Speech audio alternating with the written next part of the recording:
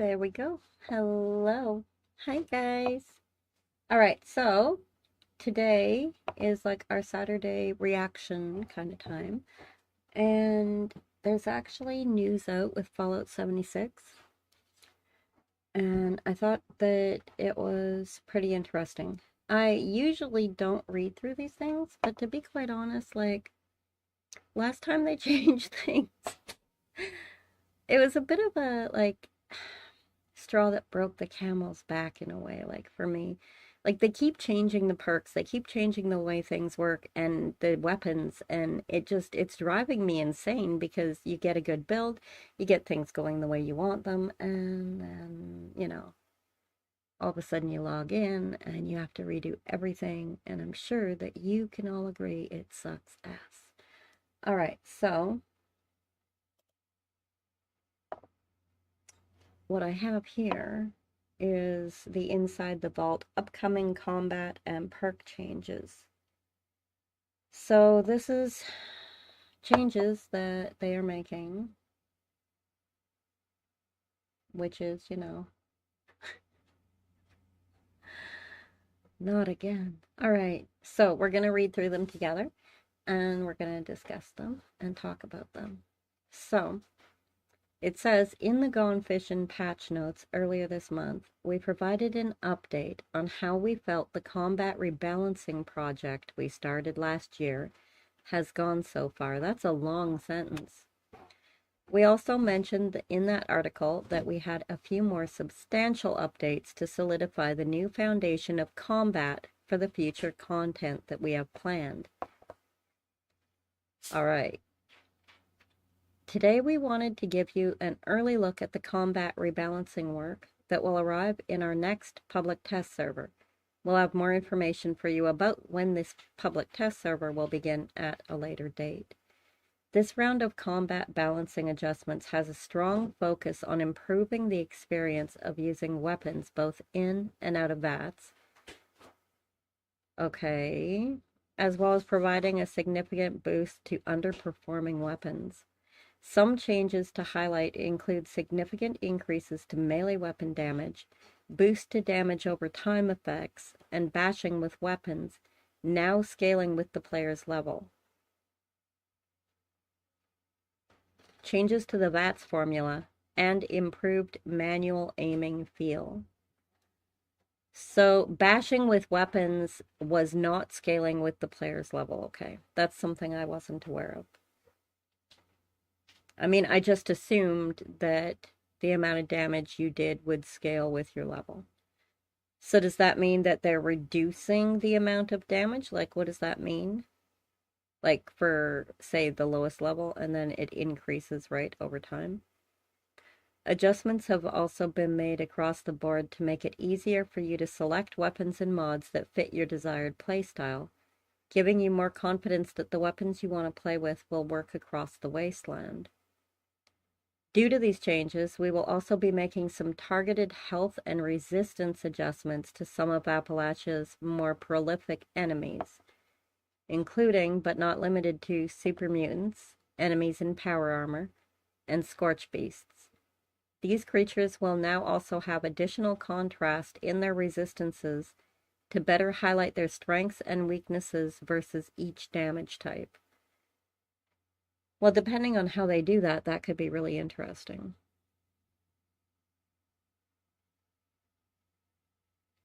I mean, because with me reading that anyway, what I'm getting is that, like, for instance, if they have a weakness to, say, fire, right? Then fire would do more damage now against them than it would have before, because you've got that additional contrast in the resistances, right? Since this is one of the largest numeric shifts that Fallout 76's combat has gone through, we'll be on the lookout for potential follow-up adjustments both within this PTS and in future patches. So then they have a lot of notes. There are a lot of notes. So combat balance notes. Manual aim improvements. Okay, which we all know I can't hit the broadside of a damn barn. So if they made it harder, I don't know what to tell you. I ain't gonna be hitting anything ever, except in VATS, of course. We've made changes to all ranged weapons to improve the player's ability to hit targets outside of VATS. All right. These changes vary per weapon and include a smaller cone of fire. All right. How does that improve the player's ability to hit targets outside of VATS? I mean, wouldn't you want a wider area? Wouldn't you want a larger cone of fire than a smaller? Because then you're going to find it easier to hit something, right? If it's smaller, that makes it harder, not easier. Am I missing something here? Is there something I don't understand? Because to me, that sounds like it's going to make it harder to hit. It's like the difference between using a sniper rifle and like say a shotgun, right? Is the shotgun has that spread. And so it's going to be easier to hit with the shotgun, right?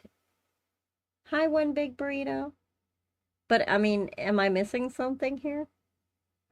Smaller cone of fire right after they say that like it's supposed to improve your ability to hit targets outside of VATS. As a person who has challenges with hitting things outside of VATS, I would like to say that a smaller cone of fire doesn't sound good. To me. Anyway, it doesn't sound good to me. Reduced recoil. Okay, that sounds good. Additional shots can be fired before reaching peak recoil. Well, that's good, right? Cone of fire now increases less as a result of moving. All right.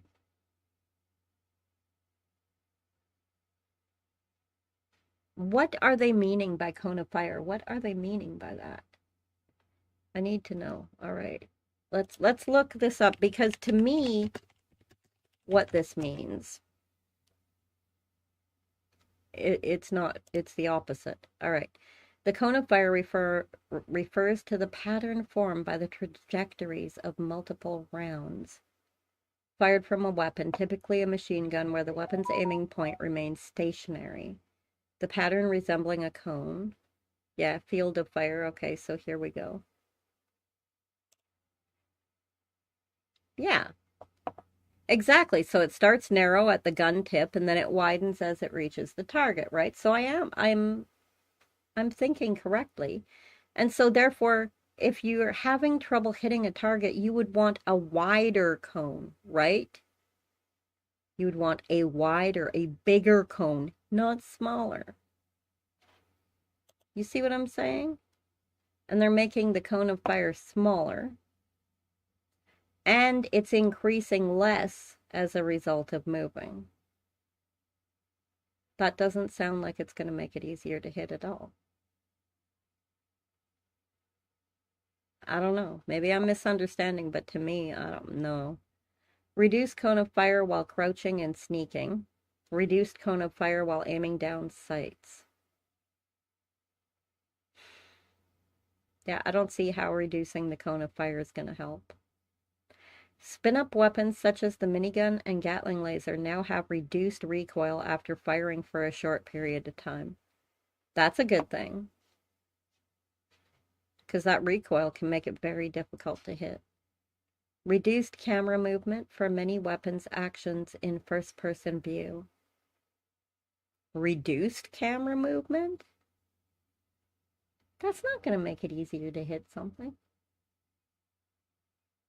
Why are they reducing the camera movement? That's going to reduce what you can see, which is going to reduce how well you hit. Why did they put improved players' ability to hit targets outside of VATS above this? It doesn't make sense. This includes firing, reloading, and post-fire actions such as bolt action animations.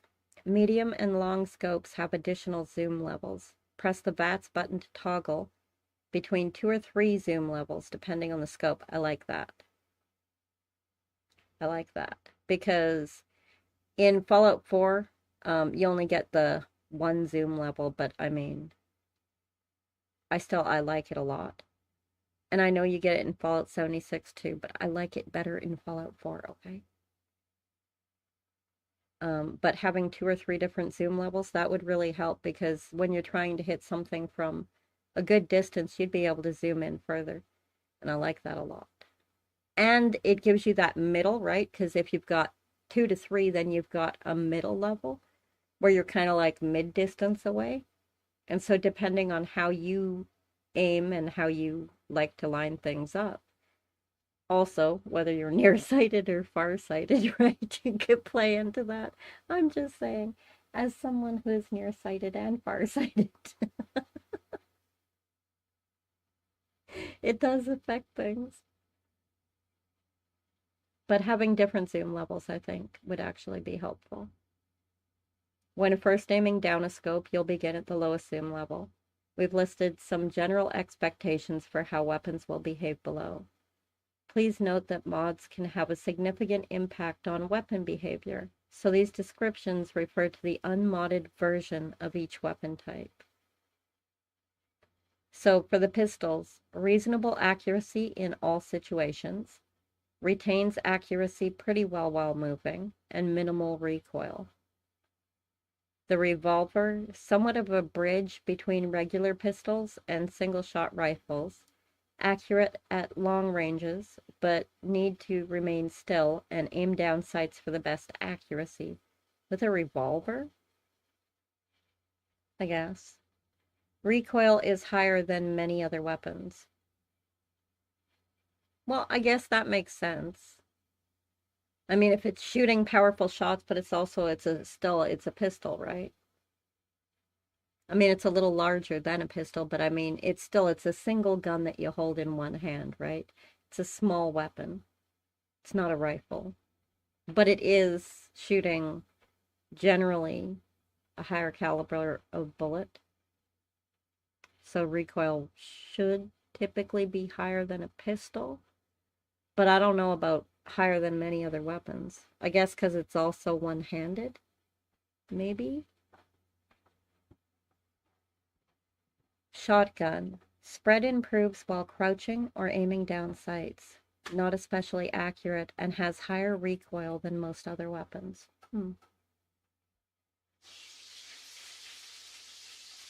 Why does the spread improve while you're crouching or aiming down sights? So that's what I want to know. Because doesn't the spread remain the same on, like in real life on a gun, does the spread not remain the same? I mean, the only difference would be like the distance that you're shooting from, right? I would think so. Submachine gun doesn't have the same peak accuracy in various situations as pistols or rifles, but easier to use while moving. Okay. Semi-auto rifle, solid accuracy at long range. Strong benefits from crouching and aiming down sights. Not especially accurate relative to some other weapons while moving. I'm thinking as I read this, and I'm thinking like of the type of gun it's talking about. And I mean, I can see it. I can picture it in my head. You have a semi-auto rifle. I mean, if you were staying still, you would definitely, or aiming down the sights like it says, crouching or aiming down sights, you would definitely have a better chance of hitting. Not especially accurate. I'm wondering if that would be due to range or more likely recoil. Because it's firing and it's already firing again, and I wonder how the recoil is on that. Probably pretty crazy. Hello. How are you?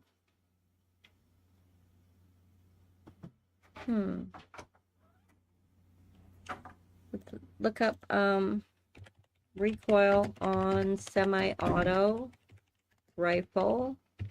I'm just curious.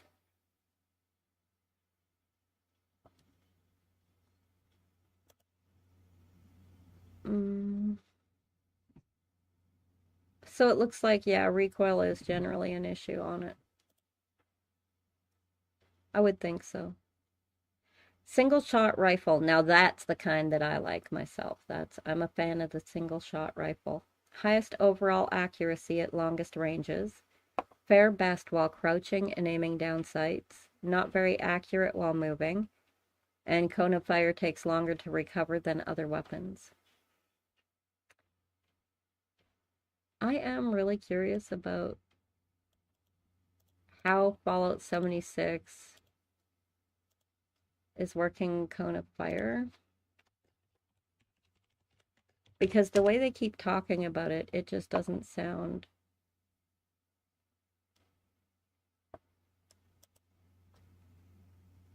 Area of effect or spread, I mean, that's the same as you're talking about with real life. But I don't understand how they're using it.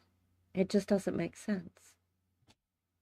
I mean, cone of fire, right? Again, it comes out from the barrel of the weapon, right? It begins very narrow. It begins the size of the exit of the barrel, right? Where your bullet comes out, or your shell, or whatever it is. And then it spreads out from there, right? Into like an area, and that area is how wide of an area it's going to hit. And so when I'm reading these things, like, it just doesn't make sense to me the way that they're using it. Right? Because it says cone of fire takes longer to recover than other weapons. Why would it take time to recover? Is it a perk? Is it something I'm missing? No, because they have concentrated fire. I don't know. I don't understand that. Ballistic heavy weapon. Reasonable overall accuracy and controllable recoil during sustained fire, but not as precise as other weapons. Spin-up weapons fare better here. Okay, well, that's good to know. Good recoil and cone of fire benefit from crouching and aiming down sights. .50 caliber machine gun maintains more accuracy while moving than other heavy autos. The light machine gun can act somewhat as a bridge between a heavy weapon and an automatic rifle. It can be more precise at longer ranges than a heavy weapon, but isn't as accurate while moving. All right. Laser and plasma weapons. Weapons with laser projectiles typically are more accurate and have less recoil than ballistic weapons. Plasma projectiles are usually somewhere in between. Same for Alien Blaster and the Disintegrator. Your explosive launcher, high recoil, but doesn't have a strong impact on accuracy due to the low rate of fire.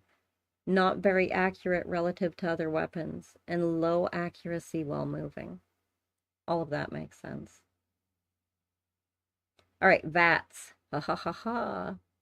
The formula for calculating hit chances in VATS has been rewritten to be more consistent and intuitive. Overall, hit chances with most weapons will be higher. Distant, smaller, and more difficult enemies will sometimes be harder to hit. Here's a basic overview of how it works. I'm kind of nervous about this reworking of VATS here. The formula begins with an assumption of max hit chance, 95%. Okay.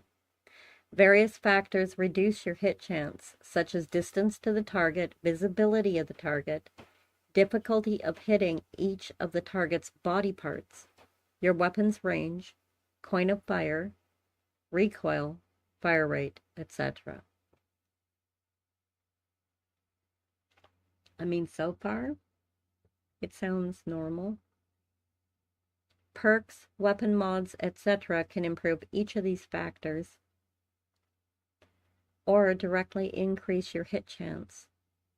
Perception reduces some of the penalties of a large cone of fire and long distance to the target, relative to your weapon's maximum range.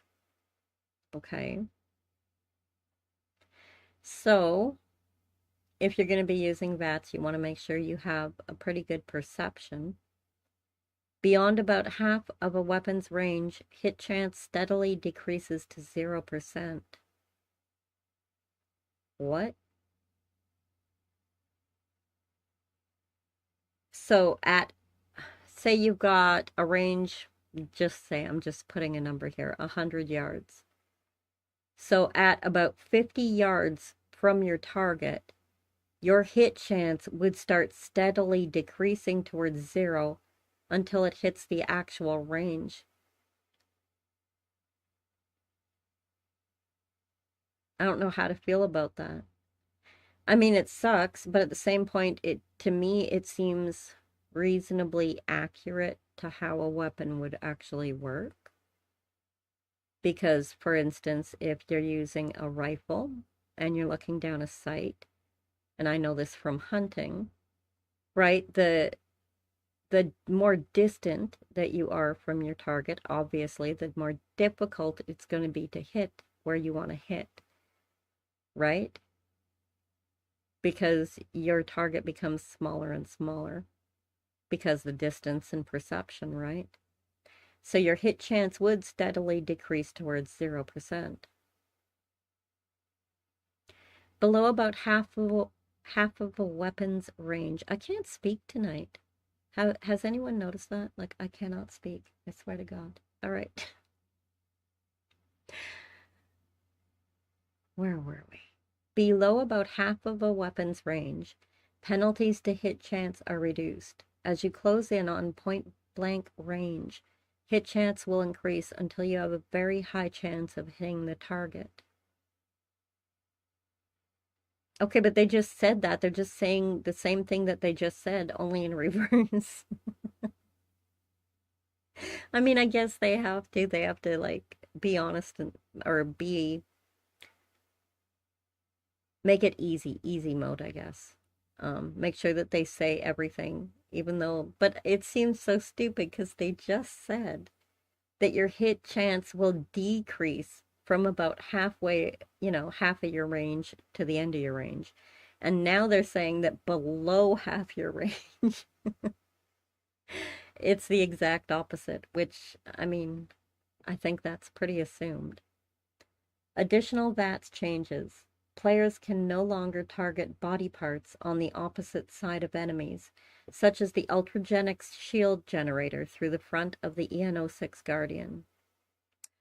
Ah. Okay, so like, let's say that you were doing a melee build but using a gun to solo EN06, right? So you were shooting through him into the little power thingy on his back, right? The generator. You won't be able to do that anymore, which is going to make it more difficult to actually solo him. And I think that's exactly what they're going for. I think they're trying to ultimately make it so that you can't solo him. The distance to target calculation for large enemies now begins on the outer bounds of the creature, rather than the center of the creature.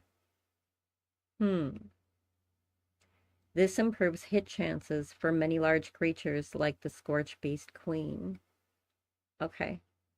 The distance to target calculation begins on the outer bounds of the creature. I get it. Okay, that's actually a good thing.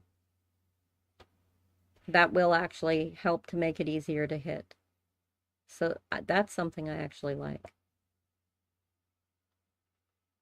All right. Because rather than it starting on, say, like their chest, which means by the time on a really large creature that it gets to like their wings, right? Your distance to target calculation is going to be huge. So that's a good thing. Explosion changes. Hi, Mr. Lothar. I didn't see you come in. Hello. Adjusted many player weapon explosions so they lose less damage towards the outer edge of the explosion. Well, that's good. Made adjustments to the Fat Man experimental MIRV and frag grenade MIRV explosions to have a wider spread for the MIRV projectiles. I don't really use that, so I don't really know much about that. But I mean, to me, that sounds good. Having a wider spread is always good, right? For more enemies. And I would think if you were using that in, say, a place that gets like a lot of enemies all grouped up, like say the mole miner room, that might work, right?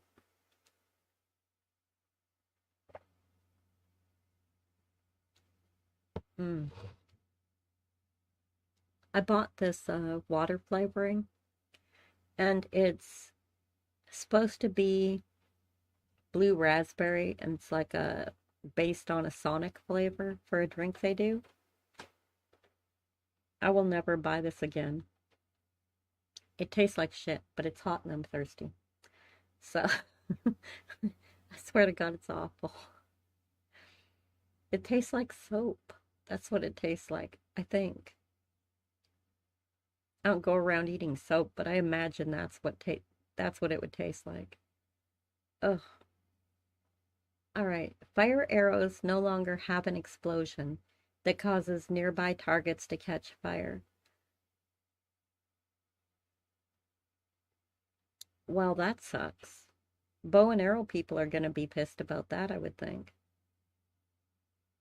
Because I would bet that that helped a lot, especially in situations where you have a lot of targets. Increase the damage dealt by explosive arrows. That I like. I like things that explode. They make me happy. Explosion force reductions. We've reduced the impact force of many explosions so they no longer push corpses and objects as far. Oh, I don't like that. Well, I mean, I guess I kind of do, I kind of don't, because, right, we've all been there, like, the explosions, for instance, when you go into that event with the large robots, the three big robots, and sometimes if you have explosions happening there, they'll bounce, like, literally out of the event and into the actual world. You have to leave the event and try and go look for it.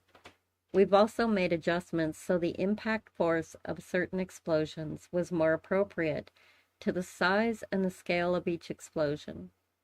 Well, you'll have a little less ragdolling probably, but I kind of like that.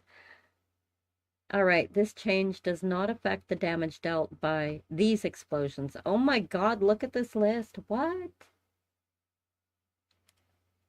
Alien detonator drone, auto grenade launcher, the baseball grenade, Brahmin corpse, which is the camp item, bug grenade, collateral damage, legendary perk, cryo arrow, detonation contagion, legendary perk, diebot, test your metal, the eye bomb, dynamite and dynamite bundles, exploding palm, explosions that occur during spin the wheel.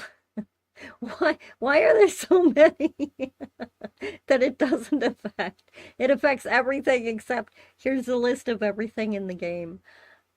Explosive arrow, explosive bait, fanatic protectron suicider, Fat Man experimental MIRV, the Flatwoods monster beam attack, floater freezer death, floater freezer grenade, frag grenade, frag grenade MIRV, the frag mine, Grafton monster oil bomb, M79 grenade launcher, the missile strikes during invaders from beyond, the mole rat landminer, the nuka grenade, the oxygen tank explosions, plasma arrow, the plasma grenade, the pulse grenade, the pumpkin grenade, Storm Goliath weapons, Thirst Zapper Nuka-Cola mods, Thunder Crab appearance, the dangerous pastimes, Turbo Fertilizer, various exploding vehicles, various explosions from robots self-destructing, and Vertibird death, and the workshop artillery. Holy That's a lot. Explosion size adjustments. The bug grenade plus 30. The cryo grenade is plus 20. The cryo mine is plus 20. Frag grenade, MIRV, the initial explosion is plus 40. And then the resulting projectiles are plus 50. The Thirst Zapper Nuka Cherry Gun plus 92. These are all percentages, by the way.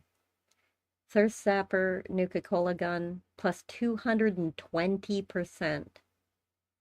And the Nuka Quantum Gun minus 43%. Ooh. So you see, that one actually got a negative. The third Zapper Nuka Quantum Gun. I wonder why. Fat Man Experimental MIRV, the initial explosion, plus 150. Floater Flamer Grenade is 150. The freezer is, I'm just saying freezer because it's a floater freezer grenade, so same kind of thing, but you know how you get the flamer, the freezer, and the nasher. The freezer is 120 and the nasher is 120. And then the frag mine is plus 20%. The additional explosion adjustments. Explosion VFX from the Explosive Legendary mod and Ultrasight laser weapons and the V63 laser carbine now match the weapon's projectile color. That's kind of cool. So if you've got, say, red projectile color, right? You got flames or whatever, then your explosion effects are going to be matching. They're going to be red. I mean, that's cool. Reduce the frequency of grenades, mines, and explosive weapon ammo in containers and enemy loot. That's not good. Increase the crafting cost of Nuka and Nuka Quantum grenades. Also not good. I can't see that being a good thing in any way. Because it just means you're going to have to, you know. Well, then again, if they're made of things that, what do you need? Nuka Quantum grenades. I don't use grenades, honestly. I do a lot of melee. So my question would be crafting. What would it take to make it? Hi, Siamara. All right, so what it takes is aluminum, a frag grenade, and then a Nuka-Cola Quantum. That's how it stands right now. And what they're saying is that they've increased the crafting cost of those. So, all right, and then we're going into weapon-based damage.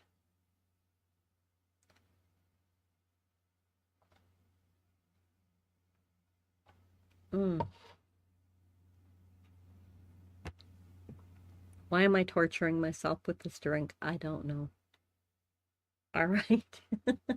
I'm torturing myself live on stream. All right, weapon-based damage. 50 cal machine gun, 43 to 42. The 44 revolver, 132 to 161. The 10mm submachine gun, 42 to 72. The 10mm, 45 to 77. The alien blaster, 59 to 72. The alien disintegrator, 66 to 80.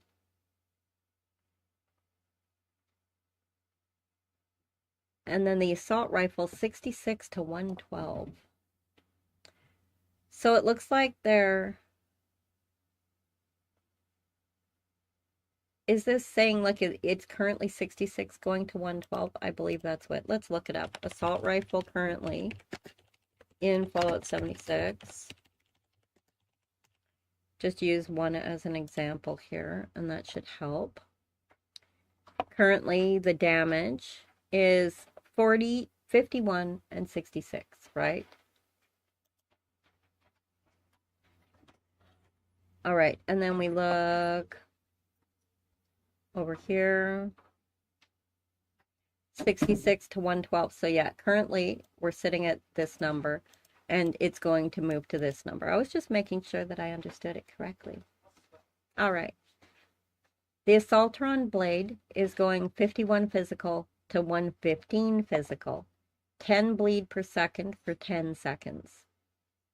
The Auto Axe 24 to 32, so they're upping damage on the Auto Axe. This is just base damage though. Auto Grenade Launcher 3 impact, 117 explosion. And it's going to 3 impact, 244 explosion. The baseball bat is going 69 to 182. The baseball grenade is going 175 to 346. The baton is going from 47 to 115. Bare arm, 63 to 160. The black powder blunderbuss is going from 347 up to 751. Hello, sir. We're reading through Fallout 76 notes. Black powder pistol, 347 to 751. The black powder rifles going from 449 up to 857. Blast mine, 225 up to 379. The board is going from 63 up to 152. The super mutants will be happy. The bone club, 60 physical, 2 bleed per second for 5 seconds is where it stands right now. And it's going up to 142 physical, 42 bleed per second for 15 seconds.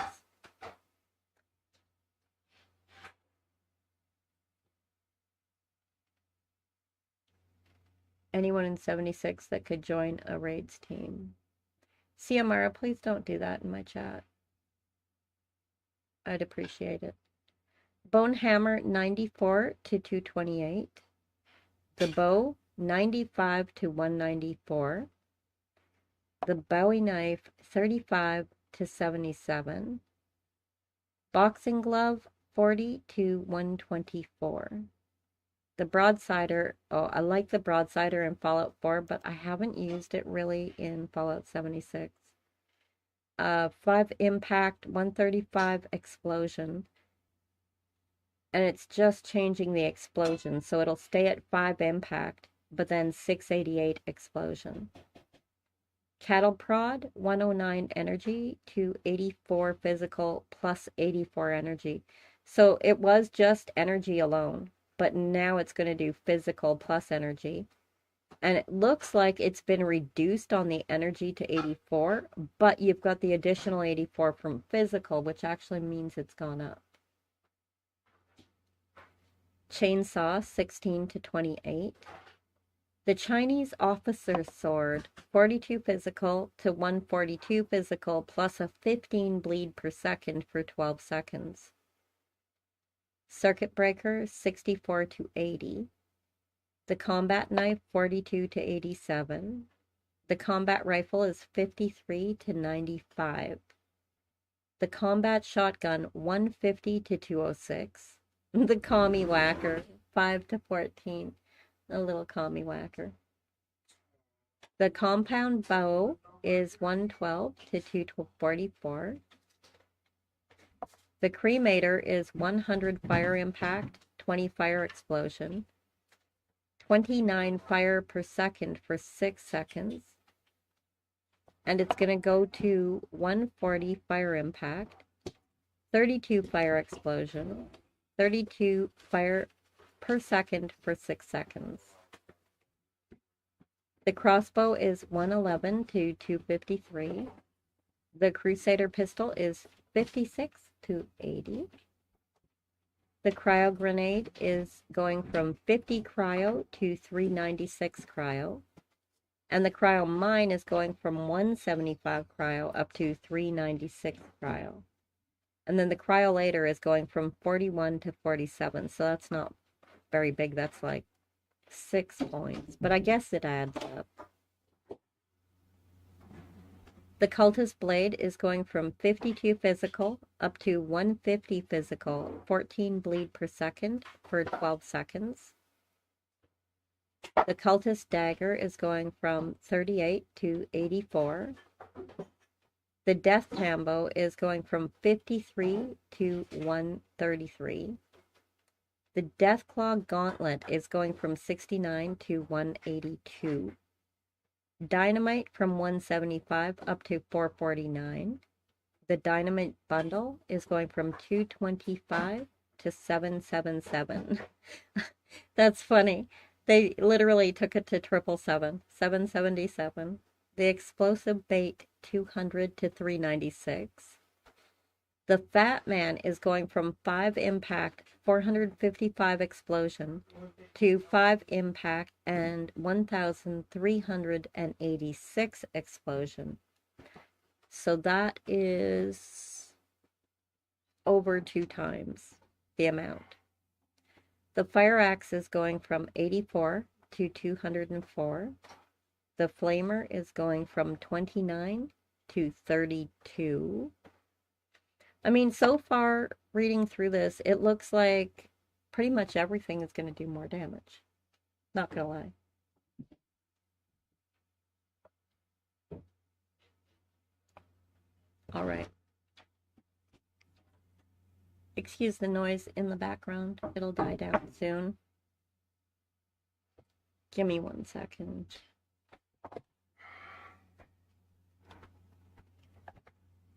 All right.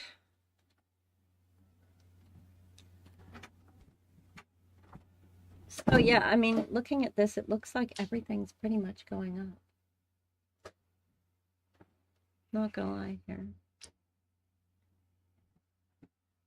All right, let's look back at this. Where were we here?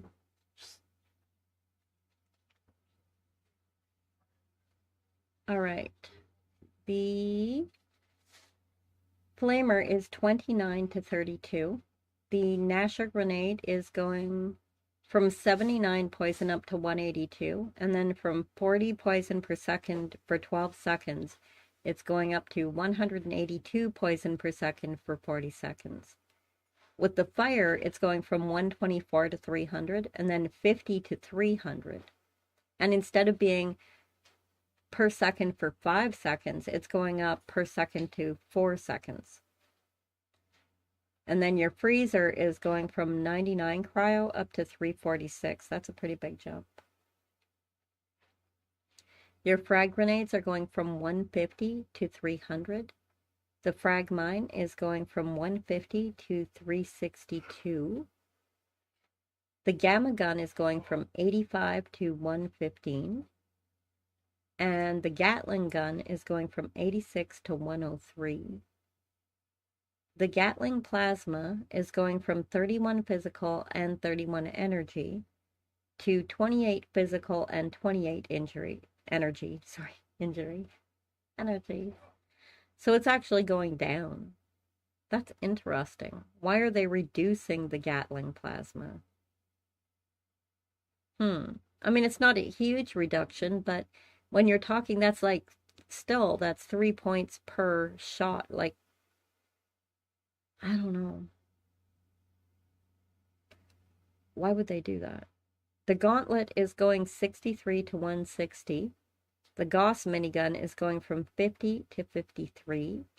The Gauss pistol, the fully charged, is going from 218 and then 33 explosion to 216 impact and 32 explosions. So again, they're bringing the damage down slightly. But it's by 1 point in explosion and then 2 points in impact. Why even make that difference? Like, I don't understand. The Gauss rifle, honestly, a fave. 315 physical and 47 explosion is where it's sitting right now. But it's going to go to 309 impact and 46 explosion. So once again, bringing it down. And it looks like that's the case with all of the Gauss, except for the minigun. Well, I guess half of it, right? They're reducing the damage on the pistol and the rifle. but then they're slightly increasing the damage on the Gauss minigun, and they're increasing it with the shotgun, because fully charged, you have 285 impact and 43 explosion, and that's going to be moving to 390 impact and 59 explosion. The golf club is going from 57 to 172.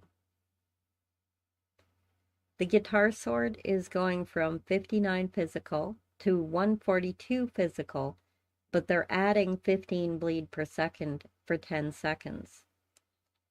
The handmade rifle is going from 52 to 84.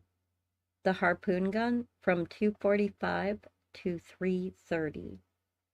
Interesting. Be back in a bit. Food and shower needed. Yes, sir. I hope you enjoy.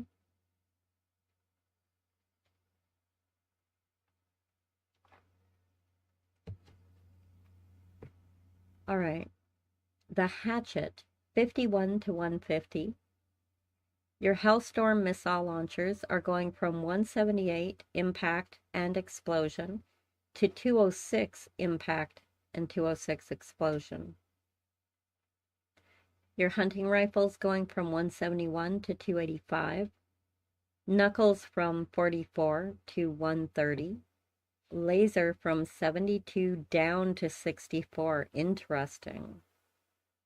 The energy weapons seem to be going down. Lead pipe 49 to 140. Lever action rifle 133 to 182. Light machine gun 42 down to 37, so that's reducing as well. M79 grenade launcher, 3 impact and 117 explosion, is going to 3 impact and 522 explosion. That's going up. Your machete, which is 51 physical, is going up to 160 physical and 17 bleed per second for 11 seconds. Your meat cleaver is going from 60 to 413, and your meat hook is going from 40 to 115. The minigun is going from 24 to 25. Why do they change it one? Like, I get that it's a difference because with something like a minigun, you're shooting an incredible number of projectiles. So I get it. Like, it's not just 1 point. It's like 1 point per bullet, right? But still, I don't know. It just seems silly. Missile launcher, 5 impact, 262 explosion, but it's going to 5 impact, 968 explosion, so that's going up quite a bit. The mole miner gauntlet is going from 57 to 160. Mr. Handy buzz blades are going from 25 down to 21. Oh, interesting. The multi-purpose axe is going from 87 to 204. The Nuka grenade is going from 250 physical and 125 radiation to 751 physical and 244 radiation. So that's getting a boost. And the same thing with the Nuka mine. It's 250 physical and 125 radiation. Right now it's exactly the same as the Nuka grenade. But it's actually going to do more damage than the grenade because it's going to be 855 physical and then 244 radiation.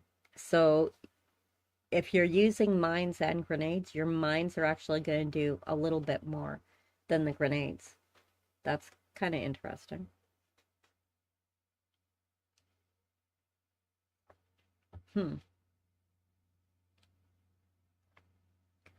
All right, the Nuka Quantum Grenade is 300, but it's going up to 968.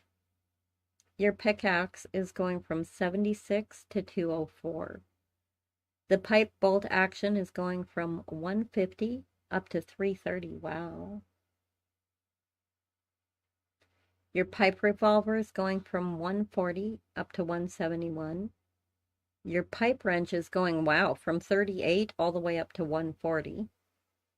The pipe is going from only 42 to 66. Your pitchfork is going from 59 to 152. Then you get into your plasmas, right?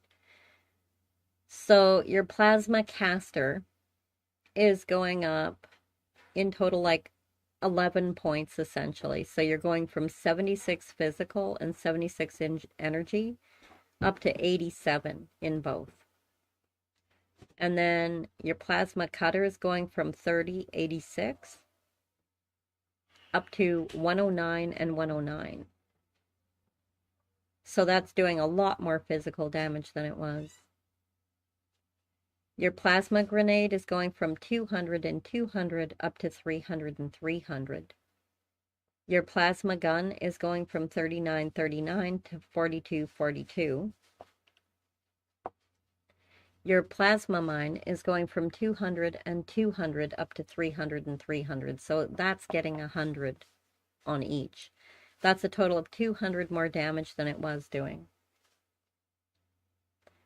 The pole hook is going from 90 to 194. Your pool Q is going from 58 up to 152.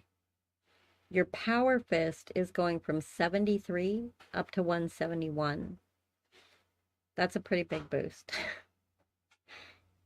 Then you get into your pulse grenade, which is at 175 and 175 physical and energy, and then it's going to 346 in each. Your pulse mine is currently at 175 energy, and then 175 energy per second for 2 seconds. But it's going up to 257 on each. And it is staying at 2 seconds. Your pump action shotgun is going from 172 up to 228.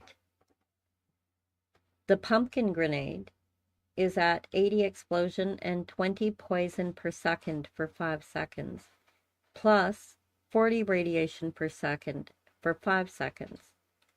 But it's going to be going up, and it's going to be doubling to 160 explosion, and then 45 poison damage for 7 seconds, and 80 radiation damage per second for 7 seconds. Now notice the difference there, because it was for 5 seconds, right? 20 poison and 40 radiation. But it's moving from 5 seconds up to 7 seconds.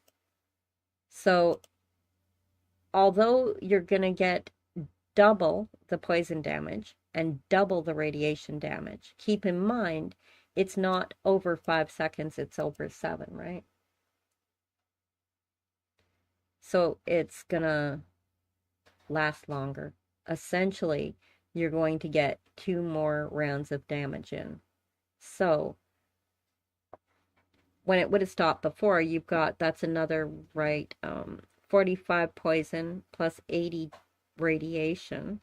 So that right there, I'm terrible at math, 9, 10, 11, 12, 125 extra damage.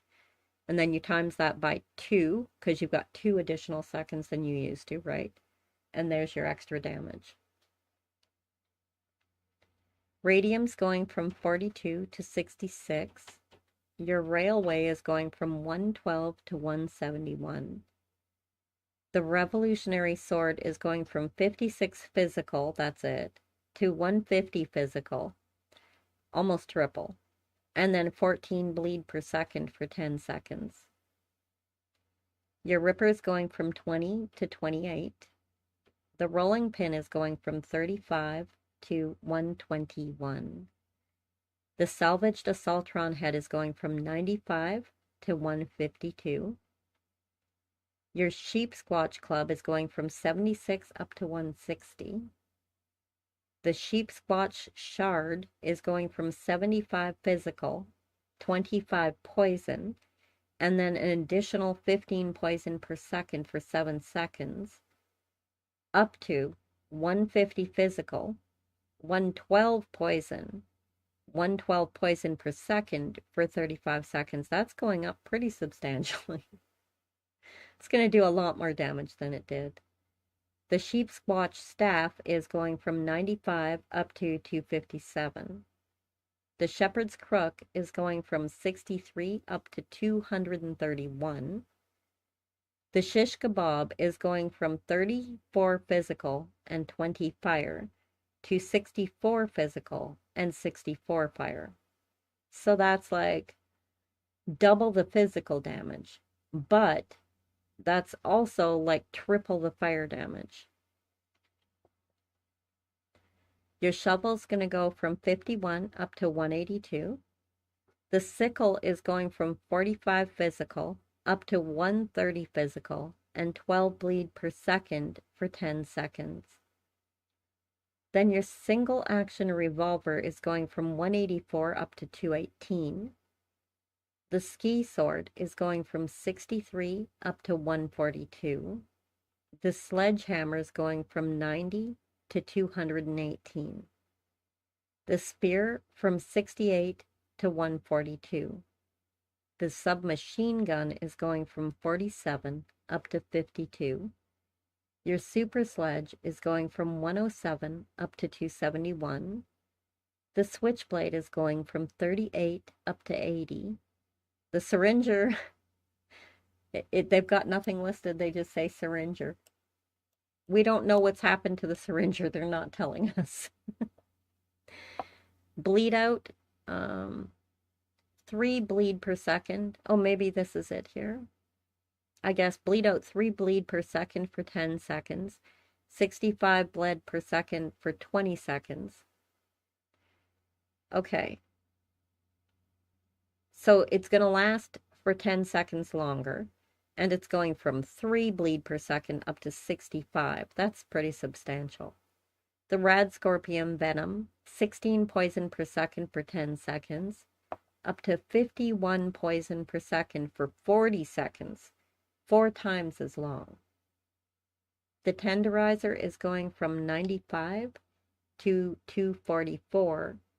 And the Tesla cannon is going up from 175 to 285. That's pretty cool.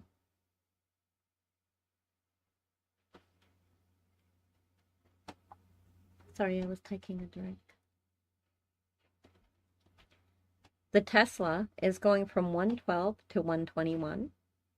The Dragon is going from 541 up to 1145.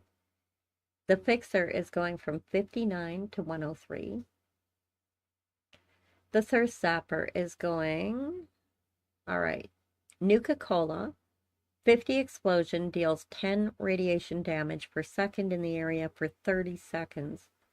But it's going up to 300 explosion, deals 12 radiation damage per second in the area for 20 seconds. So it's going to, the radiation is actually going to last for 10 seconds shorter than it did.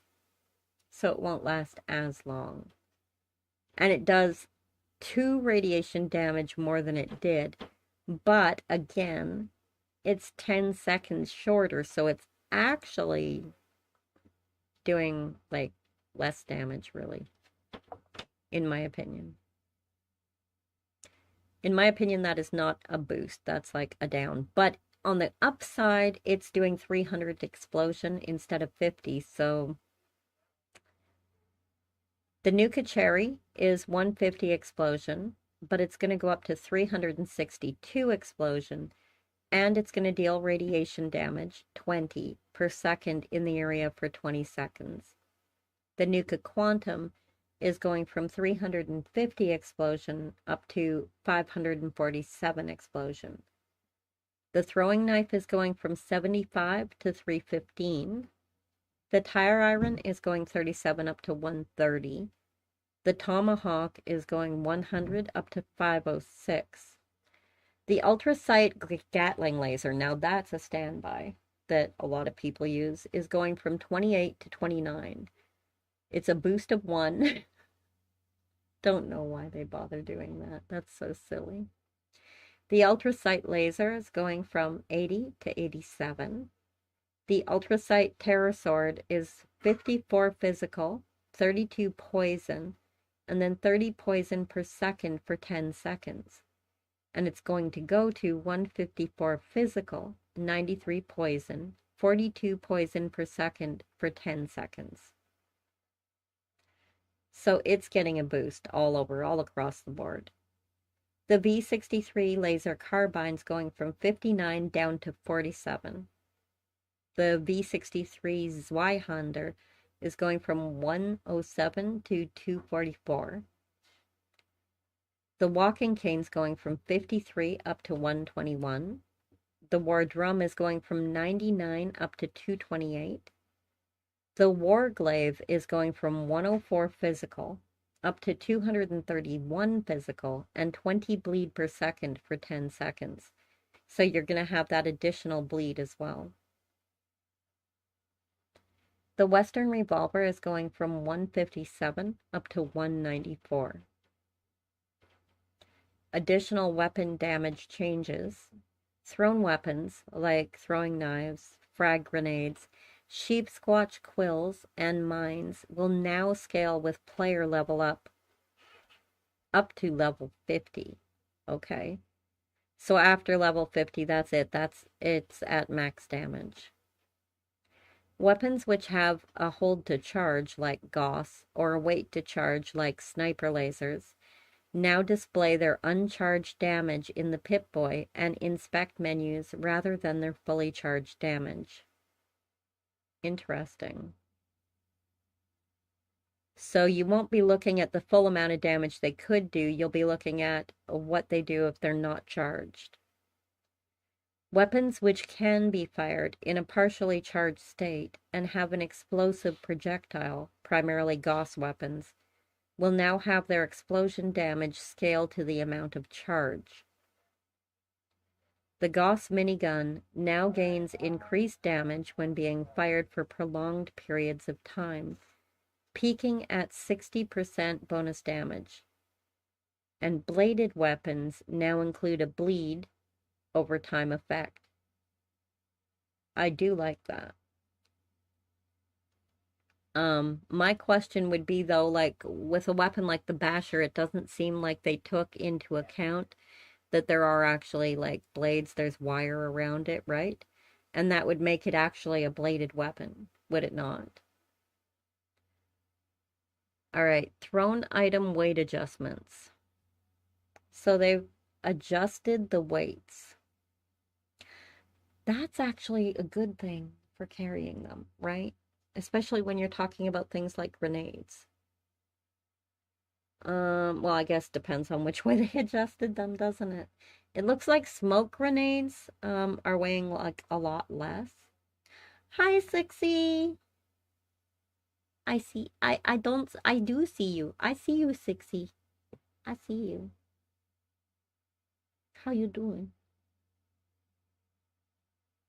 How you doing? The baseball grenade has been reduced by half. Artillery smoke grenade is like way smaller, like 0.5 down to 0.1. That's like 5 times less weight. The blast mine went up a little, like 0.5. 0.05, sorry. It went up. No, wait. Yeah, that's only 0.5 because it went from 0.5, which would technically be 0.50, right? To 0.55. Am I incorrect? Just got done with work? Aw, how'd work go? I hope you had a good day.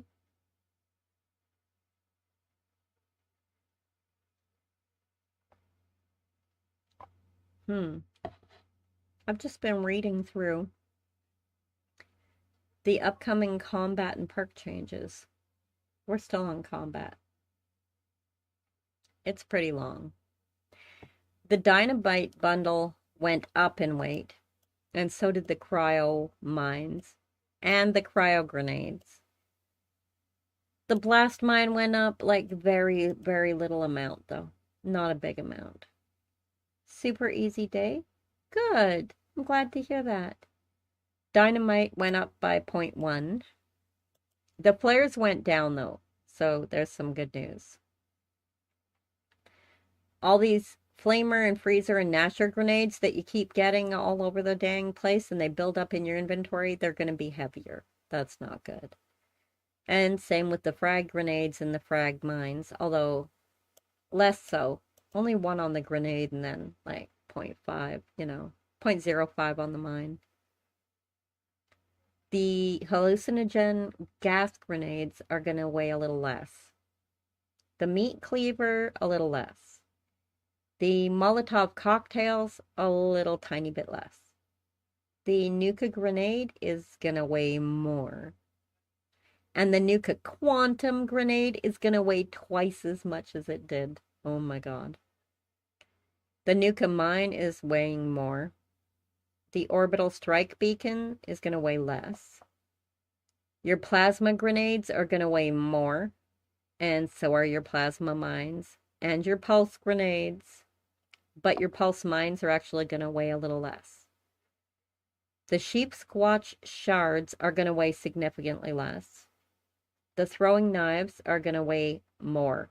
Like, they're going from 0.25 up to 0.1. Well, no, wait, that's less. I'm a fool. They're going to weigh less. Been trying to think of another idea for the next camp after the one I'm working on. Oh, you'll come up with something brilliant. You always do. All right, so throwing knives are actually going to weigh less. Tomahawks are going from 0.7 to 0.25, so they're going to weigh less. And your Vertibot signal grenades are going to weigh considerably less. They're going from like 1 down to 0.1. So that's a pretty big difference. What you monson on, sir? What's a monson on? Is that good? Inquiring minds want to know. Regale me with stories of food. I love food. Talk to me about food. Talk sexy to me. All right, we're getting into bash damage, you guys. This is where I'm at. You know that. I love my basher. From that Smashy Snow build. Oh my god, I freaking love that thing. All right.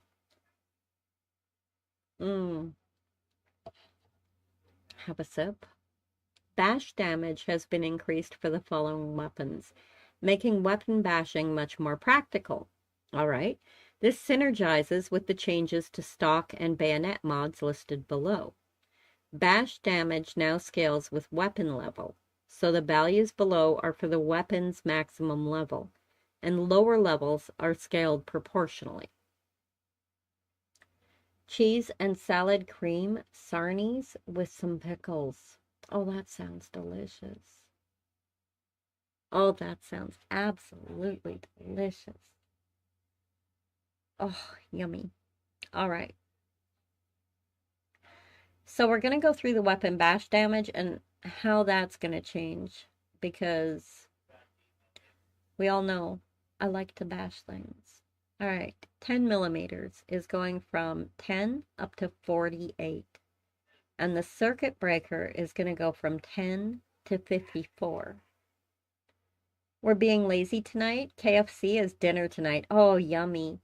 Good thing Ewok isn't here to read this. Oh, I did talk to Ewok very briefly today, though, and I can say that he is okay. I do know that he is okay. Yeah. Because I checked in with him because I hadn't heard from him in a while, and I was like, "Are you okay?" And yeah, he answered back and he was like, "I'm here, I'm okay." The 10 millimeter submachine gun is going from 10 to 50. The 44 revolver is going from 10 to 51. The 50 cal machine gun's going from 15 to 107. Now keep in mind this is all bash damage, right? So when you're using it to bash your opponent. The alien blaster is going from 10 to 47. The alien disintegrator, 15 to 71. The assault rifle, 15 to 77. The auto grenade launcher is going from 15 to 121. So far, they're all going up. The black powder pistol is going from 10 to 57. The black powder blunderbuss is going from 10 to 57. And the black powder rifle is going from 15 to 63.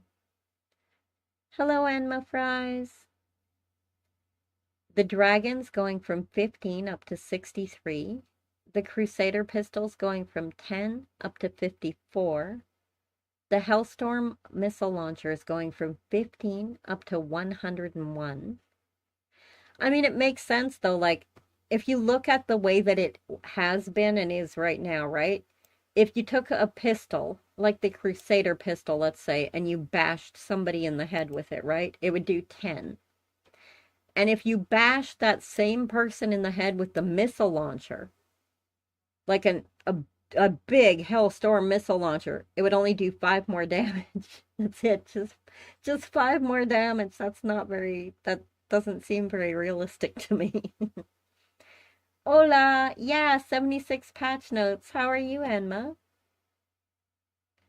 And so I think this is a good change because it's going from 10 and 15 to 54 and 101. That makes a lot more sense. Like if someone crunches you in the head with a missile launcher, it's gonna hurt more than if they do it with a pistol. I'm just saying. All right, broadsider from 15 is going up to 98.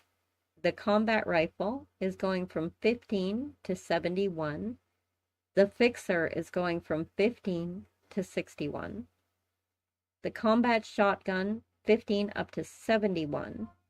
And the compound bow is going from 10 to 54. Doing great. How about you in chat? I'm doing good. I hope chat is too. The cremator is going from 15 to 108. The crossbow is going from 15 to 63. The cryolator is going from 15 to 75, and the Tesla from 15 to 77. The harpoon gun is going 15 to 104. The lever action rifle 15 to 63. The handmade rifle is going from 15 to 66. The paddle ball. If you crunch someone in the head with the paddle ball, it's going from 6 to 7. Just 1 point. It'll hurt just a little bit more. The Western revolver, 10 to 61. The double barrel shotgun, 15 to 63. The Colt shoulder, 15 to 63. The Enclave plasma, let's hear it for the Enclave, 10 to 48. The Fat Man is going 15 up to 122. And again, I like to see that because that's a lot more realistic. Like, you cannot tell me getting pistol whipped's the same as getting hit in the head with a fat man. You know what I'm saying? All right, the Flamer is going from 15 to 104. The Gamma gun is going from 10 to 48. And the Gatling gun is from 15 to 121. Your Gatling laser, 15 to 104. The Gatling plasma, 15 to 121. And the same is going to be true for that Gauss minigun. And then the Gauss pistol, 15 to 57. The Gauss rifle is going to be 15. Currently it does the same as the pistol, but it's going to be going up to 72. So that's good.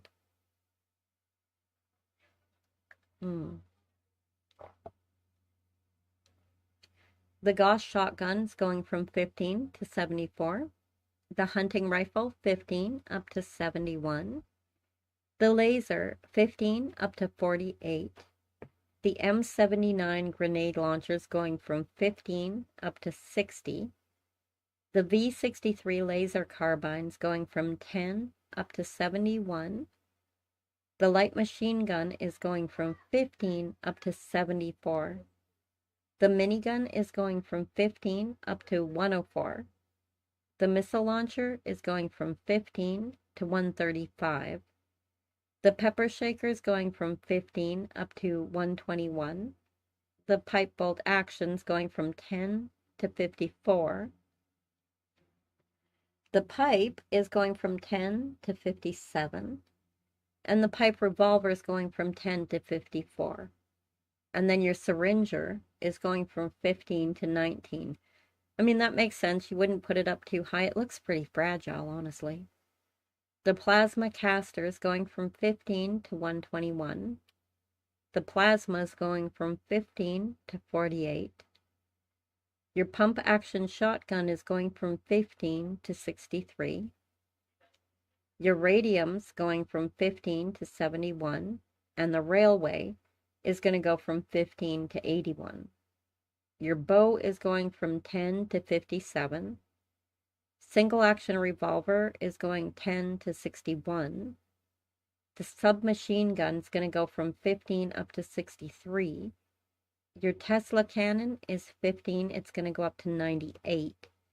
The thirst zapper is 5. It's going to go up to 50. And then the ultrasight Gatling laser is going from 15 up to 107. I mean, it looks heavy. It looks like it would hurt if somebody hit you with it. And the ultrasight laser is going from 10 up to 50. Okay. And they've changed ranges. They're adjusting ranges. Interesting. Better now I'm putting myself around some food? You? Aw, I bet you were hungry, weren't you, sir? All right. I'm almost done this awful drink. Oh my god, it tastes bad. But I'm finishing it because, again, it's hot. Ain't no use wasting no drinkies. It's flavored water. Ain't no wasting no drinkies when it's hot. Alright. We've adjusted the range for most player weapons to shore up some of the shortest range weapon types, such as shotguns, and to help differentiate many weapon classes that have previously coalesced into about 204 to 288 feet of range when modded. Explosive launchers' range is primarily derived from their projectile, so these numbers serve as a rough guide for their effective range. And mods can have a strong impact on your weapon ranges, so the numbers that are listed here are for the base weapon and short barrel. That makes sense, honestly. All right, so these are the ranges that they're listing here that each weapon is going to have. And there are a lot of them.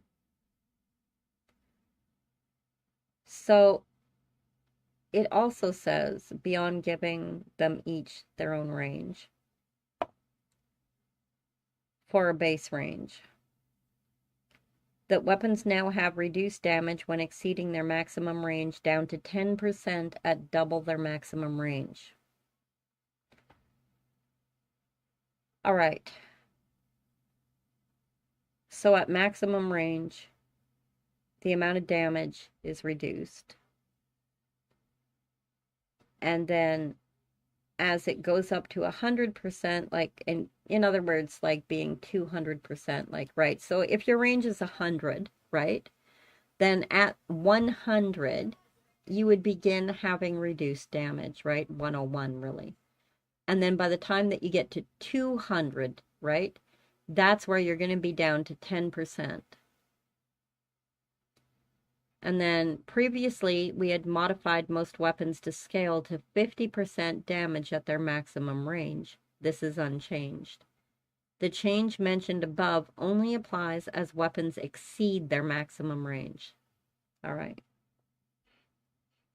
So we already know that your ability to hit is going to go down at 50% of your range.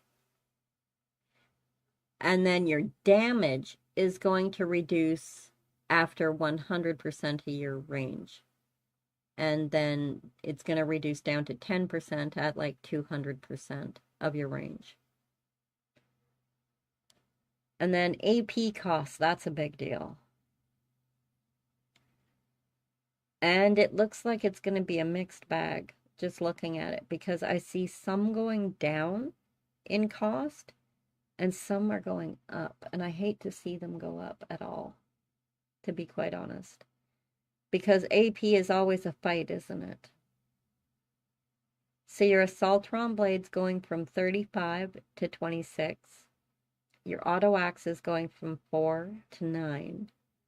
And then your baseball bat's going from 35 to 40. So right there, it's looking to me like I don't understand why it would cost more AP to swing a baseball bat than to swing an Assaultron blade. That doesn't really make sense. I mean, the Assaultron blade is heavier, wouldn't it be than the baseball bat? I would think so. So you're swinging something that's heavier. I don't understand. Like, it made more sense to have them be at the same amount. I don't know. The baton is going down to 26. The bare arm is going down to 32 from 40. And then you've got the board going up, so from 33 to 34. The bone club is also going up by 1. And the bone hammer is going up by 9. Holy crap. And the bone tambo is marked here, but it says this weapon did not receive an AP cost increase in this patch. We apologize for the confusion. So I guess that one didn't go through. The Bowie knife is going to go down by 1 in cost. And the boxing glove is going up by 2. And then the cattle prod's going down by 2. And the chainsaw is going up by like 5. And then the Chinese officer sword is going down by 4. So it's like a really mixed bag, as you can see. Like, things are going up and down. And it doesn't seem like they're following any kind of logic in how they're doing it. It really doesn't. And that's a little bit disappointing, because if you're going to put this much work in, all of this has to be coded in. Why wouldn't you take the time to make it make sense? And I'll go back to this, the Assaultron blade and the baseball bat. Why is it that the Assaultron blade is going down from 35 to 26 AP in cost, right? But a frickin' baseball bat's going up 5 to 40. Why? Doesn't make any sense. Like, make it make sense.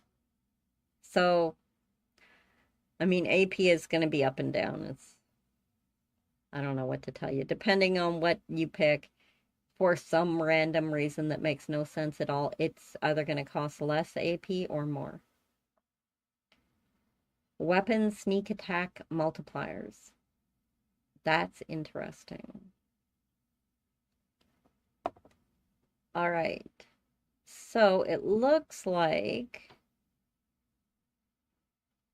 the first 3 here, the Alien Blaster, the Assaultron Blade, and the Baseball Bat, are all going up by 0.5. Well, not the Alien Blaster is actually going up by 0.25, but the other 2 are going up by 0.5. The baton is going from 2 up to 4, so that's good. The bare arm is going from 2 to 4. Your black powder rifle is going up by 1. And the board is going up by 0.5. And then your bone club's going to go up by 2. And the bone hammer is, again, 2 to 2.5. Your bow is 2 to 2.75. And the Bowie knife is going from 2 to 2.5. So primarily they're going up. I haven't seen any here that are going down. Seems like all the multipliers are moving up. The Commie Whacker is going from 2 to 4. That's a pretty good one. I'm just looking here to see. I mean, yeah, it looks like they're all going up. I'm just looking to see. I don't see anything going down at all. And it looks like it's all like gonna range between about 2.5 to about 4 in what I see here. So that's not bad at all. Weapon critical attack multipliers appear to be going up. It seems to be the same thing. It seems to be going like in a range of about 2.5 to about 4. I'm not seeing anything going down. The protest signs going from 1 to 3, that's pretty good. Yeah, it's the same. And then the weapon mods. It says the vast majority of melee and ranged weapon mods have been updated to have more consistent and intuitive effects and to offer additional choices for a variety of playstyles. There are too many changes to list, well over 1,000 mods updated. So instead, here's some highlights for common mods. The effects listed per mod are relative to the base version of the weapon and not relative to the prior version of the mod. Okay, so that's good to know.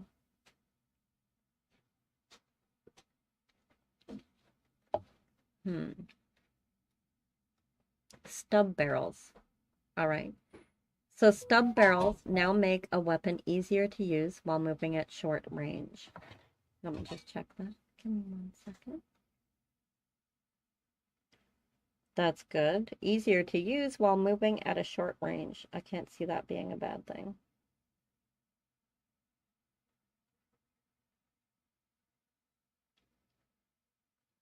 I'm expecting a delivery. So I just have to keep an eye on that. They're not here yet. All right.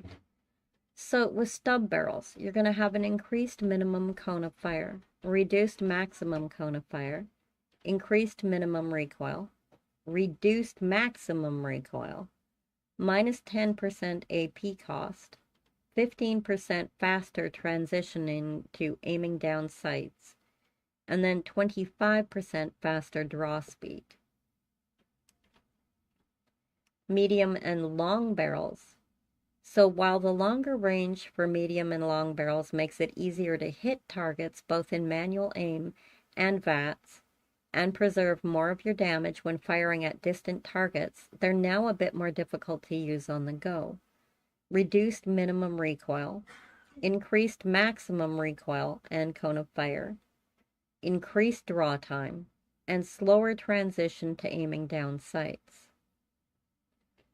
The weapon scopes and sights. The glow sights now increase VATS accuracy and reduce a weapon's AP cost by 20%. The front sight rings now make a weapon more precise while aiming and reduce the weapon's maximum cone of fire. Okay. So the glow sights, if you're using VATS, are going to be where you want to go. And it'll also reduce the AP cost by 20%. Muzzle mods, compensators now reduce a weapon's initial recoil and greatly increase the amount of shots that can be fired before reaching your maximum recoil. Interesting. Muzzle brakes reduce a weapon's minimum and maximum recoil and reduce the amount of lateral movement from recoil. Along with reducing the volume of each shot and slightly reducing recoil, suppressors now grant a 50% bonus to sneak attack damage. That's pretty good. Bleed, fire, and poison mods. Changes have been made to fire and poison mods to offer better damage over time. We've also made changes to some of these mods to convert more of the original damage to fire or poison. Mods that add blades to weapons now more consistently have a bleed physical damage over time effect, and the damage from this effect has been greatly increased. We did see that when reading through it. Receiver mods. Mods which change the ammo type of a weapon have been modified to better reflect the increase or decrease in ammo strength. Stronger ammo will typically have higher AP costs, lower durability, and be harder to control in manual aim. Weaker ammo will typically have lower AP costs and be easier to control and maintain. Now, the choice of which ammo to use on a weapon is more about whether you want a more comfortable, lower maintenance experience with a weaker ammo type, or instead push the weapon further with stronger ammo at the cost of increased difficulty of use and more expensive maintenance. Similar to ammo type conversion mods, which use a stronger ammo type, hardened receivers will now have additional recoil and higher AP costs. And critical receivers now also increase a weapon's AP cost. That's never good. I don't know about y'all, but I'm constantly like fighting for AP. It's constant. Stocks and bayonets, paired with the damage increases on the weapons themselves, switching from a grip to a stock or adding a bayonet will greatly improve bash damage. That's good. Prime receivers have been modified to be vastly more powerful, but overall more expensive to use. Not only will players need to more actively seek out ultrasight ammo, but weapons with prime receivers will be a bit harder to handle than before. The major changes for prime receivers are as follows: 100% bonus damage instead of 25, 20% longer range, 25% AP cost, higher recoil and maximum cone of fire, and 10% slower rate of fire. Wow. Plus 25% AP cost. Holy crap, you guys. Semi-automatic to automatic weapon mods. In addition to the earlier base damage, sneak damage, and VATS critical attack damage changes from the Gone Fishing update. Automatic mods for semi-automatic weapons also have the following changes relative to the unmodded weapon: 30% higher ammo capacity, 17.5% reduced range, 7.5% increased weight, 7.5% reduced durability, 30% increased value, and higher maximum recoil and cone of fire. Crazy. Wow. Miscellaneous mod changes. Changed a duplicate automatic 38 receiver for the pipe gun to instead be an automatic 45 receiver. They fixed an issue where the laser and plasma weapon mods, which added fire damage only, had fire damage over time, instead of also having fire damage on hit. Damage from sniper charging mods on laser weapons have been greatly increased. And bonus damage, armor penetration, increased limb damage, bleed damage, etc. from heavy, barbed, bladed, spiked, puncturing, and other mods on melee weapons is now applied much more consistently relative to the mod's name and appearance. This is like pretty extensive. There's a lot of changes going on.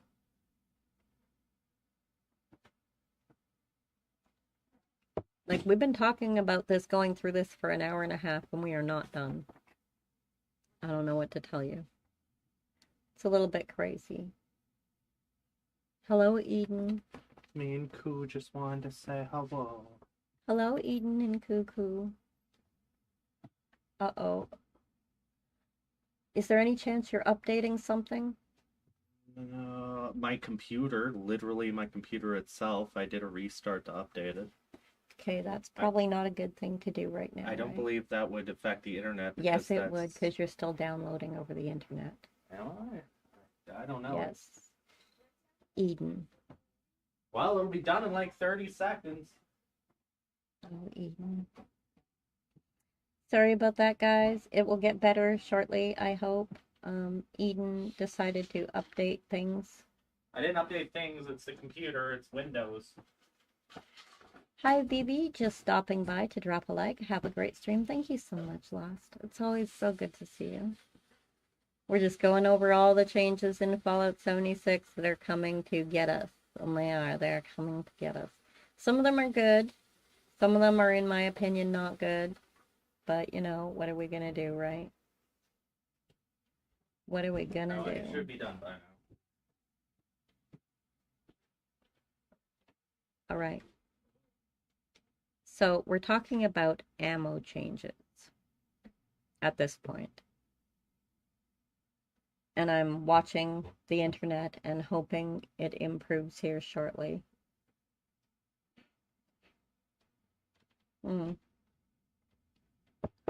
We'll see. It goes green and then it goes yellow.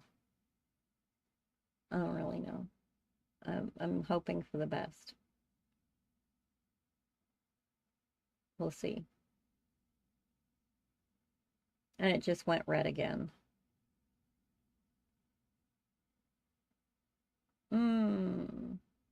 You guys let me know if it gets too bad, okay? So, ammo changes. The light machine gun now uses 45 caliber ammo instead of 308 caliber ammo.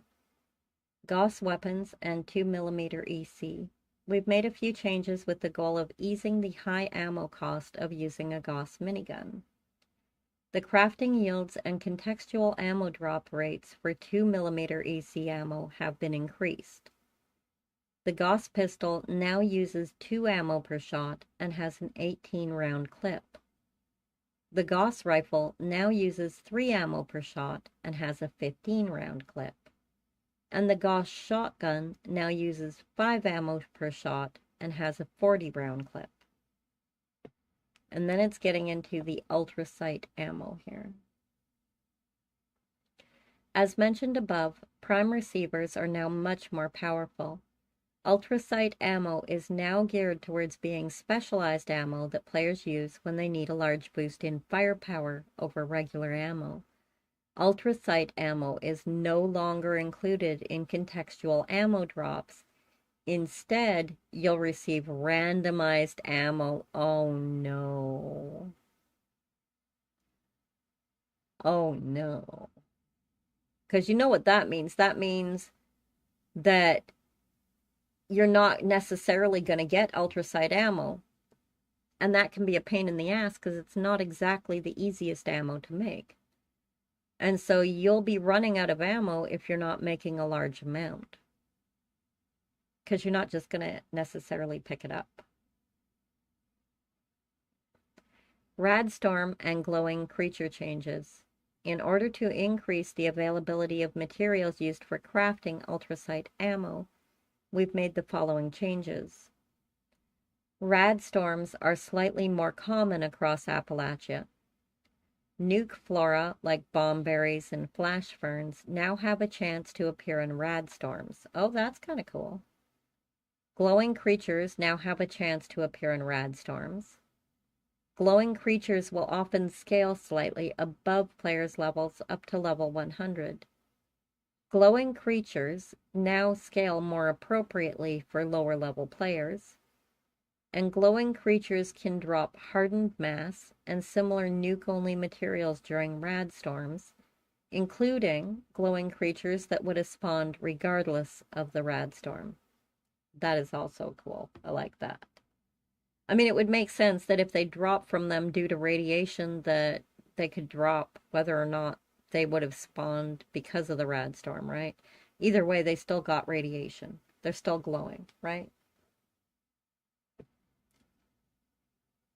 Mm. I'm just saying. I'm just saying. I'm not saying. Miscellaneous combat changes. Addressed an issue where limb damage to enemies wouldn't correctly scale with player level.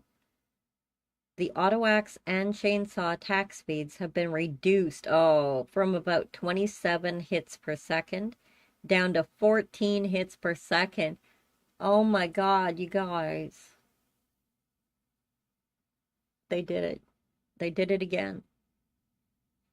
They did it again. They just keep nerfing the auto axe and the chainsaw. Like, they just keep nerfing it. They're pounding that shit right into the ground, aren't they? Oh, that makes me so angry because I love the auto axe. And they're just standing there like they've got these big old mallets and they're just pounding that shit right into the ground just as far as they can. All right, these weapons should no longer differ in attack speeds between the first and third person views. Like, honestly, at this point, why don't they just remove them? I'm not saying I want them gone. I'm saying, though, at this point, like, if you hate these weapons this much, my God, just get rid of them. Just remove them. Will you stop torturing us? Okay? These weapons should no longer differ in attack speeds between first and third person views. So wait. Are they saying that the auto axe and the chainsaw did a different attack speed, had different attack speeds based on what view you were in? So if you were in first person view, it had a different attack speed than if you were in third person? Because that's kind of odd.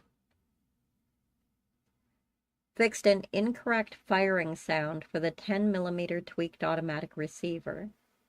Improved loot from petrified corpses common in Morgantown Airport and other locations.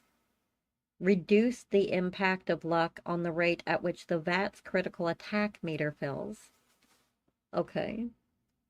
Situations where the player would fill the meter in 2 hits will now be closer to 3 to 4 shots.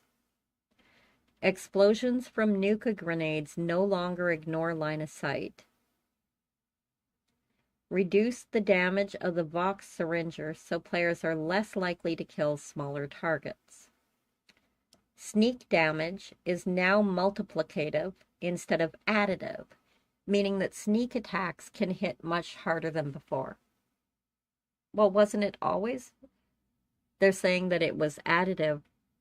So when we thought we were doing like 2 times damage, we were doing additive damage, not actually multiplicative. Interesting. Adjusted the range and flight characteristics of the Thirst Zapper Zuka. Thirst Zapper Nuka mod projectiles, not the. I said Thirst Napper Zuka. That's great. Increase the speed of the baseball grenade projectile.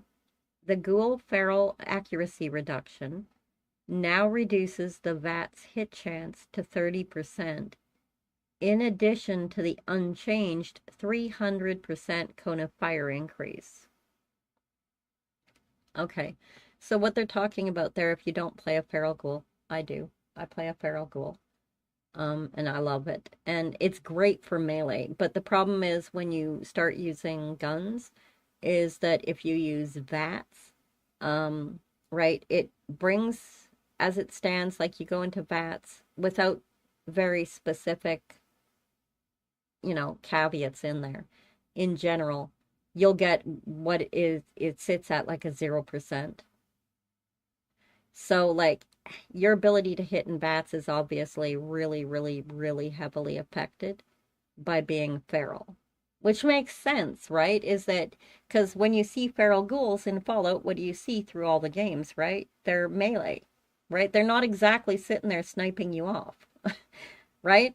They're in a rage, and so their melee is going to be a lot better than their ability to use a weapon. I mean, it just makes sense, but they're saying that the accuracy reduction is now going to reduce VAT's hit chance to 30%, in addition to what they didn't change, which is your 300% cone of fire increase. Bonus limb damage from twisted muscles no longer works with the ranged weapons.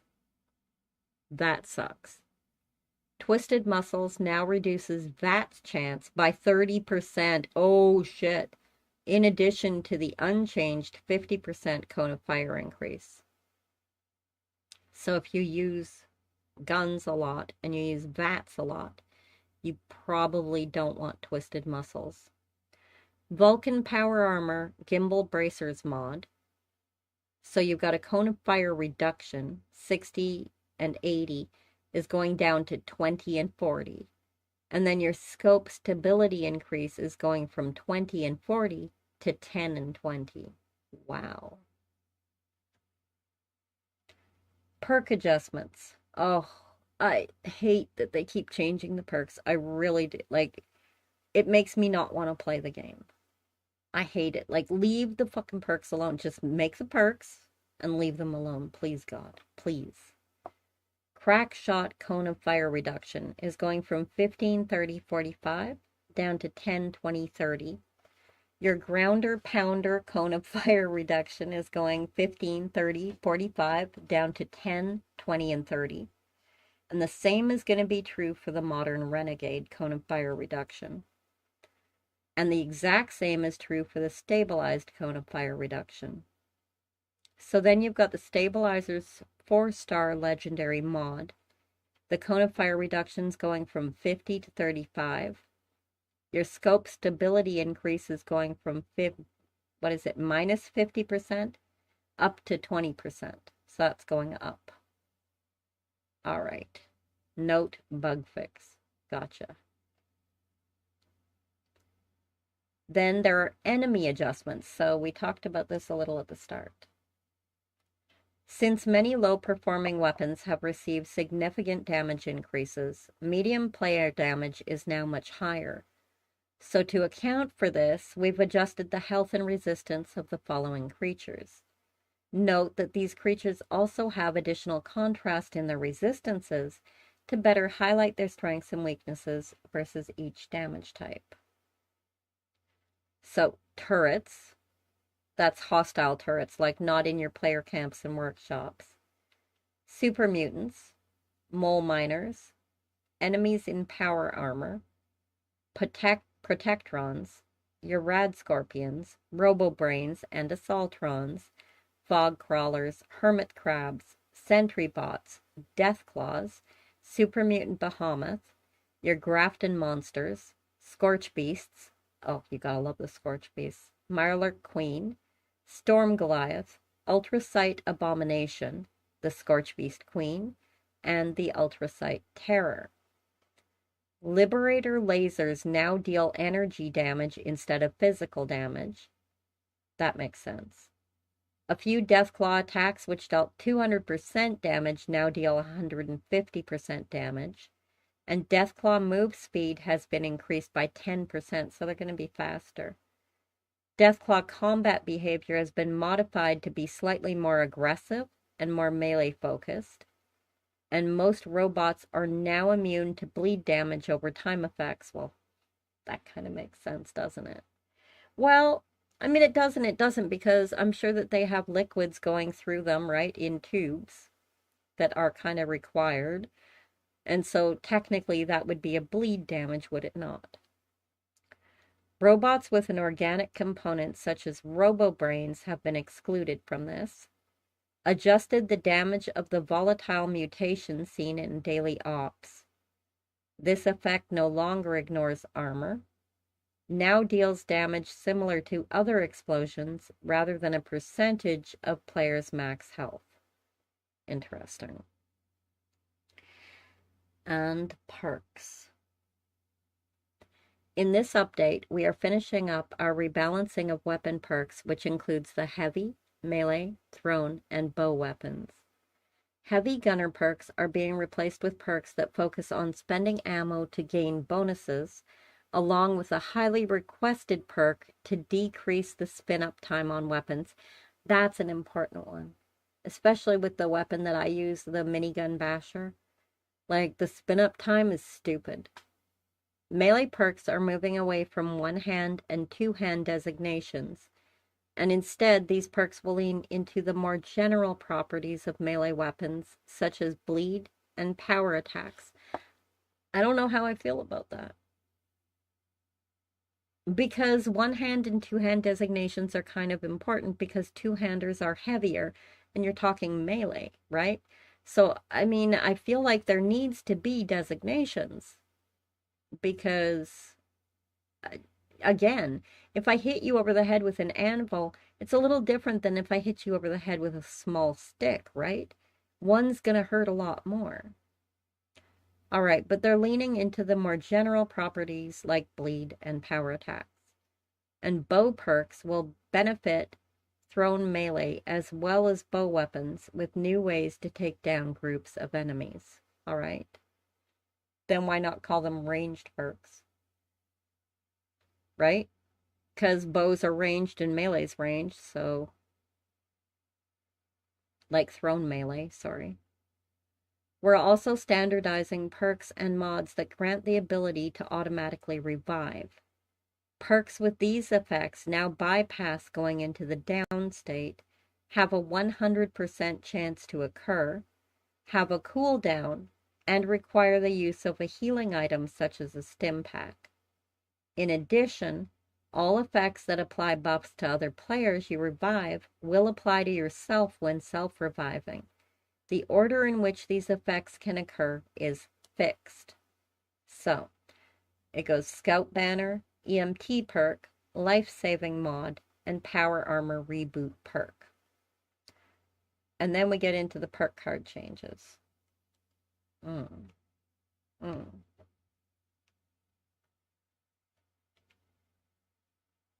So, Slugger. Rank 1 plus 10% melee damage versus crippled. Rank 2 will go up to 20, and then rank 3 will be 30. Slugger Expert. New name is Kneecapper. Point cost is 2. Rank 1 blunt melee weapons deal 100% limb damage. Slugger Master. New name is going to be Heavy Hitter. Point cost is 3. Rank 1 blunt melee weapons deal plus 50% power attack damage. Gladiator. New name is Wound Salter. Rank 1 is going to be plus 10% damage against bleeding enemies. And then rank 2 is going to be 20, and rank 3 will be 30. Gladiator Expert. New name is going to be Meat Mincer. Point cost is 2. Rank 1, bladed melee weapons gain plus 20% swing speed. Gladiator Master. New name Bloodluster. Point cost is 3. So rank 1, your bleed effects have 35% more damage and 25% less duration. Iron Fist. Rank 1. Your fist weapons deal more damage based on your DR. Heavy Gunner. New name is Drum Corps. Rank 1, gain 1 stack of Bulletstorm for every 50 ammo spent up to 10 stacks. Each stack increases your damage by 3%, and it resets when you reload or change your weapons.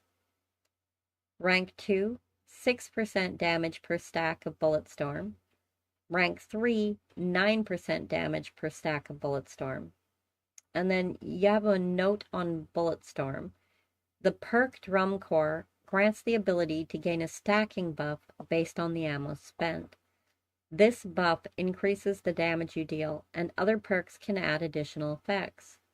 You can have up to 10 stacks of Bulletstorm, and they last until you change weapons or you reload. Heavy Gunner Expert. New name, Tightly Wound. Point cost is 2.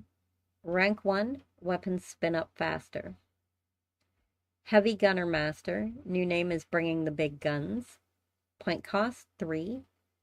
Rank 1, your Bulletstorm stack limit is doubled. Lock and Load. Point cost of 2. Rank 1, you keep half of your Bulletstorm stacks when you reload. Each stack increases reload speed by 1%. Bare Arms. Rank 1, each stack of Bulletstorm increases your bash damage by 5%. Pain Train. Improved hit detection and limited hit rate. It counts as a fist weapon, increased base damage and damage per rank, and uses 5 AP per hit. Bow Before Me. Rank 1, 20% armor penetration and 5% stagger with bows or thrown melee. Rank 2 is going up to 40%. Archer. New name is Hat Trick. Rank 1, arrows and thrown melee weapons bounce towards an additional target, dealing 80% damage. And then with rank 2, you get 2 additional targets. Rank 3 is 3 additional targets. There is a dev note here, and it says that the damage is reduced 20% each bounce. And bounce range is based on the weapon's range. Archer Expert. The new name is Deal Sealer. I kind of like that one. Point cost is 2. Rank 1, deal plus 10% damage for each impairment that your target has. So there's a dev note here as well, and it says impairments are crippled, bleeding, burning, and poisoned. This info is shown in the Pip-Boy Effects tab. And then Archer Master. The point cost is 3. Rank 1, arrow and thrown melee weapons pierce targets. Fire in the Hole. The new name is Strong Arm. Rank 1, thrown weapons fly 50% further. And there's a dev note, the throwing arc effect has been moved to the settings menu. Interesting. Homebody. Rank 1, improved benefits of being well rested. And there's a dev note here as well saying that well rested grants +2 agility, kindred spirit grants +2 perception, lover's embrace grants +2 charisma. Then there's EMT, point cost of 2. Rank 1, automatically revive a down teammate once every 3 minutes and grant them increased healing for 1 minute. And there's a dev note. Both players need to be in the same area or interior and within a reasonable distance, which makes sense.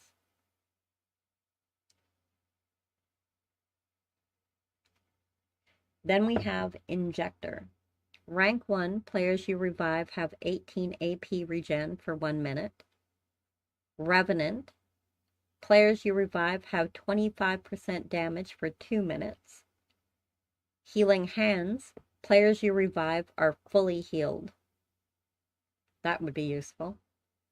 Rad Sponge, absorb 10% of rads taken and restore hunger and thirst.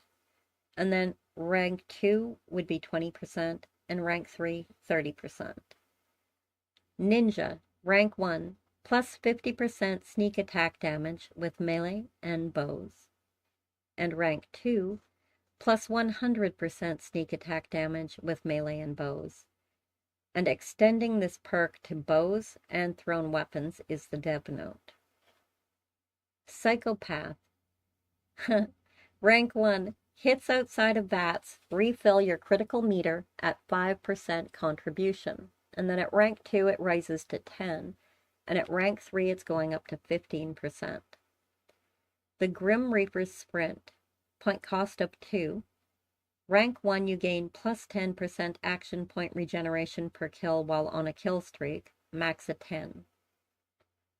So, wait. You could get up to... I mean, wouldn't that be a plus 100% action point regeneration per kill? It says max of 10 while on a kill streak. I wonder, does it stack like that?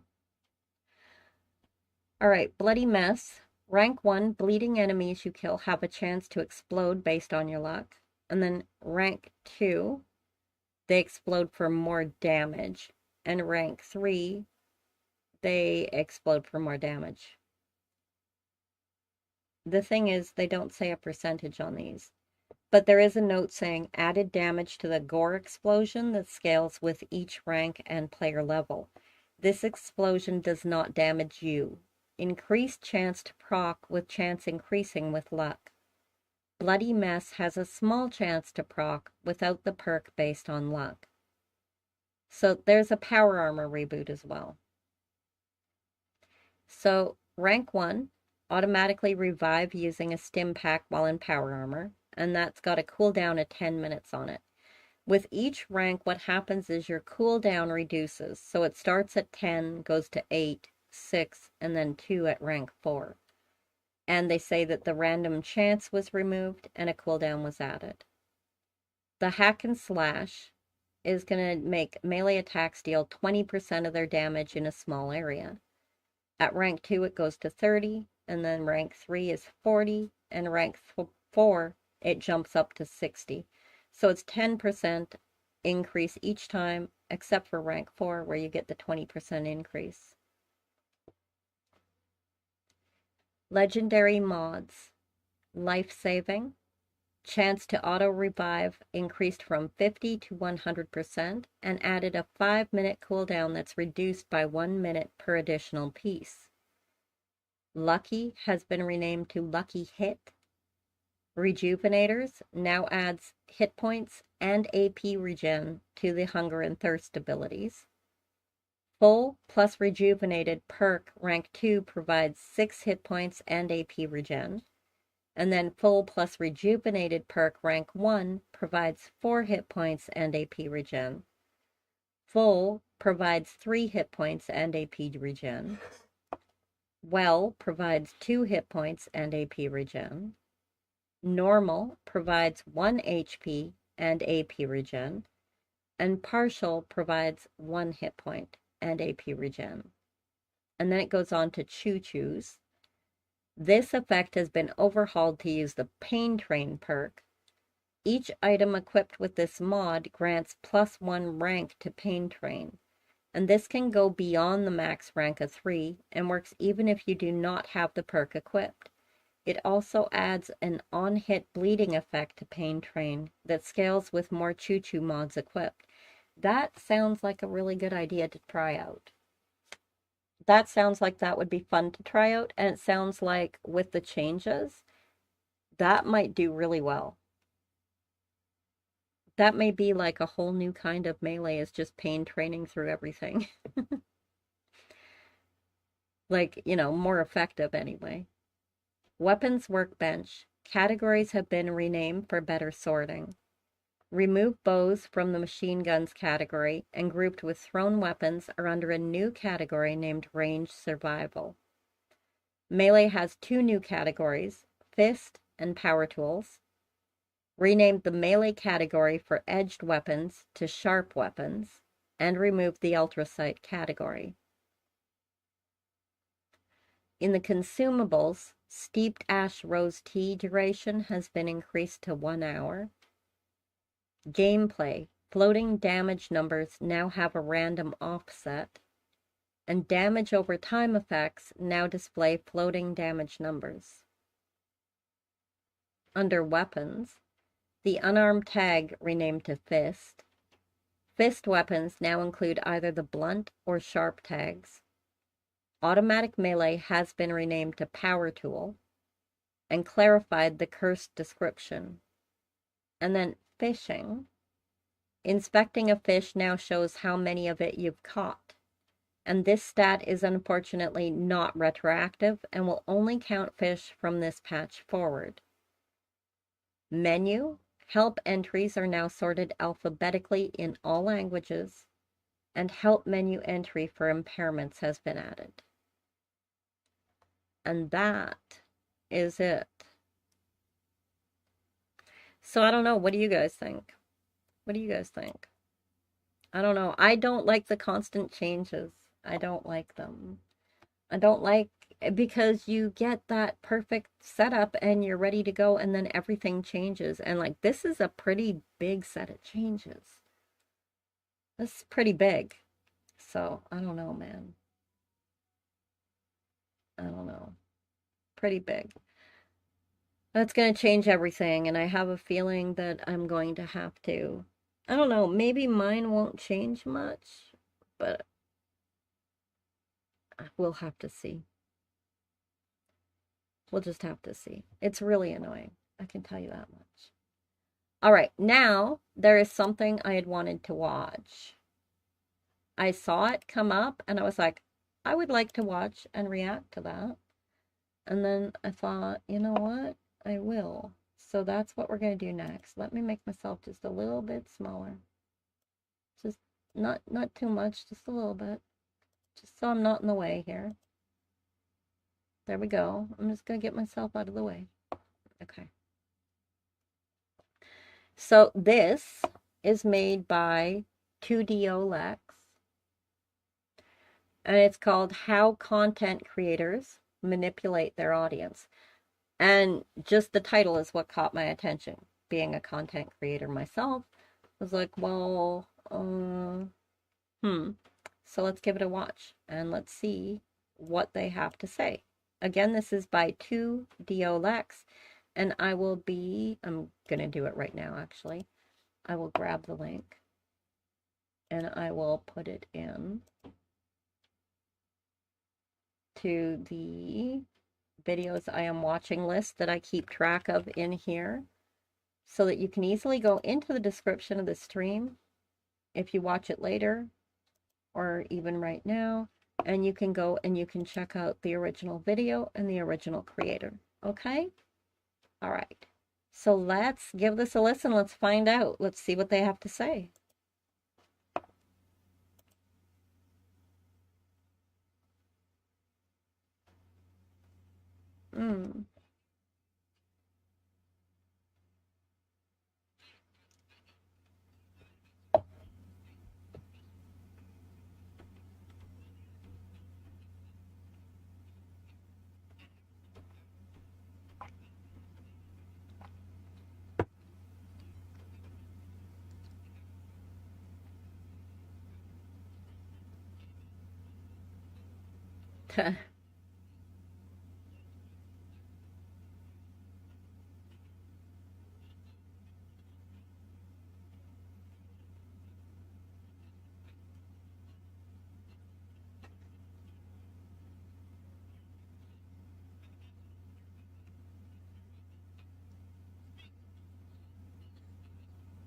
Oh, if you if you didn't catch that, because you might not be up on like I know not everybody who watches me watches VTubers in general.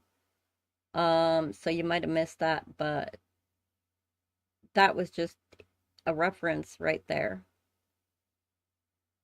that he made towards a creator that had some drama in the VTuber sphere just recently there. Cinder.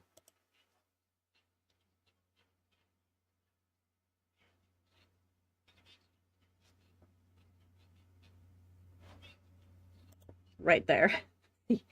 He showed her. Whoever did the editing on this, that was wild.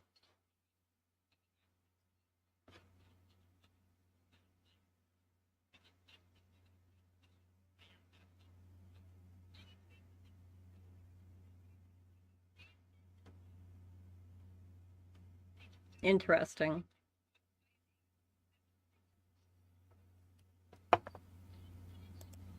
That is actually kind of weird and kind of true though, because like when I think about it, and I have never thought about it before, to be quite honest, until now, but when I think about it, I don't think I've ever been blocked by a man online. I don't think a man has ever been like they've been rude, don't get me wrong, not every man I've ever spoken to has been a complete angel. Um, but they don't tend to block, do they? I don't know, in my experience anyway.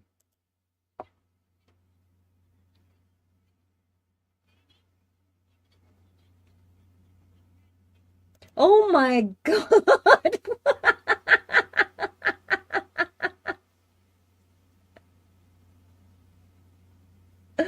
Even a school bus looks small next to the Grand Canyon. Oh my God, I'm gonna have to remember that one. That's great.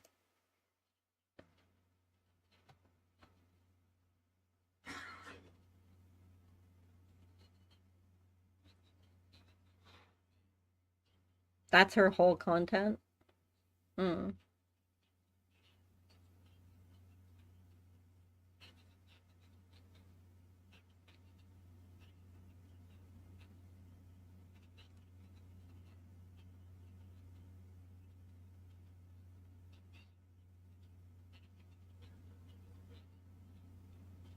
mm.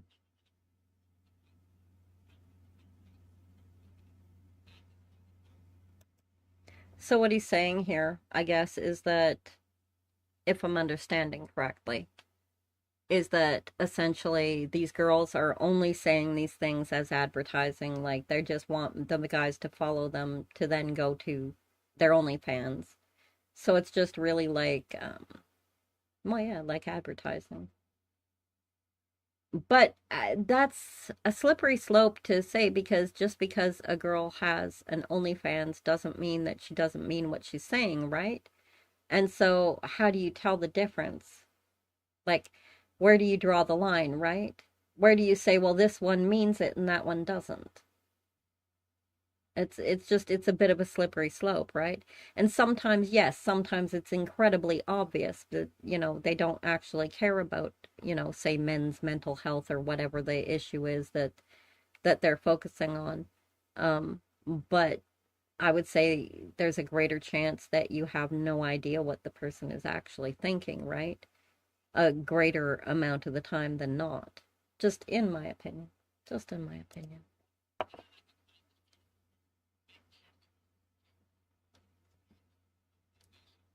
That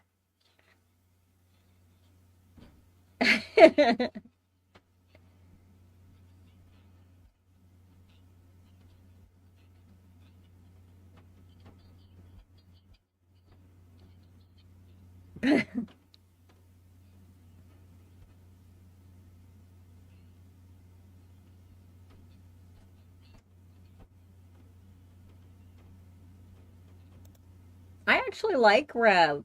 And, I gotta be honest here, like, um, you will probably see that as we start reacting to more and more things. Like, I actually I watch Rev's content. Rev says Dezu, and I like his content. And I think that his avatar is really fucking adorable. And to be honest, like, I mean, yeah, he does what I guess most people would call drama content, but I do tend to watch like a good amount of drama content, to be honest, to be entirely honest here. So, you know, like I watch Rev, I watch a lot of Asmongold, and I'm not saying I'm like some, don't come asking me like, oh, if you were a real fan, you'd know this.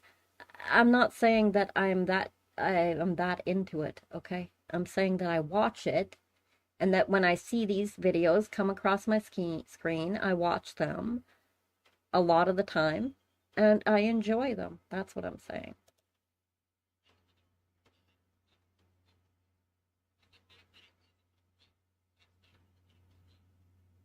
Mm,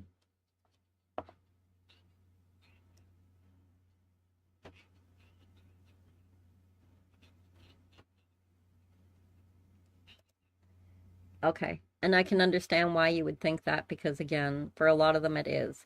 For a lot of them, and I know that, and it's obvious, they see like the holiday coming up. And even as a content creator myself, like I do look at things that are going on, and, if it is like a holiday, like I'm gonna say Merry Christmas and stuff.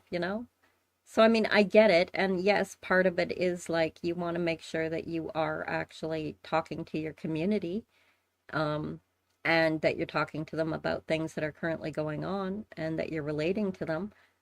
But it's more than that, right? And that's my thing is you can't always say that people are doing things for the reason that you think they are. But I can understand leaning towards thinking that they are. Do you know what I mean? And I can understand that. So I get it. But the same point, like, it's the generalization I don't like.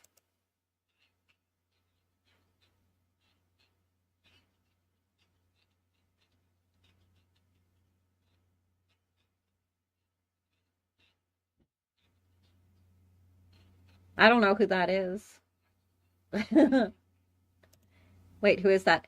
Oh, it's Kitsunero. I've heard that name. But I haven't watched any of her videos, to be quite honest. So I mean, I don't really have an opinion on that because I can't because I haven't watched her content to know.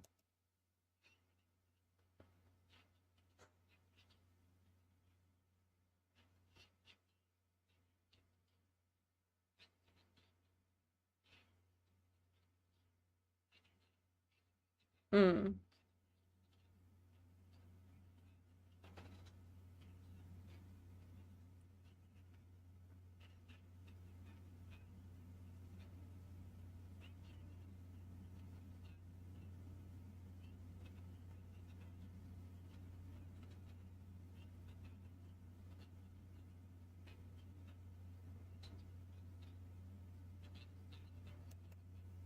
Okay, but again, it's too much of a generalization. I mean, I do get where you're coming from, but that's too much of a generalization. It would be like me saying that, all men, you know, all men pretend to care when it benefits them. Like that's not true. That wouldn't be true. Or that they demonize their own groups to pander to another. You can't make generalizations. It's far more individual than it seems.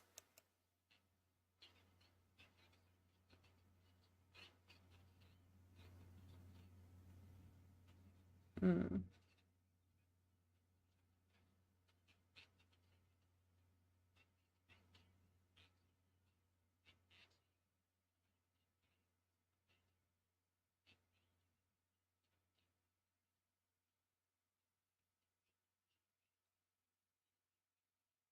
mm, yes.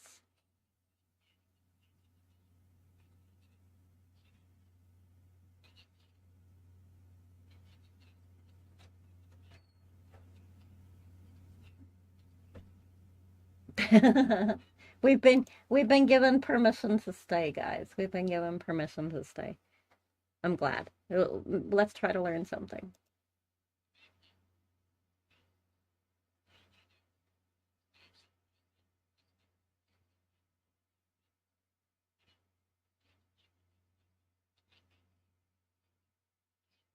Hmm.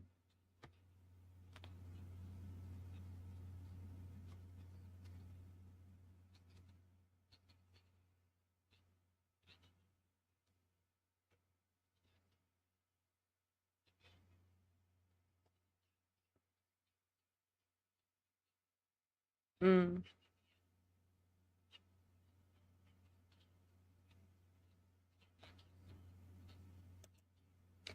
And I like that. He's bringing up that, yeah, like men also need to support men. And that is so true because just from my own time in life and from what I've seen go on around me, um, and it's not just online, like very much in real life too. Men seem to even treat each other for the most part with this disdain of showing any weakness at all, right? Because it seems like men are raised to be tough and to be very strong and to not show their emotions and to, not talk about it. And I think that's very dangerous. Like women are taught to talk to each other about things and we talk to each other about what's going on. We talk to the men in our life about what's going on. They don't always listen, but we do talk. And we don't generally get shamed for it, for talking about what's going on or for showing emotions, but men do. And I think that having women be understanding that men are human beings is incredibly important. But it's also like just as important, if not more important, that other men also show support for men and stand up for men and don't shame each other, right? You know what I'm saying? So I think he's incredibly right here.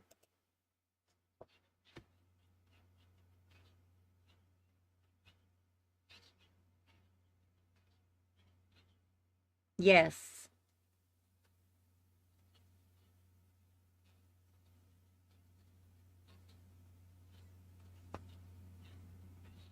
Mm.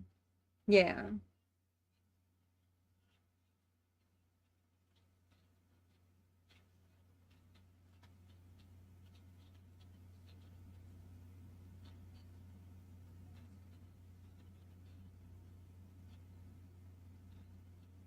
Mm.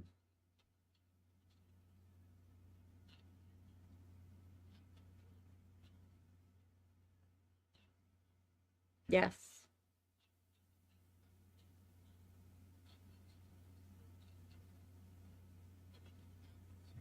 Yes. Nice. I'm so glad he said that. Yes.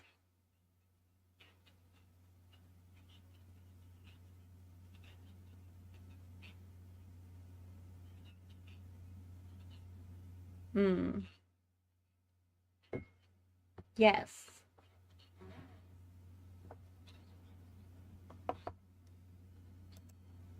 Oh, I really like that video. Oh my goodness, you guys should go check out 2DO Lex. I really like that video. That was really well made. I'll poo. I'll poo. I didn't agree completely with everything he said, but at the same point, I really do agree with the premise.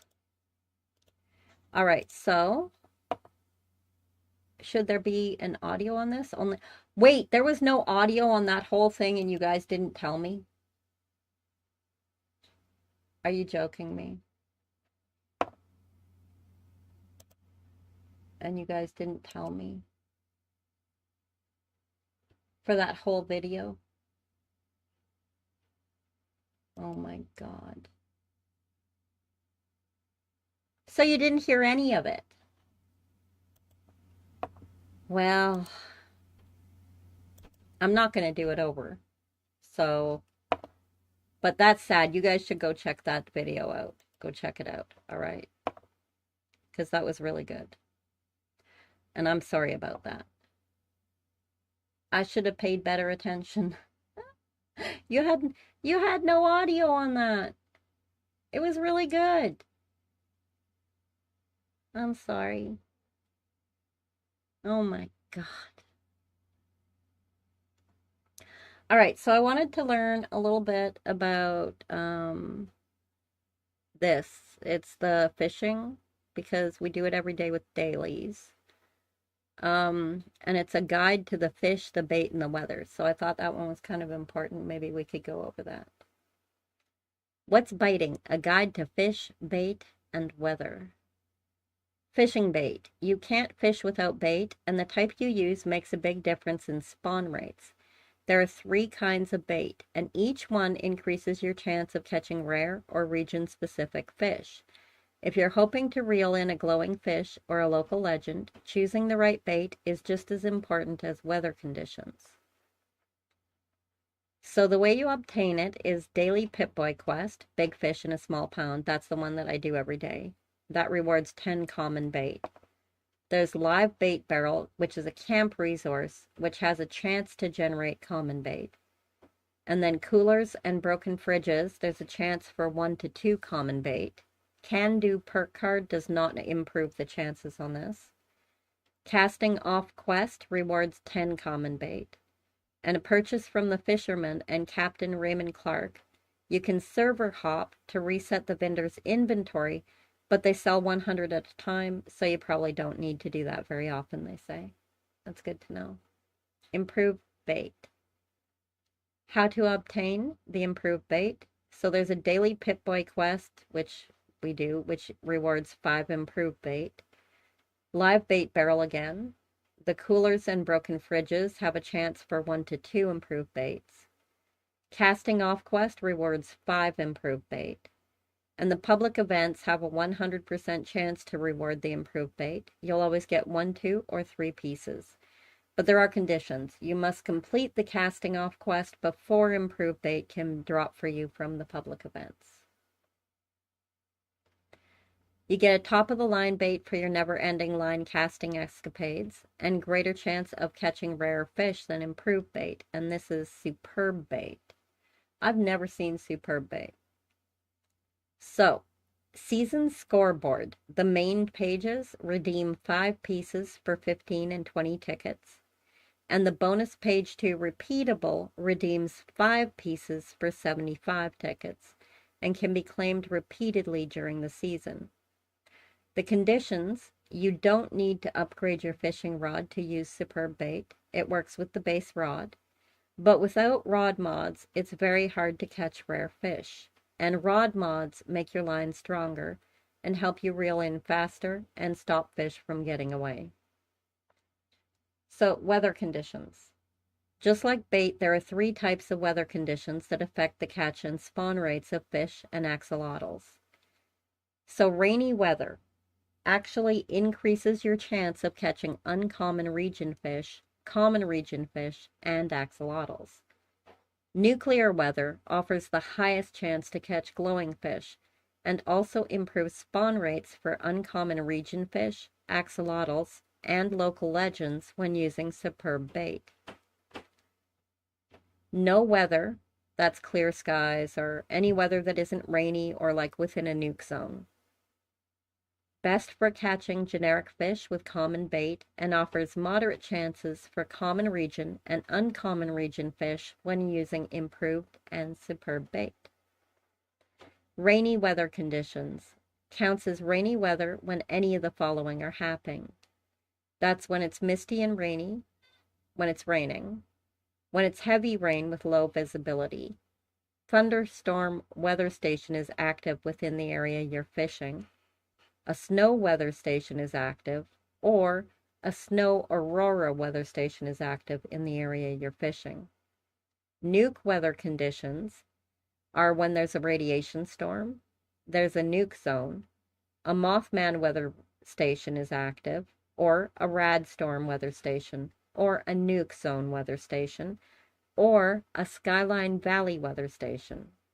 So your camp's active weather machine takes priority and overrides all the other weather conditions, including nuke zones and natural weather. Only one weather effect applies to the spawn rates at a time. You'll also receive the full benefit from someone else's camp weather if you're fishing there, even if you don't own the weather machine yourself. That's good to know. Spawn rates. When you cast your line, the game checks for the rarest fish first, like local legends or axolotls. But those only have a chance to appear if you're in the right spot during the right month, or standing at a marked local legend location. If those checks fail or don't apply, it moves on to look for glowing or uncommon fish depending on the bait and weather. If none of those roll successfully, the game falls back to regular fish from the region, or even junk items. This fallback system guarantees that every cast gives you something, even if it's not the fish that you're hoping for. And then it's got the fish types. So below is a list of all the fish types in the regions they spawn in, and the bait and weather conditions required for them to appear. Good to know. Generic fish. 8 fish. Sunscreen! Look, that is such a pretty fish. I adore it. I think it's so cute. So the brook silverside is all regions, rain, nuke, or no weather, and common. Chain pickerel, all regions, rain, nuke, no weather, common. The red belly, all regions, rain, nuke, no weather, and common. The same is true for the ridge trout, for the smoky salmon, the sunscream, the walleye, and the yellow bullhead. And then it goes into the common region fish. So there's a total of 7 of them. So the alpine sawgill is savage divide, rain, nuke, or no weather, and common or improved. The bog sawgill is cranberry bog, rain, nuke, no weather, common and improved. The muddy sawgill is mire, rain, nuke, no weather, common and improved. The noxious sawgill is toxic valley, rain, nuke, no weather, common and improved. The sooty sawgill is ash heap, rain, nuke, no weather, common and improved. And the static sawgill is skyline valley, rain, nuke, no weather, common and improved. The timber sawgill is forest, rain, nuke, no weather, common and improved. The uncommon region fish, there's 14. That's the armored spinefish, is in the savage divide. These are all rain, nuke, or no weather. And they're all common, improved, or superb. The ashen ambusher is in the ash heap. The blood whisker is in the forest. The blisterfish is in cranberry bog. The bluefin zapper is in Skyline Valley.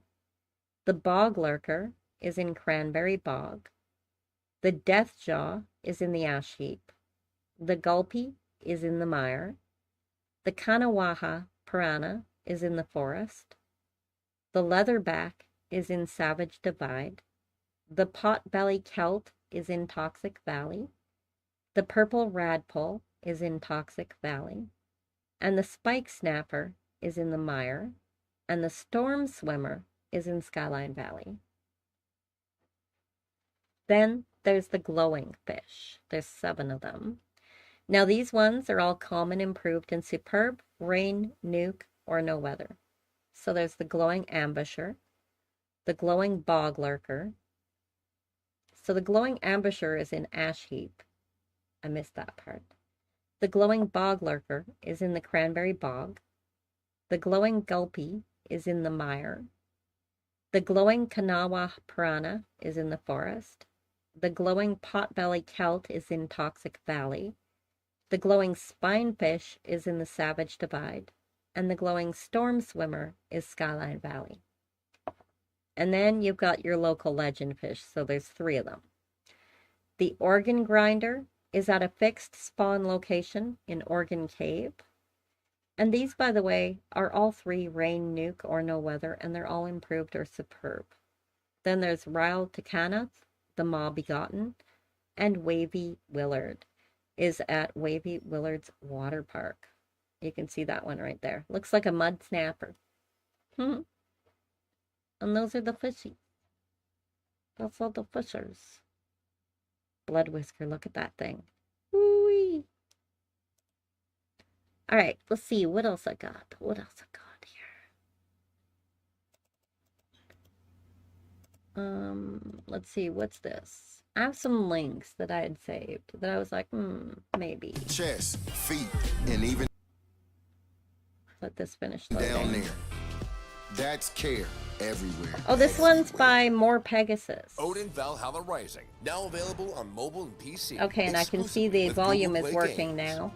Ascend to Valhalla on a larger PC. So that's good. You guys Okay, should be iDubbbz is hearing back. it. You guys are hearing it? All right. So, sorry about the first video not being heard. The link to it is in the description. You can go listen to it with the actual audio on, which, you know, might help make sense as to why I was saying the things I was saying. It was about Mental Health Month, and it was a really good video, so go check that out. This one is by More Pegasus, and I have watched their videos before. I haven't reacted to any, but then reacting is new for me. So, we are going to take a look at this one. It's called iDubbbz TV just destroyed his career, and it's all about iDubbbz. So, Back with a new Content Cop video. Now, if you didn't know, iDubbbz used to be one of the biggest commentary creators. He used to have this series called Content Cop, where he would make these really well thought out videos about a certain... they call it commentary. I've heard people refer to the commentary community as both commentary and as drama. And so, like, a lot of people call them drama tubers, but I think they generally refer to themselves more as, no, commentary community. But that's what they're talking about anyway, is people who generally discuss what's going on in the YouTube sphere and talk about other creators and what's happening and what's going on with them.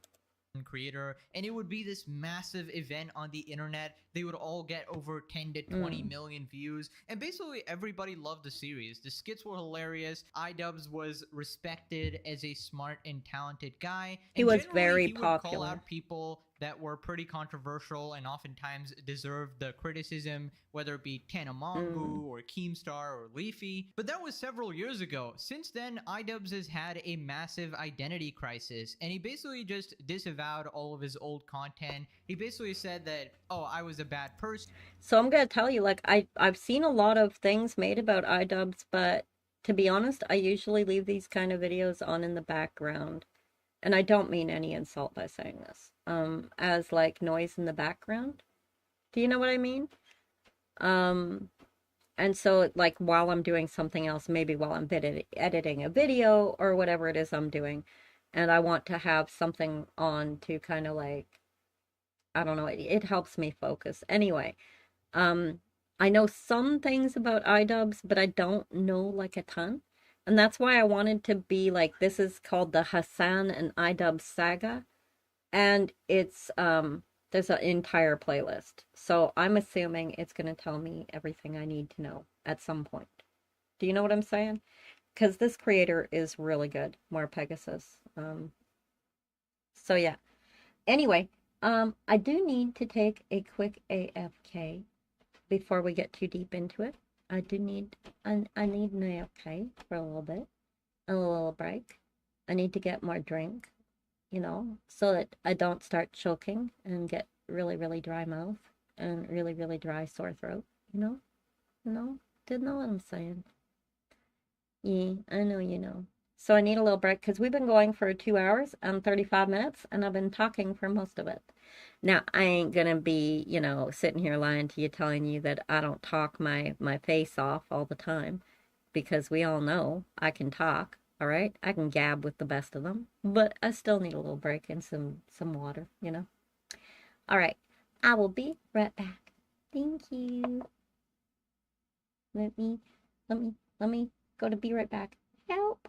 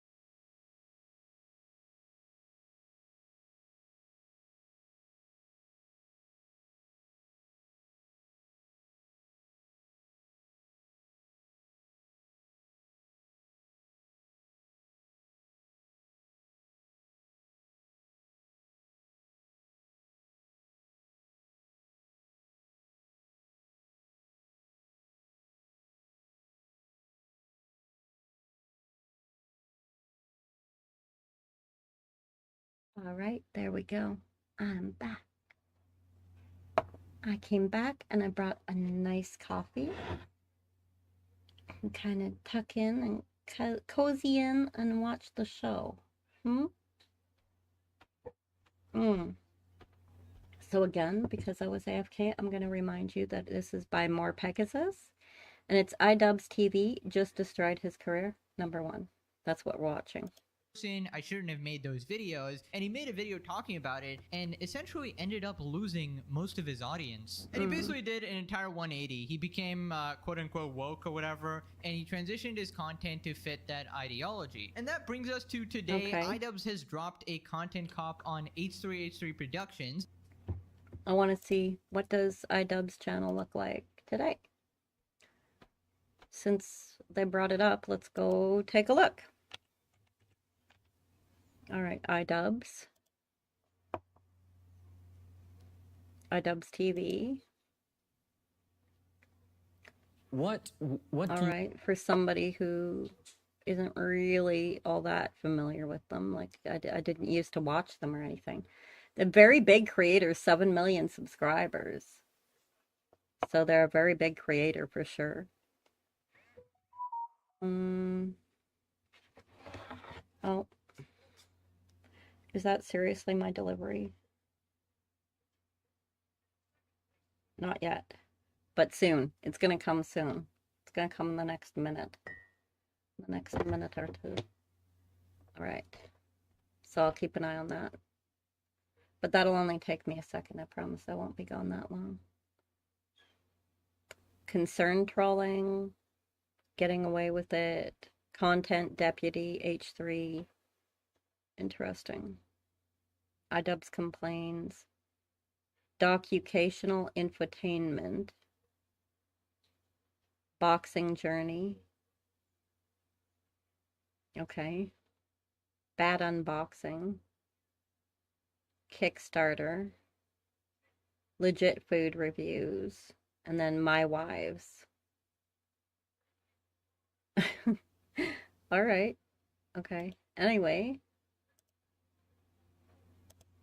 Someone he was actually really good friends with. If you were there like a decade ago, they did a bunch of videos in the past that were absolutely hilarious. I would say like the golden era of YouTube. But it's sad to see that they actually drifted That's Ethan apart. Klein. And in this video, iDubbbz essentially calls out Ethan for stuff like harassment, being a hypocrite, etc., etc. And honestly, in my opinion, both of these people have had a massive fall from grace. Both were hilarious, amazing creators, and now they're just kind of like sad train wrecks. But I had kind of heard that they were both comedians, but like everything I've seen on them, like I haven't seen anything comedian. I don't know. I haven't seen anything that would make me go, oh, these are really funny guys. But then again, I don't watch either of them, like really. All I've seen really is clips, so... Anyways, let's just go over this new video, see what's up, see what the internet is saying about it, starting with the description. So iDubbbz has listed a bunch of people who helped make this video, and immediately we have some of the biggest red flags I've ever seen. This Hasana B. Wait, I wanted to see that. I didn't click it fast enough. All right. Hasana B, Denims, Shonda Black, Frogan, Kirk Honda, Noah Sampson, and Matt Lieb. So I know who Hasana B is. I know who Denims is. Like, I don't know a lot about them, but I know that they're in this crowd. I've seen a few things on them. Shonda Black, I have no idea. No idea. Never seen his content. But I have heard his name brought up. And Frogan. Frogan, I know who she is. Like, I don't know. I haven't watched her stuff. I haven't watched any of these people's stuff. Oh, I'll be right back. Give me 1 second. 1 second.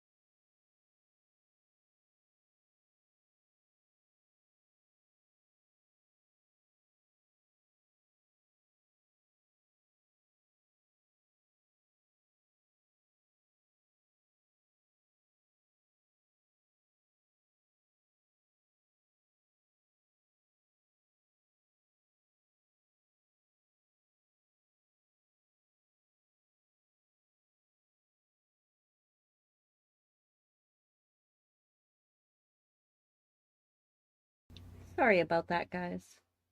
Sorry about that. The delivery had to come right after an AFK, right? It had to happen. But you know what? You know what came in that delivery? A carrot cake.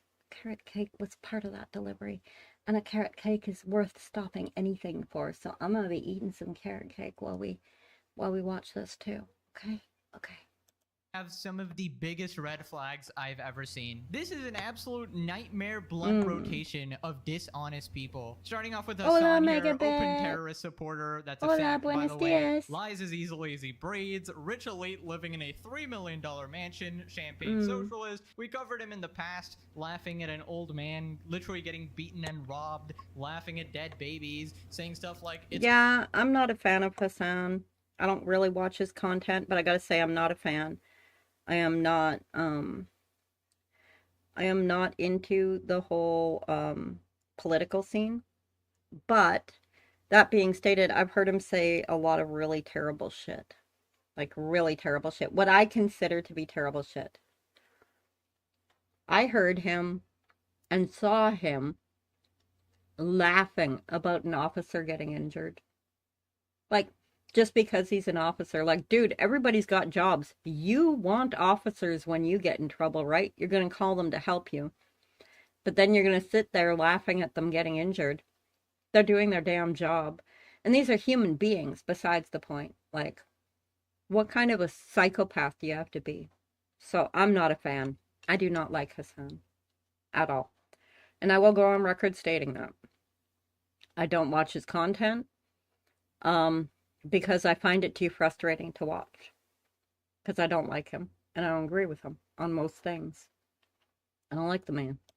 It's okay for women to get SA'd as long as they're from rich colleges. Basically a bunch of like horrid stuff. Then we got Denims, who is just female Hassan. Someone who literally put out a bounty on someone offering $30K to yeah, I don't really know Denims. The other guys say that we're a bunch of faceless chefs, but that's because we're spending time in the kitchen. At Factor, we make meals the same way top restaurants. Listen, I'll up the number, okay? $30K to anyone who'll make this dipshit disappear and make Eve's breasts bigger. Okay, welcome you have back. To do both. Yo. She put out a hit on someone. What the hell? This chick put out a hit on someone while streaming live? Like, what? How do you not get arrested for that kind of shit? Like, I'm pretty sure you could. I'm pretty sure if anything went wrong and someone hurt that person, like, you could probably be held partially to blame. Probably. Welcome back, sir. Because then it's a win-win for me. And I don't have to see that moron on my timeline anymore. Oh my god. That's I crazy. might put in a police report. Yeah, this is like Asmongold. Then we got Shonda Black, who also said they wanted to kill someone but then censored it. Shonda Black says someone needs to kill Destiny. Like, it would just be so easy. What? It would solve all... What? Are you kidding me? All of our problems. Like, we would have socialism now at this point. We would have socialism at this point. If someone just went out of their way and... Then we got Frogan, who is Hassan. Oh my god. They're literally calling for murder. Like, what? What are you doing? What are you doing? Hiya, Vats and chat. Hope everyone is having a wonderful day. I am, thank you. I hope you are too. How are you, Thorgan? I'm eating a piece of carrot cake while I watch this with you guys.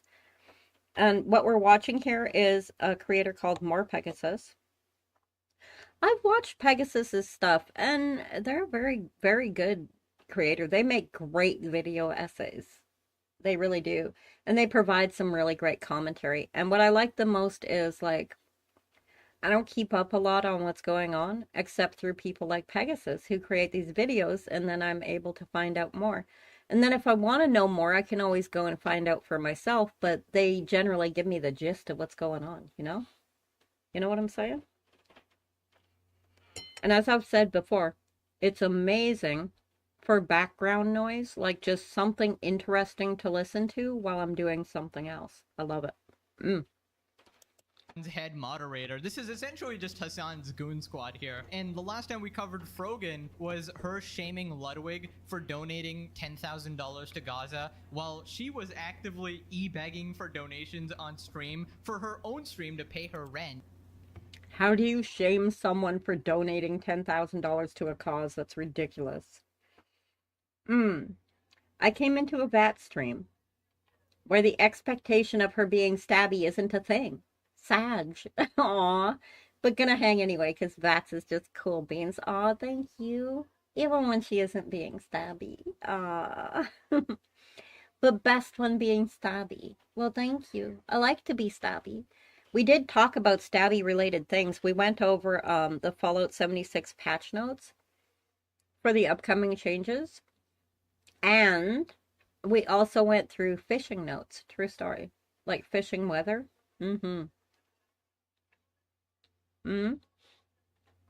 Not so much stabby with the fishing notes, but with the combat notes there was. We discussed a lot of stabbiness. I hope your day is going well. Beyond that, beyond me not stabbing things. It's not a stabby night. Meanwhile, contributing none of her own money to the issue. Me, I donated $10,000, but I'm not gonna promote it. Just don't say you donated $10,000. Keep your fucking money. Keep your $10,000. Excuse me? Is she talking for the people who want that money? I hate it when people do that. I hate it when streamers and stuff do that. They'll talk on behalf of or speak for a group of people who are going through hardship and who need things. Like, I'm pretty sure that the reason charities are set up is to gather money for things that are needed, and not like so that some streamer can go, well, you know, you're not doing it in the way that I think you should, and you're not supporting things in the way that I think you should, and so therefore, like, you can keep your $10,000. Like, bitch, please. I'm pretty sure the people need those $10,000, okay? I'm just saying. I'm pretty sure whatever charity it is would rather have the $10,000 than your fucking opinion. I'm just saying. Look, I'm just saying. Keep your. See, Stabby still makes it into the stream. I'm super happy now. Good. My day is good. It's largely been a positive day. I like this. Good. Good. Little chump change, like. Then we got Noah Samson, someone who's literally being sued for blatantly lying in his videos. We've covered him before as well when he was lying about another YouTuber completely taking him out of context. One more credit that he didn't actually put here was his wife Anissa, obviously, who has called out the commentary community in the past, had this complete unhinged meltdown, which we've covered as well. We've pretty much had experience with pretty much all these people. Commentary YouTubers have no idea what it is to work a normal job. You do OnlyFans. How are you possibly? I hate it when people say stuff like that too. No matter what kind of a YouTuber you are, look, whether you're a VTuber, a YouTuber, like a FaceTuber is what it's called in the VTuber sphere, because you're using your face, your real skin, right? Or like, it doesn't matter what genre you're in. I'm sure that all of us have worked regular jobs. Well, most of us anyway, right? Pretty sure. Pretty sure. People just like to generalize to make their points. I don't like that. I don't like generalizations. And I make them too. Let's be honest. Come on. I ain't perfect. I do it too. But I still don't like it. Gonna call out anyone about not working a real job when you sell your body online. That is irony already insane. So regardless of who actually wins this beef, we don't care. We are the real winner. It's just a bunch of people we don't like fighting each other. But yeah, sorry for the long backstory. Let's get this started. Actually, accusing Ethan of killing his dog is maybe too far because they have mobilized. Touch. Treat. Good. That was iDubbbz. All right, that's enough for the day. On the screen. Such an insane true story. harassment group. What we do here is go back. He used to be content cop when he was really, really popular.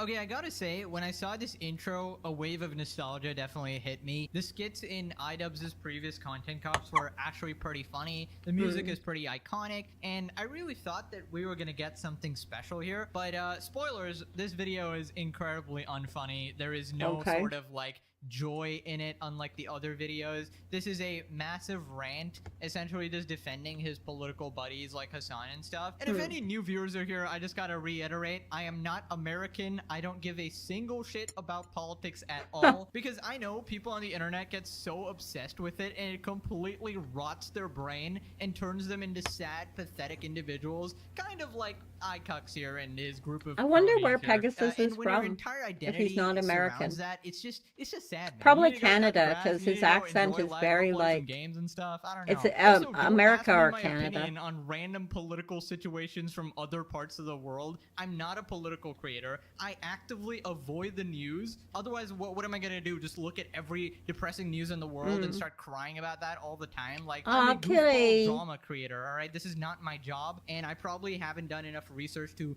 comment on those type of situations. So if you want to get those news, go to the political creators or whatever. I'm just here to call out stupid people in general using general common sense. So it starts off with Hassan taking over. I watched Ethan Klein's content nuke, and I'm not going to call it context puke as I normally do, because the reality of the matter is it was brilliant.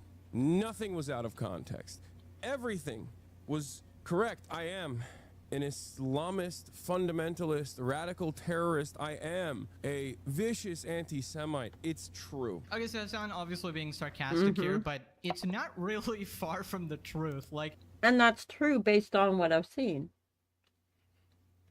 That's kind of the funny thing. Have you ever seen this thing that people do? Have you ever seen this? I don't know if you have, but have you ever noticed that some people, they're like, they have a really good defense to being called out on the things that they do. And I don't know if you've ever noticed this before, but these people will tend to point out exactly what you're going to say about them, because they know what you're going to say about them, because they know it's true, right? So they'll point it out before you can. And therefore, you can't really point it out without sounding dumb, like you're copying them, kind of thing, right? But they'll be not really meaning it. They're just pointing it out for that reason. Like, I feel kind of like that's why Hassan does that. Is he'll say things like, you know, oh yeah, I'm a terrorist supporter. And then if you say, well, yeah, you are, like, he's like, well, yeah, I just said that. But the truth is that, like, he's had actual terrorists on his show. And I'm not talking about where he was, like, reporting on them, or he was, like, really asking them tough questions, or, you know, not anything like that. I'm talking about where he was just, like, fangirling over them. And, like, being like, ooh, who's your favorite anime character? And shit like that. Like, with terrorists. And he does support police officers getting hurt and injured. And he also supports Jewish people getting hurt and injured. So I find it very, very difficult to disagree when I hear that he's a terrorist supporter, because he really is.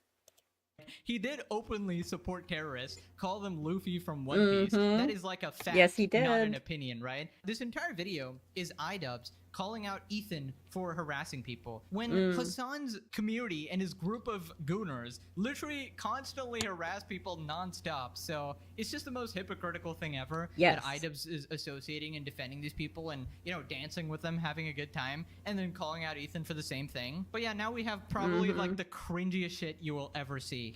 That is wild. I felt very stuck, but then I came across the Google Project Management I saw a clip of that. It was of them dancing behind Hassan Abi. Wake up, Ethan. Wake up, Ethan. The fuck? Ethan, wake up. I see the wildest shit on here. Ethan, wake up, Ethan. Wake up. What? Oh, they woke him up. I don't know if y'all see what's going on with Ethan Klein lately, but they woke him the fuck up. And I bet they wish they hadn't. Wake up, Ethan. Wake up. Wake up, Ethan. Mm-mm. Wake up. Wake up. Since anyone? Just wake up. Wake up. Wake The fuck is this? Wake up, Ethan. I'm not gonna do a react. What are they doing? What the hell happened? What timeline are we actually in where I have to sit here and watch a bunch of moron streamers do Fortnite L dances? And this is supposed to be a content cop. Like, look at, like, the degradation of the quality is absolutely insane. And I feel like that quote never gets old, you know? You either die a hero or live long enough to see yourself become a... Crazy town. Half the people on that video are getting sued for stealing content. Yes. Okay, someone knows. Yep. Crazy knows what I'm talking about then. What's going on with Ethan Klein. Ethan Klein is suing. Pretty much everyone in that video except Hassan. Because Hassan actually legitimately reacted to the video. That's why. And iDubbbz. I don't think he's suing iDubbbz. But he is suing Frogan. And he is suing the other young lady who's in there. So yeah. And he is suing I think it was 3 girls and now it's 3 girls and a guy. And they're all in that same little circle there. They have all been mentioned in this video, I'm pretty sure. But yeah, Crazy's right. Half the people in that video are getting sued for stealing content. They're getting sued by Ethan Klein. And it's so funny. You see them there dancing and celebrating and yelling, "Wake up, Ethan." And that's what I meant by, oh, he woke up and I don't think they're happy he did. They maybe shouldn't have woke him up. Villain. Maybe should have let him definitely sleep. iDubbbz right now. I didn't plan on making a content cop on You know? H3. Kind of like a grumpy dad. You let him sleep, right? Let him sleep. If he's sleeping, let him sleep. You don't want that. It's got to be because I lose the plot. Well, it turns out it's not me losing the plot. It's Ethan. Nope, it's actually both of you. Both of you somehow did a complete 180 and became soy cringe puck content creators who abandoned your audience, the people who actually cared for you and supported you, and you turned into just this husk of your former selves. Like, you can actively see that the life has been drained out of them. But it's just sad to see someone fall so hard and so far. So see, I've heard that Ethan used to be really funny. I gotta be honest, I never watched him, and so I never knew. And I've heard that a long time ago, iDubbbz was really funny. Again, never watched him back then. I don't know, right? I just hear about it from other people and from clips and from other people talking, right? And everyone talks about how funny these two used to be. I guess maybe they were. By the time that I became aware of either of them, not so much. I would say that in my opinion, Ethan Klein has the stuff I've seen anyway. He's not funny. He seems like, and this is just based on my opinion, based on what I've seen. So you got to understand, again, I don't know everything about him, and I don't watch his content really beyond clips, but he seems like kind of just a family guy. And I usually see in the clips, he's like there talking, doing commentary with his wife. And that's about it. Like, I know that him and Hassan really don't get along. They did work together for a while doing a podcast, but like that didn't go well, mainly because like Hassan became incredibly anti-Semitic because Ethan is a Jew. And yeah, amazing. Like, just they worked together on a podcast, and then Hassan just like turned on him and was like totally against him because this whole war thing. And the clips I saw were pretty bad, like pretty awful. And so understandably the podcast broke up, and they have been at each other's throats ever since. So.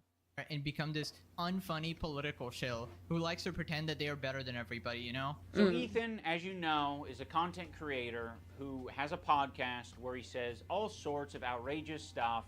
Sometimes it's fun, sometimes it's Hassan became a terrorist supporter. Yes, he did. Yes. In my opinion, he is. In my opinion, he is a supporter of terrorists. And you're telling me he didn't flick their dick once at least? Oh, that's 100 shavers. You trans women. I say, oh no! See, this is the podcast I was talking about right here. They're showing a clip of. And the two used to do a podcast together. And they would talk about things. The funny thing about this is you would look at this still shot here and you would go, oh, Ethan must be MAGA, right? The hat, and me saying that they're at odds, and obviously Hassan is very, but that's not the case. They're both left. They're both left-leaning creators. So, it's just that this guy, Ethan, is not left enough for this guy, Hassan Abi. All right? And it was mostly but they're both they're on the same side technically, but they're not. A very serious topic. I would say that Hassan was very well equipped to talk about that topic. Okay, so he basically says that Hassan is very well equipped to talk about this because he's talked about it in previous years as well. What he doesn't mention is that Hassan has a reputation for taking absolutely everything out of context and lying in a borderline sociopathic way about any and every detail about a situation. Interesting. I would not put it past him based on what I've seen. On mobile and PC, exclusively with Google Play Games. In my opinion... Well, Ethan is left, Hassan is extremist. Two very different things. I would agree based on what I've seen. Ethan seems to be very left-leaning. And understand, I don't agree with everything from either side. I don't think any of us do, right? I mean, all of us hear things from people who are left-leaning and go, eh. And all of us hear things from people who are right-leaning and go, eh. And sometimes we agree, sometimes we don't. And each of us has very individual opinions based upon our experiences in life. But I just, the way Hassan is very extremist. Extremist, socialist. I'm thinking of words that would describe Hassan to me. Definitely leftist, but also extreme, like extreme left. Like supporting terrorists, for example. I still can't believe like that's a thing that you can say, is that there is actually a streamer out there, a popular one, who actually supports freaking terrorists publicly. Like, I can't believe that's a thing you can actually say, but it's true. No, nothing is black and white. Actually, most things sit in a gray area. I agree completely. Crazy. I agree.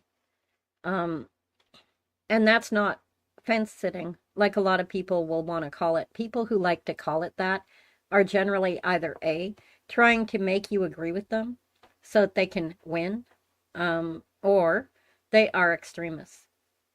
There's a difference between sitting on the fence and simply saying that neither side is completely right, and saying that the truth is found somewhere in the middle. There's a difference. One of the most disingenuous creators to ever exist. That's what I meant. Common sense is not fence sitting, okay? That's the best way to put it, I think. Common sense is not fence sitting. You can have common sense and still not be fence sitting. And his popularity just indicates like the sheer decline in general intelligence for a lot of people watching streamers. In any sane society, Hassan would be in prison a long time ago, alright? He has cryptically tweeted about killing people as well, but he continues to get away. Well, he takes advantage of his freedom of speech in a country that he totally hates. I agree. That is so well said. Oh my God, that is so much the truth. Because that's the thing. And, okay, this blew my mind. And I don't know where the clip is, but there is a clip out there. There is evidence, I saw it, of Hassan actually saying to Asmongold, get out of my country if you don't like freedom of speech. If you don't like America and American ways. And this is being said by, like, one of the most anti-American streamers I have ever seen in my life. Like, it was so wild to hear that come out of Hassan's mouth, because even I, as someone who doesn't watch him regularly, was just sitting there in shock, just like you're barely American. Like, okay, you're probably legally American, but I wouldn't be surprised if you weren't. Because like, and I don't mean just American, like he doesn't uphold Canadian values either. I'm sorry, I'm from Canada. Excuse me, my throat. But in my opinion, like, his values are just so extreme. And I'll admit, I am of the mind that extremists should not be permitted. And what I mean by that is, in my perfect world, an extremist like Hassan would absolutely be arrested. Would absolutely be arrested and shipped off somewhere else or dealt with. Like, because extremism always leads to violence. It always leads to something very bad. And I think the best way to deal with extremism is to simply wipe it out. You just don't allow it. Listen, I've been all over the world and lived in several places outside the US. Trust me, you don't live in the worst country in the world, right? If you think that you need to get out and travel more. Exactly. And the thing is, I don't believe that Hassan is so dumb that he honestly believes that, like, America is as bad as he says it is. I don't believe that. I think what's really going on is that he is pandering to an audience. And he knows that his audience is there for his extreme takes and his extreme views. I think it started out as something that just came out of his mouth one day. And I think that he's just built a career on it. I think that's what's going on. Because either I have to believe that, or I have to believe that he's an idiot. Now, either could be true, but I tend to go with the first one. Just saying, my opinion. With it for we'll see how long, you know. Karma is a way of catching up to these people. But yeah, for Idubs to say Hassan is equipped to talk about this after seeing how he covers any situation and twists it to fit his narrative is just completely insane to me. Then Idubs says he wants to be neutral, but Ethan forced his hand. It's finding new people every day, basically, to get in fights with. Of all people, this guy Matt Lieb, Frogan and Denims and all these dipshits, and everybody thinks this guy's awesome. Did apparently. Ethan pick a fight Even though with he looks Idubs? like I don't know. Did he? Denims, by the way, was the real villain of the video. Evil. Check your Discord DM. Sent you a link that would be interesting to watch. Just listen to what the people in the video have to say. Oh, cool.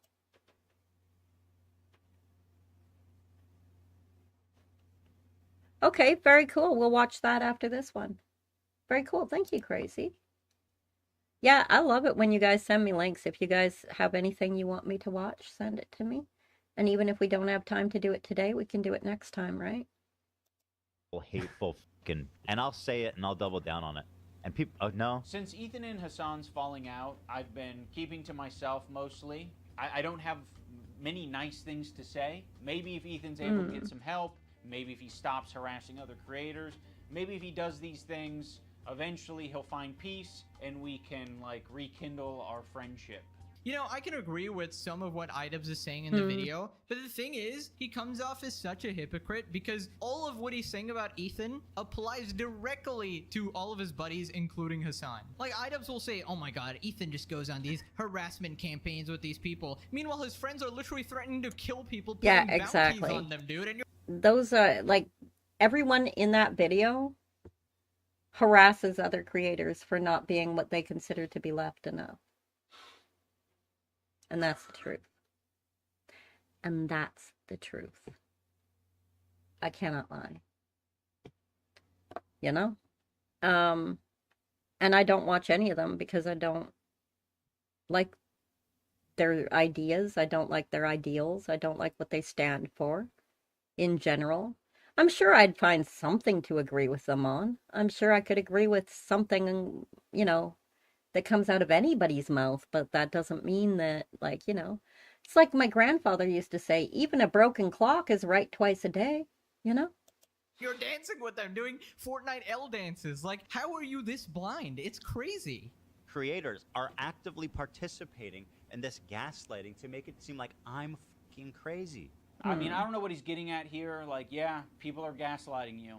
A lot of people gaslit me when I apologized. That was actually like the number one type of harassment I got, was people gaslighting me and taking my newfound woke ideology to its extreme. Yeah, nobody needed to take your ideology to its extreme, because the people you are associating with are some of the most extreme people on the internet. What iDubbbz doesn't understand is that... And I do get what he's trying to say there, is that, like, as a creator, people only see what little bit they get to see. Like, even with me, I stream, let's say, and I'm just a small creator, like, I'm not comparing myself, but, like, say I stream for 5 hours a day, which I generally do, you know, I can be doing that for months, and that's all you're seeing is 5 hours out of 24 hours. And all you're seeing is whatever it is that I talk about or whatever opinions I have that I share with you. It's not like you know everything about me. And so I understand what he's trying to say there, you know, in the point that, like, just because you watch someone's content, and you might see that, yes, they share this ideology with some other people, you may not understand to what degree or what parts of it they embrace and what parts of it they don't.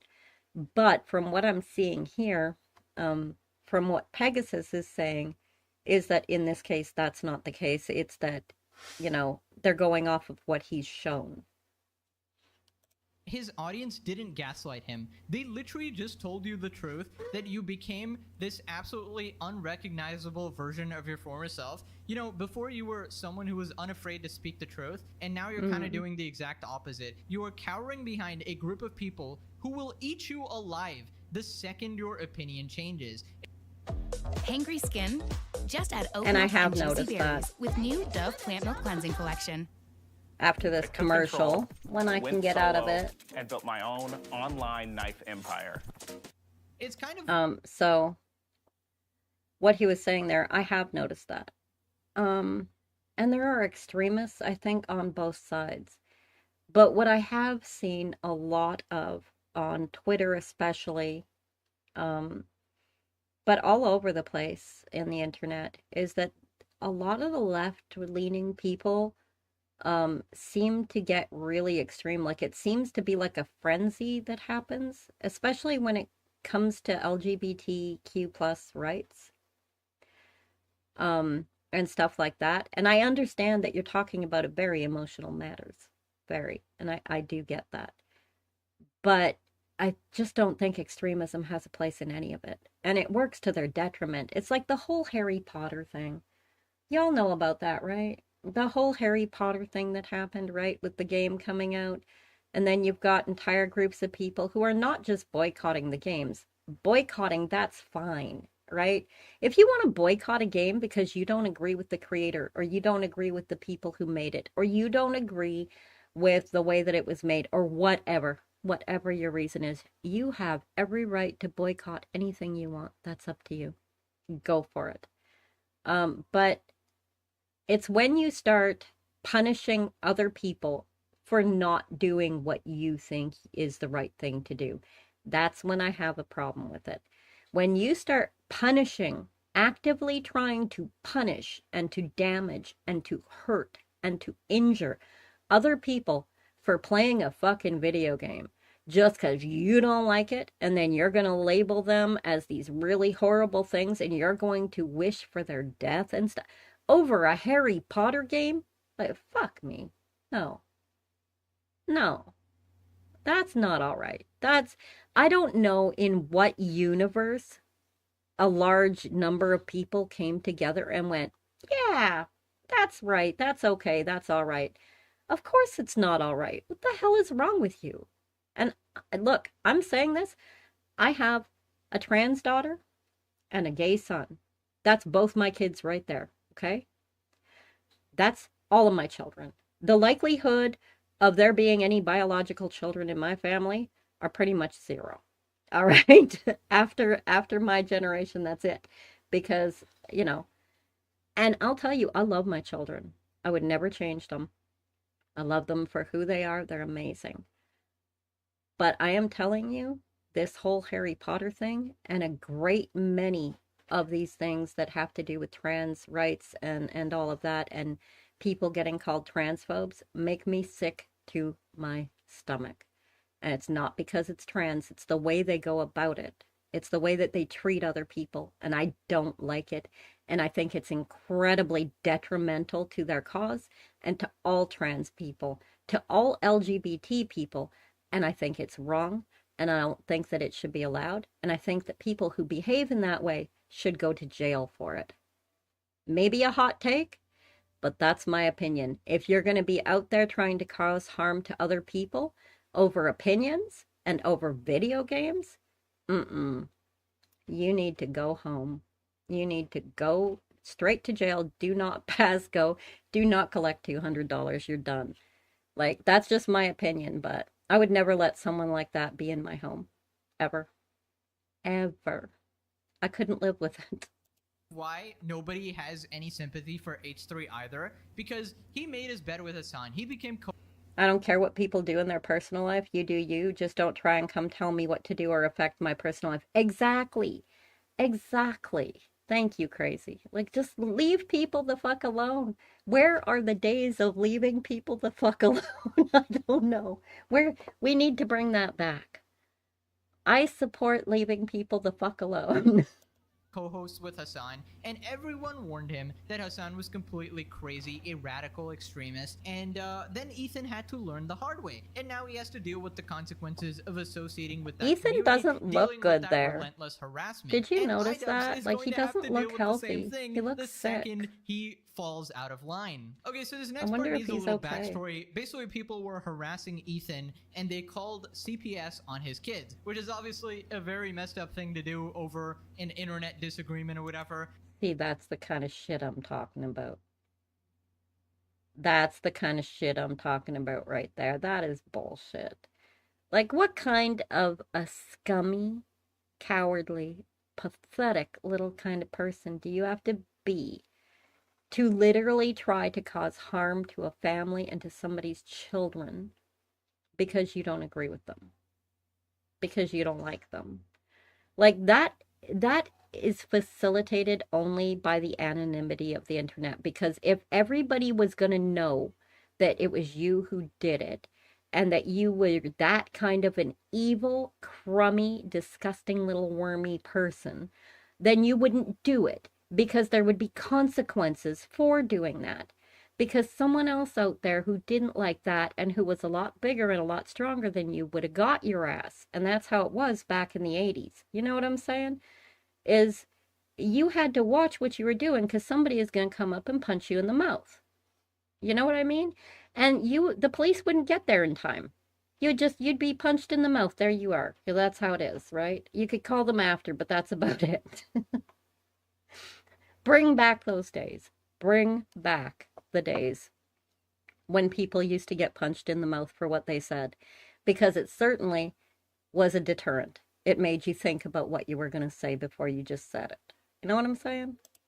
And Ethan wanted people like iDubbbz to disavow this because, you know, they're friends. If you want to hang out with those people and have no spine and not stand up for another girl that stood up for you, enjoy your new friends. She's friends with people like Denims. I know. Yeah. Which I'll show. Friends with Denims is Denim. actually participating in this whole child protective service lie. Yeah, Which I'll and if show you're you guys friends with today. them, then you're That's saying terrible. what they're saying. Now, I'm not going to sugarcoat it.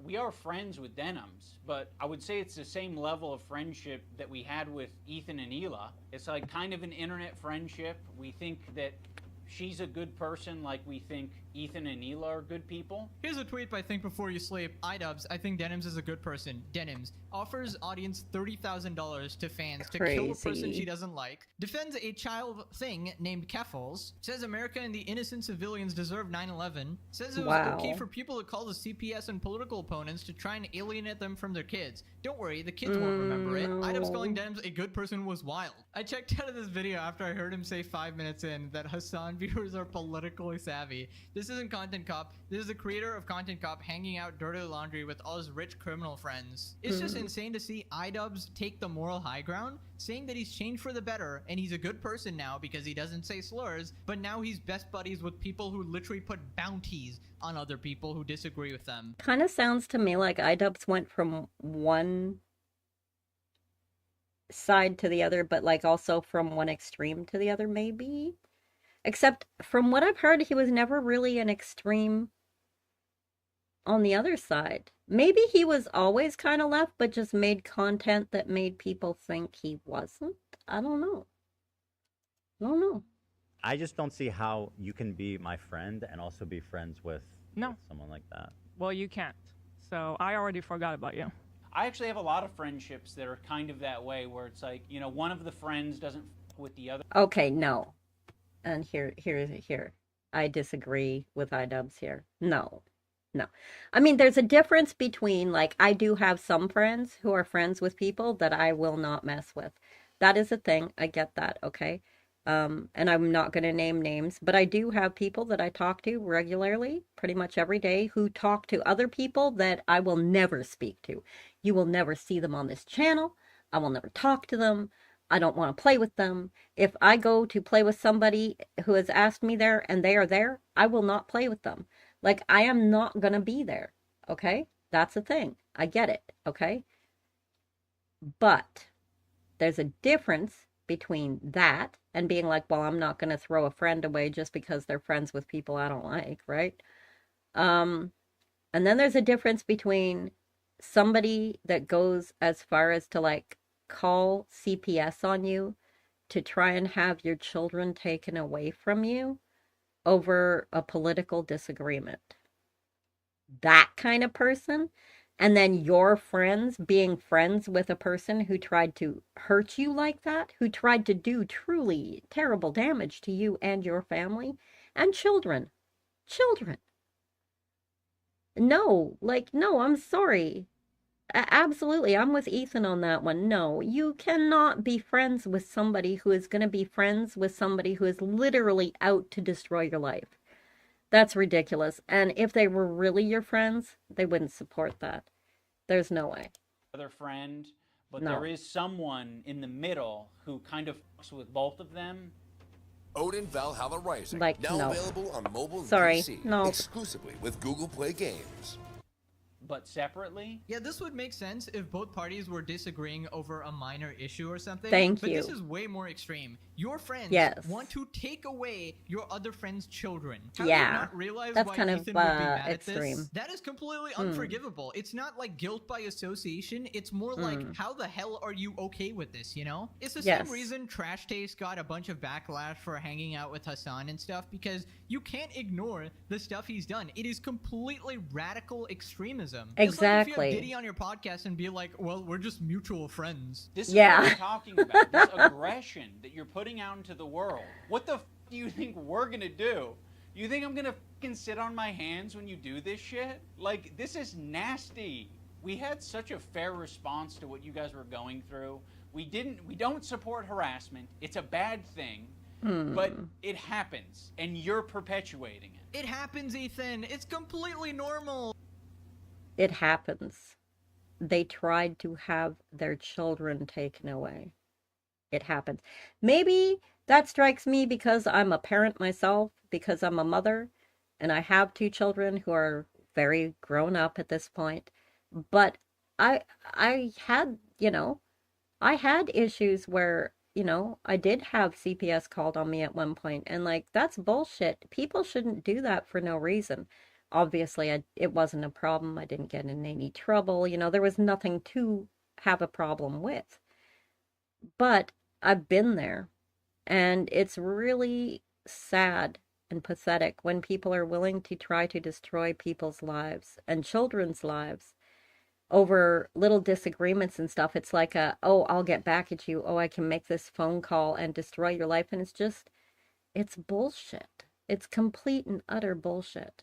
And it's not normal or okay, obviously. I think any parent can feel like their heartbeat increase at just the thought.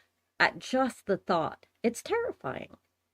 And for someone else to look at that and go, oh, well, it happens. What do you mean it happens?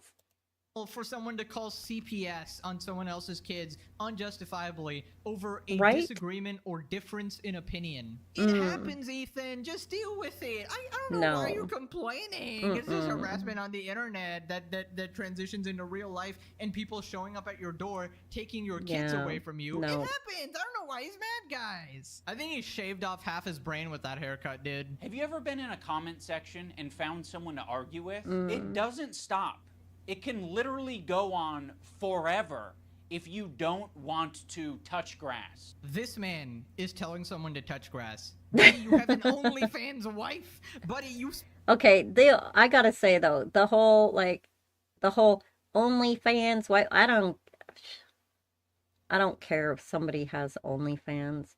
And I get that, you know, this creator who made this video tends to like really heavily lean on that. And I get it, and I get that some people are against it or you know, have certain opinions of people who do that sort of thing. I get it. Everybody has their own opinion. But I will say that I don't. I don't think anything poor or bad or lump a bunch of people or generalize them just because they have an OnlyFans. I couldn't give a shit. But I just wanted to say that because it is said a lot through this video, and that's like so far the one point I disagree with is like, I get it. I get why he's saying it. Maybe that's his opinion, maybe it's not, but I don't agree with it. Spent months on a video collaborating with political extremists like Hassan that 99% of the world disagree with. Other than the minority of loud screeching banshees in America, not a single soul agrees with his ideology. That meme. You need a year-long vacation in a forest. It was after this, iDubbbz basically slips and admits that he's making this video because of Hassan and his friends. There was a way to approach this to say like, yeah, we feel hurt by you guys not saying something. You've decided to do the extra thing and attack. Now, in fairness, I am attacking back, but I feel very insulted and I feel defensive and I feel like I am speaking up for a lot of people who have problems with you. And I feel like you're a dumbass. Like, he comes off as so, I don't know, one of those people where it's like, it's not about you, it's about me. I know that you almost lost your children. I understand that, but what about how I feel? What about me? What about how I feel over here? Like, I feel hurt. I feel hurt. And do you know what I mean? Those kind of people? Like, I just can't fucking stand them. I just...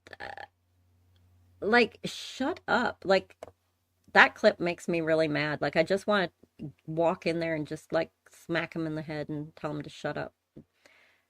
It's just like, I'm sorry, but how you feel about maybe them not liking you anymore is nothing compared to, like, their children almost being removed. Ridiculous. A lot of people who have been just stupid on the receiving end of your harassment. Okay, this is exactly what I predicted. Remember last time when we talked about Hassan? He said that if he wanted to, he could make a video on Ethan and destroy him after the content nuke, right? And I said, there's no way Hassan could ever make a good video rebuttal because he doesn't make videos. He sits on his ass on stream, eating food, reacting to other people's content. He doesn't even know how to do what I'm doing tonight. He knows what I'm doing tonight. Right? Watching and reacting to other people's stuff and eating. I had some carrot cake. It was very good, by the way. And I loved, my favorite part of carrot cake, I think, partially is like the icing that they generally use because it's like that cream cheese icing. It's not super sweet, but it's so creamy and so fucking good. And especially when contrasted with like the carrot cake. And I'm talking real carrot cake where you have those real little slivers of carrot in there. Hot damn, that's the shit. Proper research or proper commentary. So I knew he would take some sort of a shortcut, and he basically asked iDubbbz, who has actually done plenty of research in the past, to go and make a video on Ethan. But the unfortunate thing is, iDubbbz is completely brain dead now, so it just did not work out. It's just unlucky. It's a pathetic attempt at sort of combat. He really, to me, looks sick. I don't know, I can't place it. I hope he's all right, though. Adding the content nuke, but it just didn't work at all. I don't know all. who he is really beyond just like another content creator, but he's a human being, so. Disavowed any of these people or gave his opinion about it. There isn't a single person that I respect who would give a fuck if I publicly said that Ethan and Hila are great with their kids, Ethan and Hila didn't kill their dog, and Ethan... Tilted. That was my big sister's favorite cake. I miss her. Aw, it's my favorite. Like, my two favorite cakes in the whole world are carrot cake and cheesecake. And honestly, I would give up chocolate if I could just keep those two. I love it. I love it. I love it. I love it. I love it. I love it. I love it. I love it so much. And yeah, I'm so happy I have a carrot cake in the house right now. I had a piece while I was watching this a little earlier. It was so good.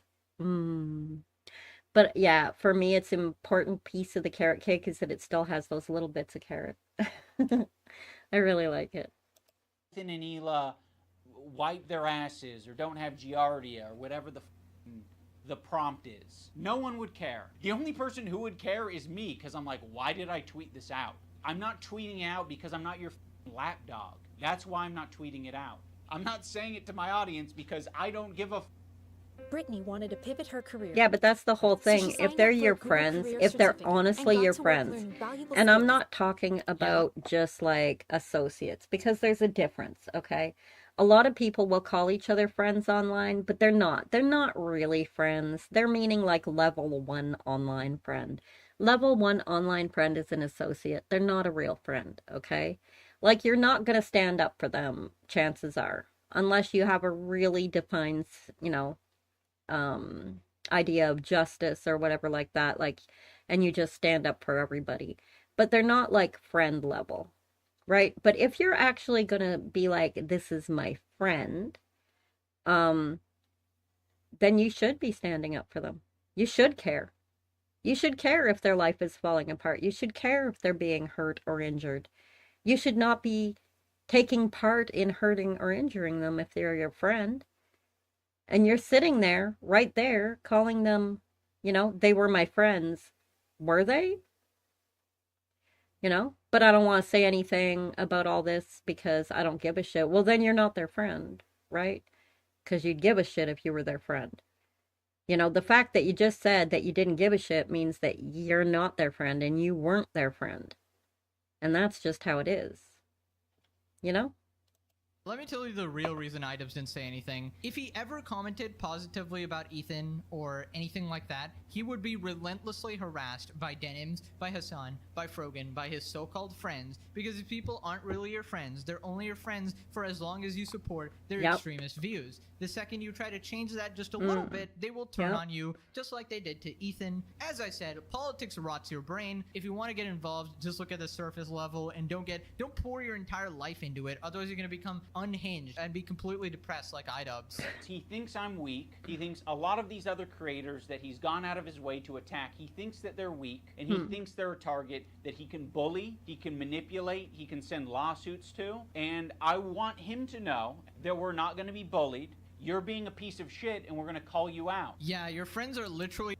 Yeah, the people you're supporting, you don't really have legs to call other people a piece of shit, you know? Relentlessly harassing him, Just calling saying. CPS on his kids, never-ending threats, and you're talking about them being bullied. You guys are actively bullying him and being like, don't bully me. It's like insane levels of hypocrisy. Right? Now, there is one part where It's like I said, it's like in the whole trans space thing where you'll see, you know, and it's always the minority that's so loud they seem like the majority, right? But in the trans space, you see that a lot. The whole, don't victimize me, don't make me a victim. And meanwhile, like, they're like, oh, I hate these people, they should die horribly, I hope their children get taken away, I hope their dogs are skinned alive. And then the other person is like, you're an asshole, and they're like, how could you? Like, give me a fucking break. Oh my god, it's so stupid. I actually completely agree I with can't iDubbbz. stand it. I started to wonder if I had any idea who this guy actually is. You made how many episodes with Hassan? Like, this guy made a fucking program with the biggest mega leftist on the platform. Now he's acting like he was tricked and he was incapable of figuring out what this guy's beliefs were. Bro, I didn't make the fucking leftist program. You did. You made fucking, what, 60 some odd episodes of this shit? For hours talking to this guy? You didn't have a problem with any of it until, That was spot on. Ethan unironically did this to himself. Everyone warned him about this. Everyone warned him Hassan was completely crazy. His community was toxic, but he didn't listen. And now he's fostered a community where he continuously gets harassed. You basically reap what you sow. Not cool. And this is sadly going to happen to iDubbbz as well. He just doesn't know it. I think something that's very important to me in bringing back Content Cop is to be fair. I think that was something that was not illustrated in previous content cops. Does this guy hear himself? This has got to be satire. Ethan is a bad person, guys. Let me be fair and not mention how bad literally everyone else I credited in the description is. Anyways, next part, Ian tries to pretend he's a good guy and tells people to say nice things about Ethan, the same people who wanted his kids taken away. I have challenged some of his most powerful haters to put down the haterade and just say something nice and charitable about him, because I think he deserves it. I just wanted to say that I respect that you are genuinely yourself on the internet. I think a lot of other people respect you for it as well. I think that's a big reason why people were drawn to your content in the first place. I think that's a lot of the reason why your employees chose to work with you over anyone else. H3 used to be the sports figure that I used to watch. I hope that one day gets back to what I remember. You were one of the inspirations for me to start creating content, so all this has stunk. I hope you really hear this, and I wish you the best.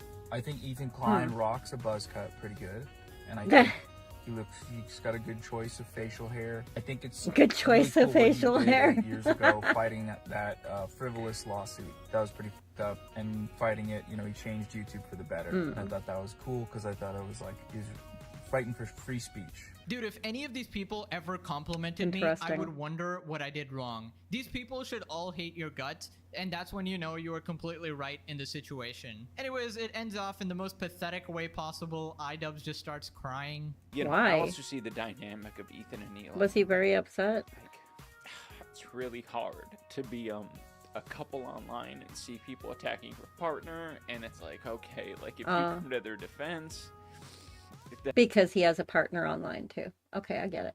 That doesn't always help them, right? Sometimes that makes it worse for them. Yeah, let's start crying on camera. That'll get people on your side. Also, I love how he pretends to have empathy for Ethan. He's like, oh my god, it must be really hard for you, Ethan. Here's a 1-hour content cop video making your life 10 times harder and multiplying the hate 10 times more. Isn't this just gaslighting? Like, I really care about you while stabbing you in the back. If 2016 iDubbbz saw what he would become, he would literally toast your bath. I'm just saying. Anyways, I think he's an anomaly in that he makes a lot of money and still looks homeless. This is what people are saying. Since the last content cop, I've gotten 2 degrees and 3 children. I became addicted to drugs, got clean, got extremely fit in the gym, got a job, got promoted, relapsed, lost everything, and got clean again. All I'm getting from this so far is that Joji is the one who truly won. True. Oh, But no. I remember when these guys were eating dumpster chicken together, and now we got this. How the times change. I have no one I can talk to about this, which is Wow. why I'm making this video. Basically, nobody's actually talking about any of the points in the video because people actually just don't care. They're both train wrecks here. Anyways, I gotta go eat my chicken and rice, guys. Gotta get them gains. Click this video for more content. I'll see you guys in the next one.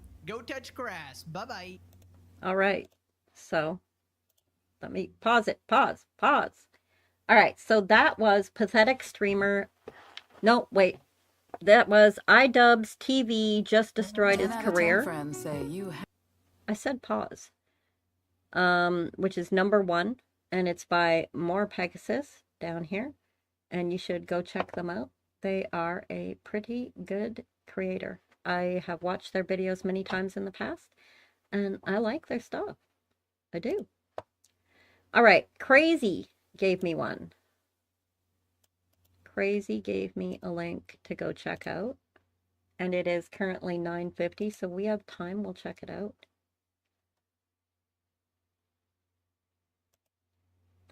We will go check it out. It's called Woke Activists Find Out the Hard Way After Invading Egypt. I think I saw something about this. Who is this by? Let's load it up and see. It's by Black Conservative Perspective. Okay.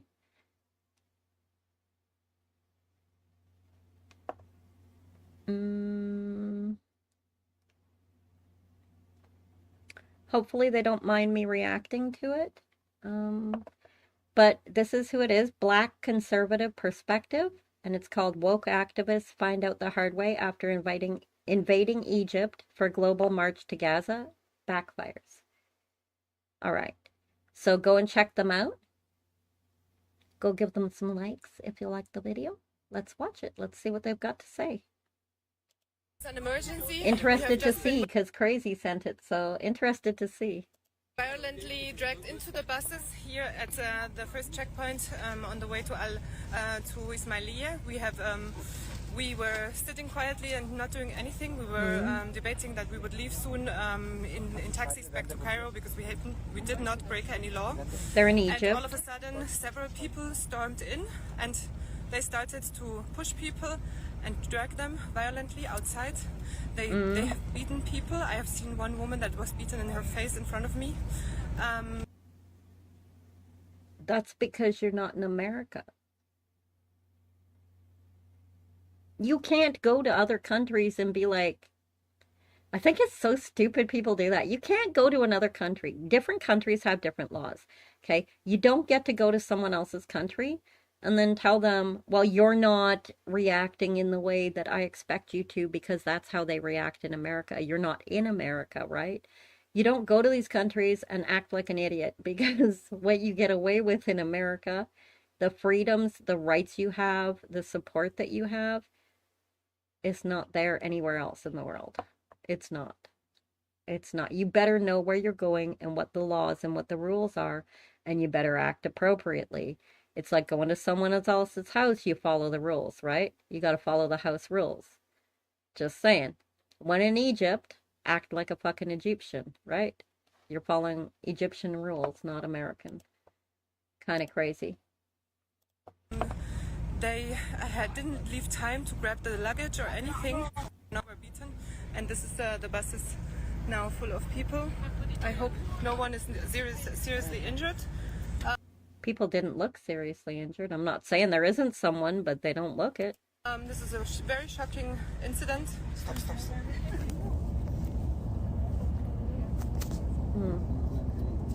Thank you. So this is one of the Secret Service people that was just walking in here. I have to stop this live stream now. We are in danger. This is an emergency. We need help. Well, yeah, you don't just have the right to live stream like anywhere in the world. That's crazy. Play to the left. They get spoiled here and find out elsewhere. Yeah. Hardcore.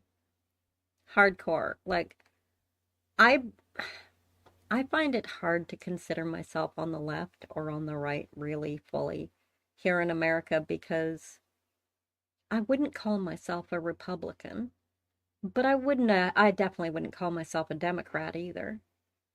In Canada, where I come from and where I'm moving back to, I am considered, like, I would vote more conservative a great deal of the time. I have voted Democrat, but only when I felt like the conservative leader was really a piece of shit, you know?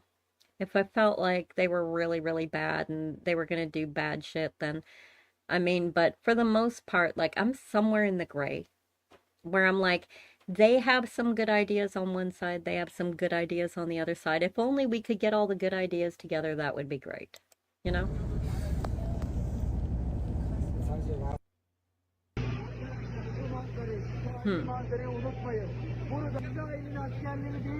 I'm on the side of common sense.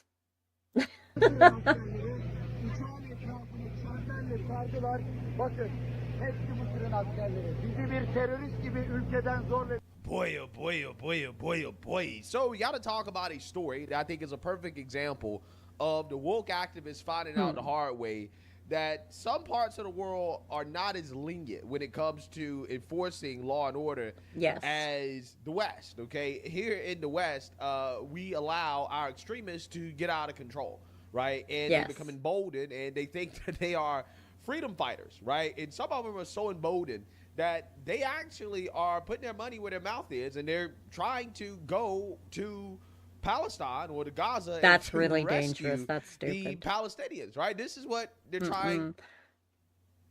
Soldiers go into war zones, and it's incredibly dangerous for them, and many of them die or are injured horribly. To go in there as a pedestrian, as just a person, and think that you're going to go in there and make some kind of big difference with no training, no even knowledge of the area you're going into is ridiculous.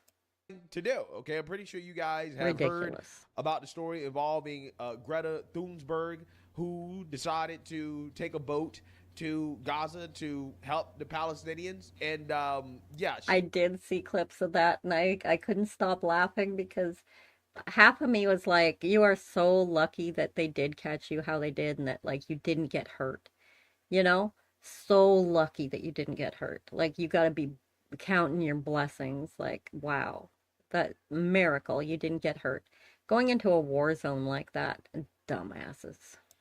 she found out kind of quickly from the Israeli government that she's just not allowed to pull up to Gaza any type of way.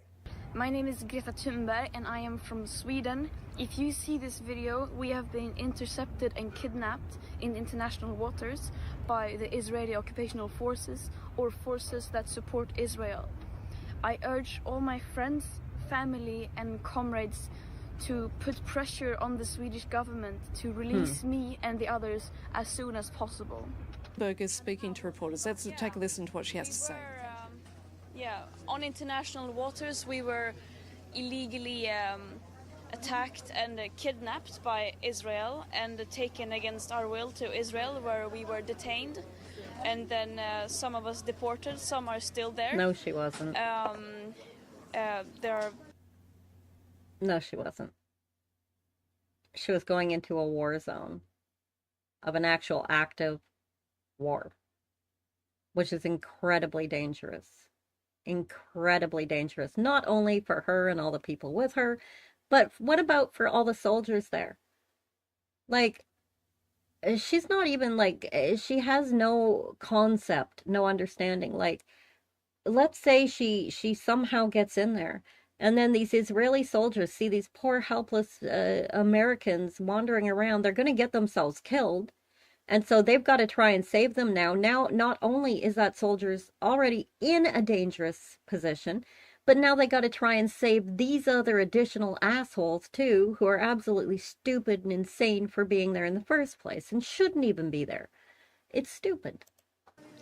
Very big uncertainties because it was quite chaotic and uncertain, so I don't really know what's going on. I haven't had a phone for many days, and What were the conditions for you over the last few hours?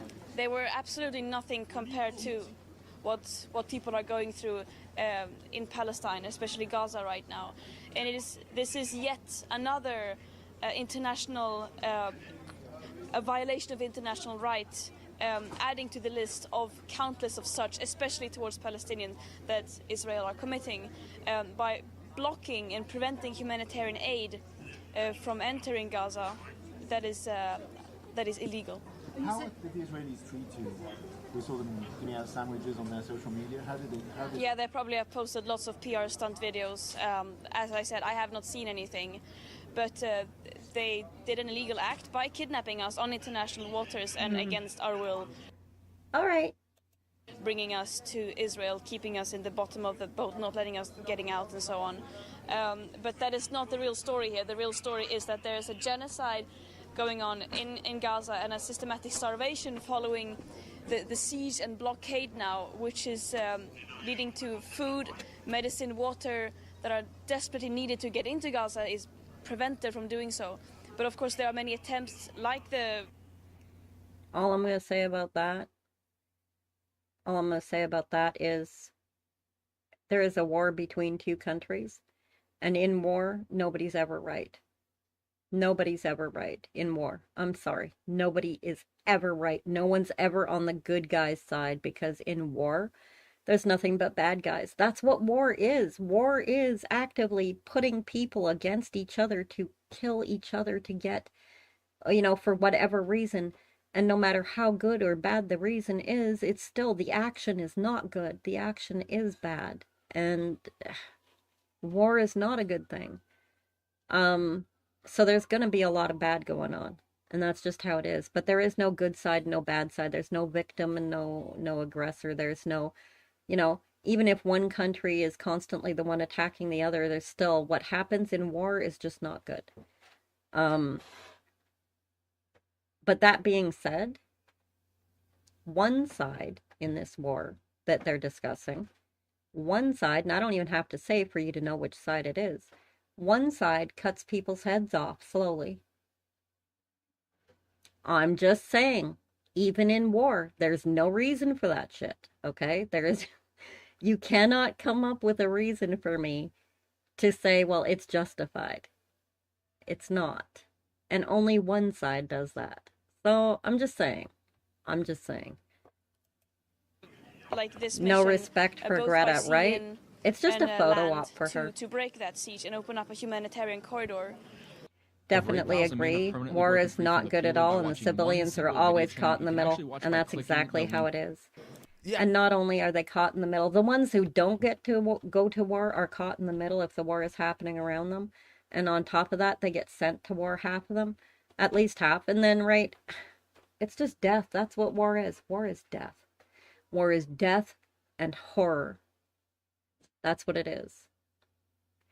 And really, human beings need to find better ways to work out their grievances and their disagreements, other than murdering their own people by sending them to war.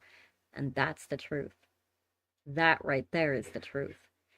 Is that I have all the respect in the world for soldiers. It's not soldiers' fault. It's not the military's fault. The military is doing what they're taught to do, what they're there to do, you know? And they're needed because all the other humans in the world, you know, with their countries have their militaries and stuff. Exactly. Exactly. War never changes. And it's never good. You know, so I'm not saying anything bad about soldiers. I mean, all respect to them because my God. But what I'm talking about is that the leaders of our countries need to stop. They need to stop. War is not an answer or a solution to anything. It's not. Sending human beings to die over your disagreements, man, they should be ashamed. That's all I'm saying. Every leader in the world who has the ability to discuss with other leaders a way to fucking stop that from happening, and they all haven't sat down and done that yet, they should be ashamed. Yeah, so you see that, you heard that. Okay, so we have some copycats, woke activists, mainly from... like, there are other ways, you know? Like, how about if the leaders disagree, you put them in a room and the leaders can fight it out. How about that? How about they get the black eyes or the wounds? How about that? I bet you they'd start agreeing real quick. I bet you anything. If every time they disagreed, they got locked in a room and given weapons, I'll bet you it wouldn't take long. It would not take long before those leaders would start having second thoughts about that. But it's because they are, for the most part, safe in a room, and it's other people doing the dying. It's other people's sons and daughters, you know? I don't like it. Welcome back. My favorite quote about war is from the Zygon invasion episodes of Doctor Who with Peter Capaldi. Gotcha. Europe, who have pulled What up are they? to Egypt, right? And yeah, let's What's just the say quote? that didn't go well for them because they essentially tried to get past the blockade that is keeping the Palestinians within Gaza. And the Egyptian authorities had zero tolerance whatsoever for these woke activists showing up to their country trying to get past this blockade. Okay, So you had dumb, yeah. Egyptians throwing bombs. Yes, we build Thunderdome. 2 men enter, 1 man leaves. Exactly.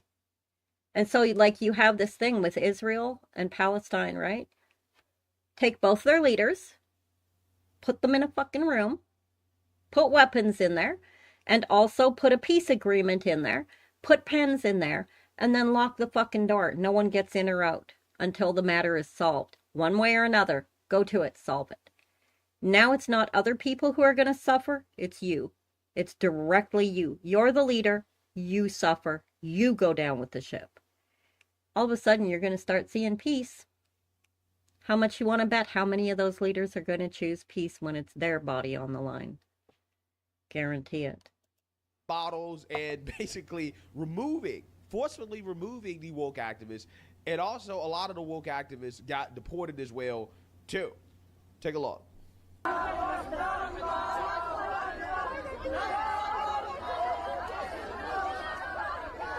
Uh-oh. Oh, no.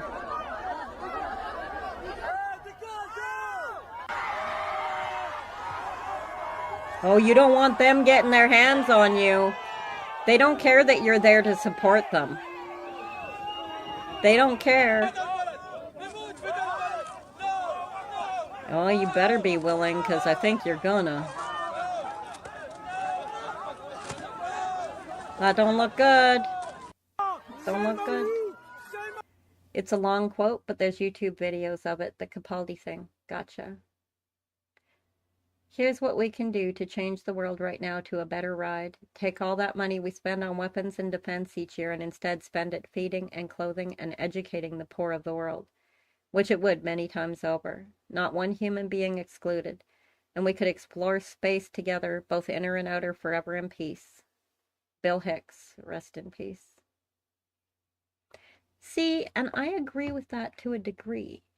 To a degree. But here's the thing. And it's going to sound kind of silly, but you know that saying, if you give a man a fish, it feeds him for today.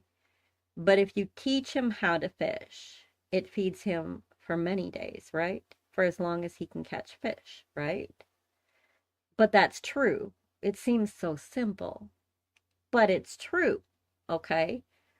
And in the same way, and I say this as a person who grew up incredibly poor and is still rather poor, you know, but I grew up destitute poor. But the reason I was destitute poor is because my mother accepted helplessness. And she accepted helplessness because she had that option, because there was welfare. And because someone else was willing to pay all the bills and someone else was willing to spend that money on feeding and clothing her and educating her, she took advantage of that, and which many people do. And, you know, you can understand why, because no one wants to work, right? Let's be honest. No one, you know, very few people out there want to work. And so I have a very unique perspective because I saw that. And when you're taught that it's okay to do nothing and someone else will take care of it, then you have none of that gumption, that go get 'em, to go and get it. Do you understand what I'm saying? Human beings function on fighting. We are all about that. When we don't have anything to struggle against, when we don't have anything to fight against, when we don't have anything like that, and our lives are incredibly easy, we become incredibly bored, and so we pick fights, we make something to struggle against. Do you understand?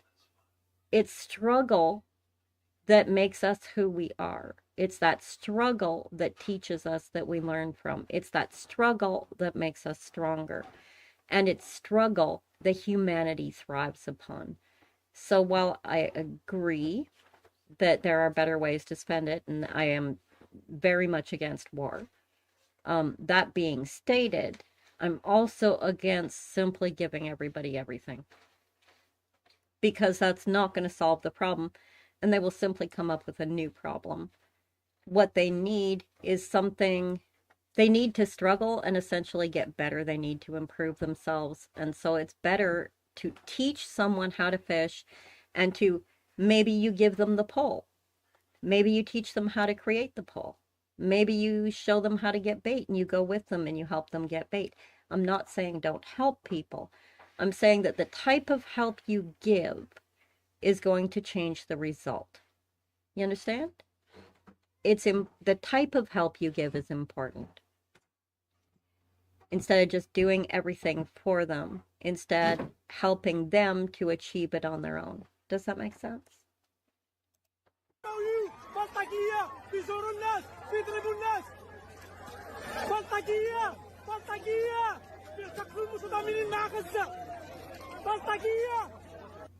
I believe that the people of the Arabic nations have a white heart. I believe you are good people. They are starving children. I tried to feed these children and they shot at me. For love, for humanity, for it. Eden, if you want a piece of cake, you can have one without asking. But I am in the middle of streaming. Please don't do that. I love you very much, my darling. If you want a piece of cake, you can get one. Just get one. Islam. Sorry about that. Eden is very polite to a point. Oh, sometimes that's annoying, but she's very polite. And I love her to death. Stand with your Islamic peoples. Please stand with your Islamic brothers and sisters. They welcomed me into their heart. I paid to go there as a nurse. They beat me in the desert for feeding starving Islamic children. Trying to talk peacefully with Egyptian policemen. Where is your calm? Where is your heart? You might not want to piss them For the off. love of humanity. They're babies and women. The women are trying to feed their dying babies and their breasts are empty. Do you know what that smells like? Do you know what that sounds like?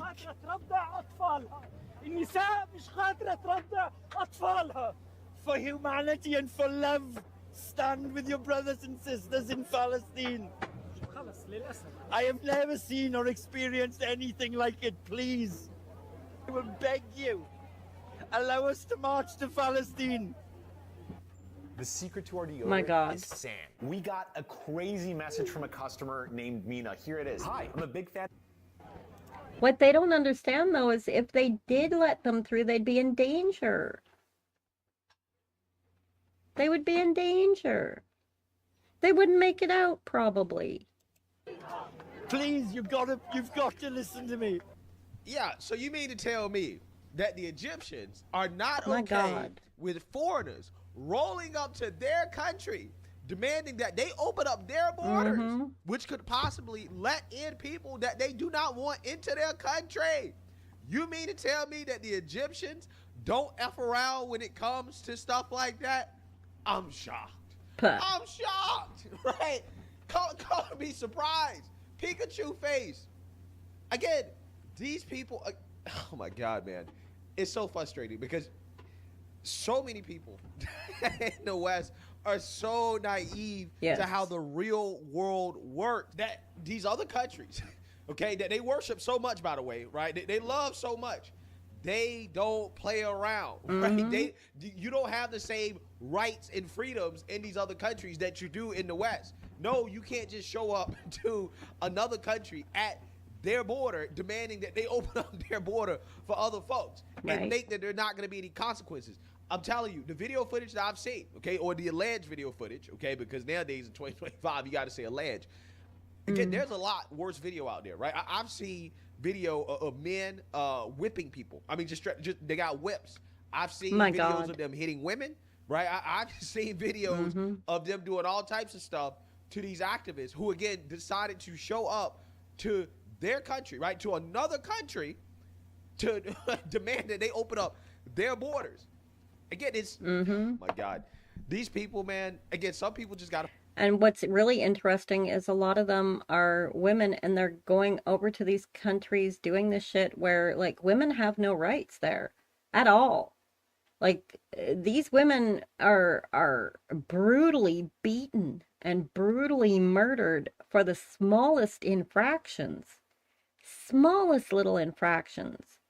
And these American women are going over there screaming like, be grateful that there are people protecting you because, my God. Like, if they just let you through, you would not make it. You would not make it. Because you're going against the very ideals of the people that you're going into and thinking you're going to save. You're not going to save them. Like, A, you're not going to save them, and B, I don't think they're going to appreciate you. Got to find out the hard way. They just got to find out the hard way that in these other countries, especially these Islamic countries. Did you ever get your backpack off the mole miners? No, because they don't drop it. Would have worked on that yesterday, but I had an opportunity to make a little extra coin towards my new computer. Very cool. Yeah, no, they don't drop it. The mole miners do not drop it. I've looked it up on all the websites. And the websites say, for Fallout 76, say that it is only available from the spooky event. And of course, that's not on right now. It's kind of be a bit of a wait. But Sir got it for me from Marpy. Marp and Sir got together, and yeah, I will have it. I will have it. Countries, they don't F around. They don't play around. They don't care about your virtue signaling, right? They don't care about your activism. They don't care about your sad sob stories. They don't care, okay? You don't have the same rights there, okay? So a lot of these activists ended up, again, getting hurt, right? Some of them got beat. Bet. They got assaulted. They got detained, and they got deported. That's what happened to them. And they were not allowed to go where they were trying to go. So let's read here. Egypt, Libya, stop activists gathering for march to Gaza, organizers say. And this is Algeria. So glad you got the plan. This is, Thank you. Coming from a certain perspective, right? But I'm reading it from this perspective for a reason. Authorities in both Egypt and Libya have stopped activists seeking to break Israel's blockade on Gaza. Protest organizers have said, with reports of more detentions and deportations taking place, 40 participants of the global march to Gaza have had their passports taken at a checkpoint on the way out of Cairo. They're lucky they made it out. The global march to Gaza said in a statement on Friday, quote, they're being held in the heat and are not allowed to move. They continue, adding that another 15 are being held at hotels. The activists are from France, Spain, Canada, Turkey, and the United Kingdom, it said, adding, quote, we are a peaceful movement and we are complying with Egyptian law. So that's not entirely true. No, because it couldn't be. Egypt, they don't allow these protests at the border, right? At the Rafah border crossing, they don't allow these protests. If you are going to protest, I think you have to get prior permission. And that's not what these activists did. Again, they just showed up and they found out. That's not how it works. You just can't show up and start protesting and think that you're going to get away with it, right? That there's not going to be any consequences. So, that's what happened. The group urged embassies to help secure their release so they could complete their voyage. Activists arrived in Egypt this week. They thought they were just going to go ahead and go through after being arrested. That's crazy. Israel to allow the delivery of aid and humanitarian supplies to Gaza's starving population. Organizers said the participants from 80 countries were set to begin their march toward Egypt's Rafah crossing with Gaza, with about 4,000 activists expected to take part. 4,000. The overland protest was to coincide with other a slap on the wrist for all the trouble they're causing, right? In countries where, like, by the Israeli military, I'm pretty sure they only got treated that kindly because of the fact that they're, again, it could be an international incident, right? Yeah, this ain't the West, ridiculous. Right? This ain't the UK, this ain't Spain, right? It's not France, okay? People got to realize that the world is not always loving and understanding, but this stream is. So thanks. Oh, Cappy. Yeah, like, people really got to understand, like, and it's not just that the world isn't always loving and understanding. You got to understand, like, the way I try and look at it is that, like, it's not that they're not good or that they're not loving or understanding or anything. It's that these are different countries. These are different societies. These aren't just people just like us with a different skin color or whatever like that. No, it's an entirely different society. The different things are important to them and different things are not important to them. They have different languages. These languages are built around what's important and not important to these civilizations. You understand, these are entirely different groups of people with entirely different beliefs. You cannot even just look at them and go, well, they're bad and they're good or whatever, because they're just entirely different is the thing, right? You have to understand how civilizations and how societies and how peoples group together and how it all works and how these societies are formed. And they're all formed upon bases, right? We all learn off of what experiences we ourselves have been through, and societies are no different, right? You take groups of people who form together and face certain adversities, and they come up with certain rules, and they learn certain things, and each group of people in a different area is going to be entirely different. The circumstances are different. The things they go through together and learn from are different. The rules they create are different, and their beliefs are different, right? And so when we walk into another culture, we have to understand it's a completely different culture. What you think and the way people do it at your home has no bearing and has nothing to do with these other people. Just because we're all human beings doesn't mean that you're in Kansas anymore, right? And so it's not, I think, about being loving and understanding so much as you're going into a completely different fucking culture and expecting it to be just like yours. And it's not, right? And to them, being loving could mean something completely fucking different. To you, you could be standing there in terror going, that's not loving. But to them it is. And who are you to say that that's not loving? Do you see what I'm saying? Like, who are you to look at another culture and say, well, that's not loving because it doesn't match with what I was taught that loving is? To them, it might be very loving and understanding, right? It could be. A man is suing Smartwater for not making him smart. I'd like to formally announce my lawsuit against Thin Mints. Oh, for not making you thin, huh? I want everyone to never experience any sort of pain or harassment. But like where I live, you can't do the stuff you can do in the West because people are different and you can't mess around. And that's the thing, right? That's the thing. My degree is actually in anthropology, and so different cultures and understanding things like this is actually what I studied. This is what I studied. And so I look at things from a very different perspective because I understand that different cultures are just that. They're different. They're very different. And you cannot walk into... It was like one of the greatest horrors that anthropologists ever put across the world was when at first anthropology started and we basically went into other cultures and judged them as compared to our own. And that was horrible. And the outcomes were horrible from that. And anthropology as a whole learned from that.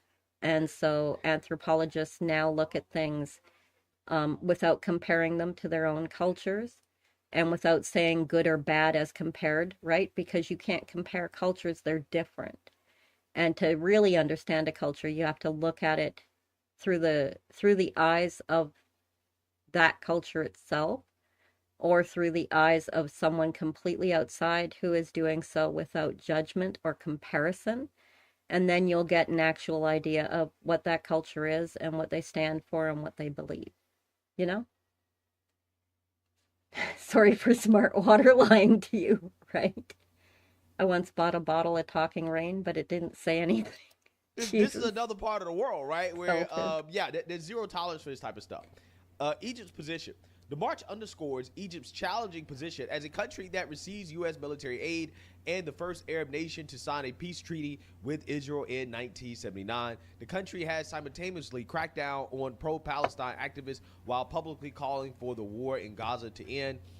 Israel Katz, the Israeli defense minister, said on Wednesday he expected the Egyptian authorities to prevent and halt the demonstrators at the border of Egypt, Israel, and not allow them to carry out provocations and try to enter into Gaza. He said the arrival of the demonstrators could endanger the security of the IDF soldiers, and we will not allow it. Yes, exactly. That's what I was saying. A Belgian human rights lawyer said he woke up to find dozens of security vehicles packed with uniformed officers in an area of Cairo where he and other activists were staying in hotels ahead of the planned march. Because they're not dumb. I'm so surprised to see the Egyptians doing the dirty work of Israel. The UK has updated its travel advice for Egypt in light of the detentions and deportations linked to the march and has advised against all travel towards North Sinai. Yeah, so... That's ridiculous.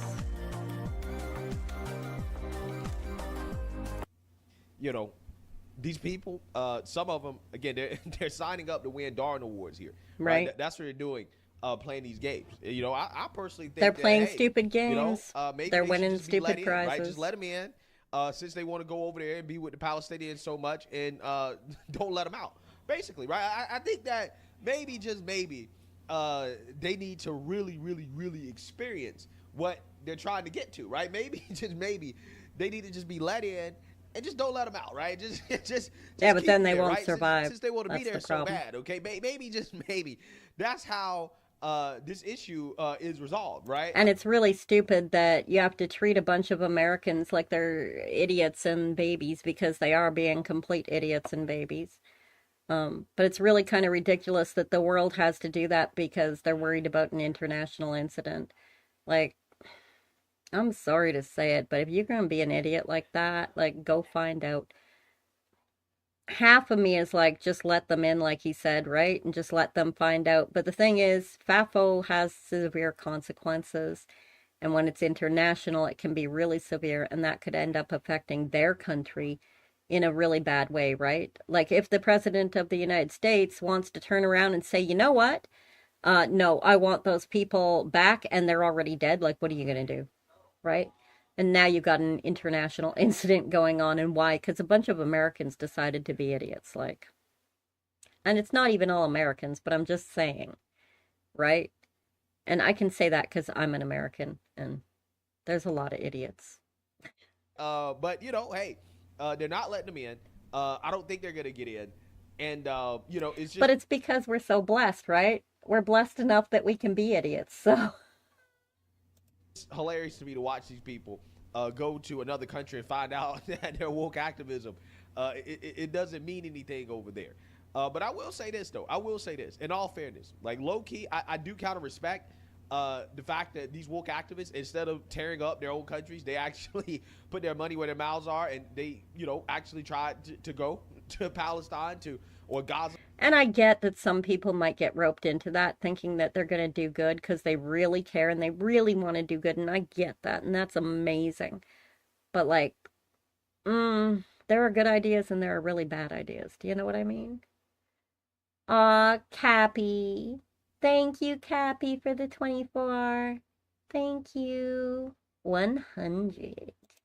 To help out the Palestinians, right?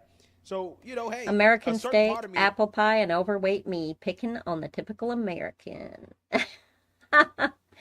Look, it's not the typical American. It's just that we have a lot of idiots here. But we have a lot of idiots here, like people who act like idiots, because here we have such amazing freedoms and such amazing rights that it allows for that, right? It allows for that. It does, because you can be an idiot like that, and for the most part, you can still survive, right? Only in America. Only in Canada and America. Because in most countries, like, right?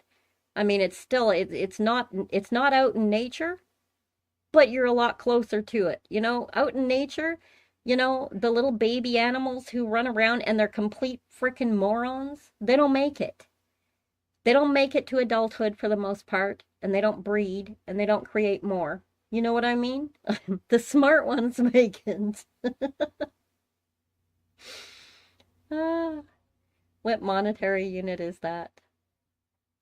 It's 24 magic currency. I think the world would be better if people put themselves together first before forming their opinion. Yes. Yes. Yes. I try to do that, but I mean, we all have opinions. We all have our ideas. We all have, right?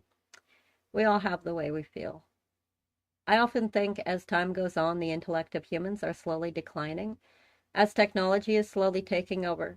You are not wrong. There are studies who do show that that is the case. That is true. And I mean, our brains are just like our muscles and our bone, by the way. Our bone is the same way. Which is, if you don't use it, you lose it. You will actually lose bone density. So, like, yeah, that's a thing, too.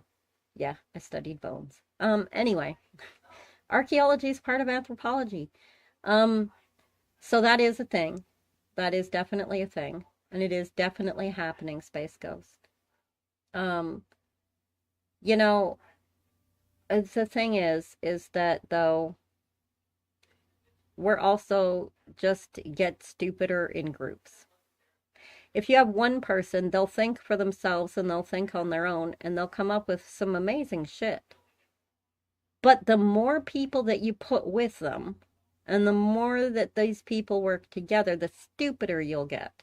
Because there are more people, there's more hands in the pot, there's less thinking going on, right? It's once again, we thrive on adversity. And so when you take that adversity away by making things easier for us as human beings, we tend to go downhill. And by the time that you have like 50, 100 people all working in the same area, shit's gone crazy. It's not good anymore. It's not good. You will see some of the stupidest shit you've ever seen in your life. Be free to think about what you wish. Free your mind and think about something before you make a choice. Don't just take one side of the situation. Always look at both sides.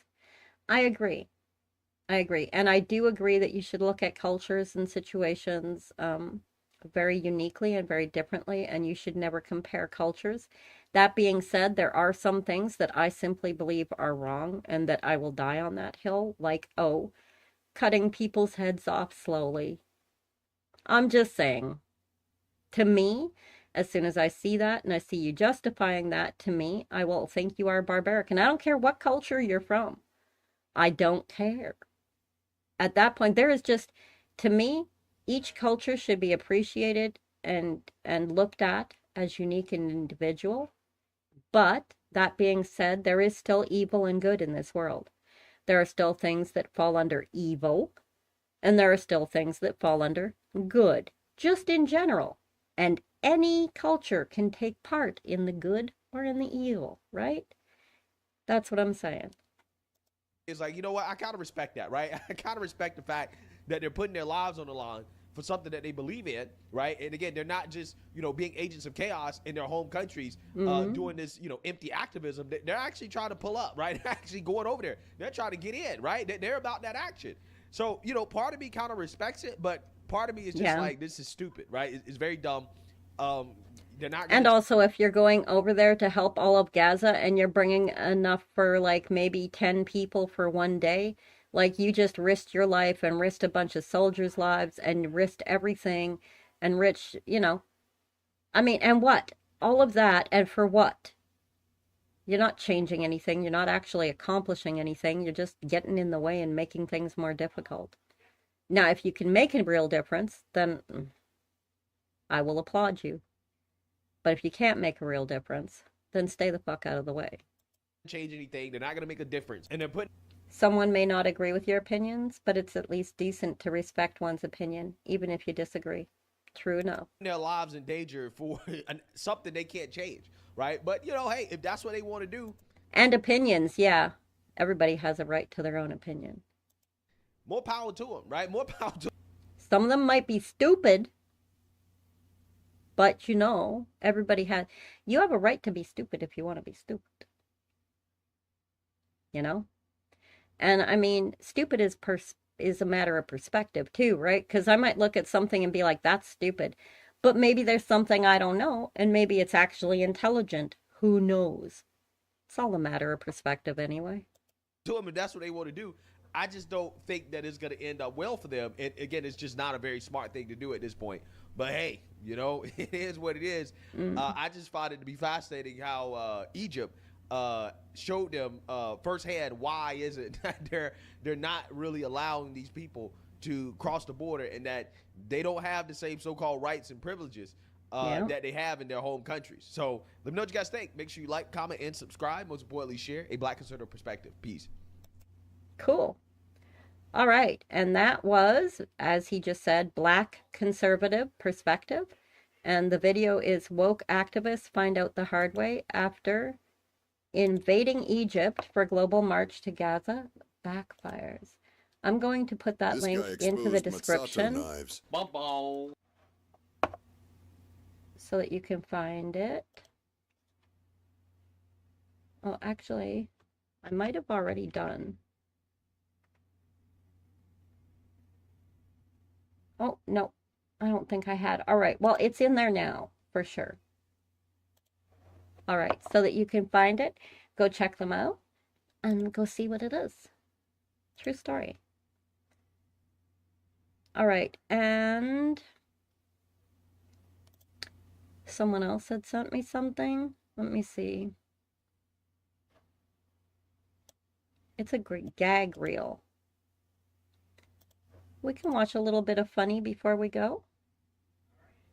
Tonight's almost over, but we can watch a little funny before we go. Next, Vixie watches nostalgia commercials from our childhood, like zoo books.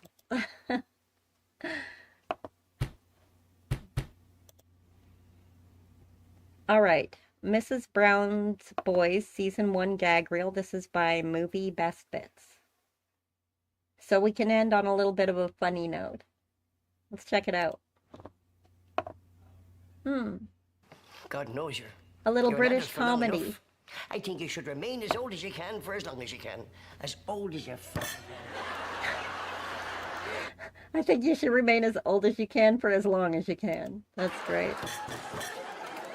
We need to go back to the hot water bottle. Hot water bottle. Is Mark still asleep? Yes, he was exhausted and... Can we fucking start that again?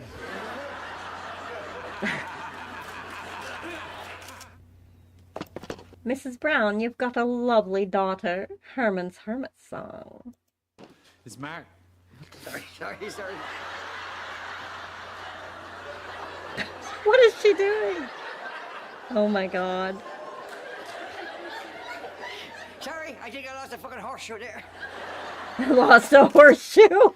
Is Mark still asleep? Yes, he was exhausted and upset when he got here last night. Fuck.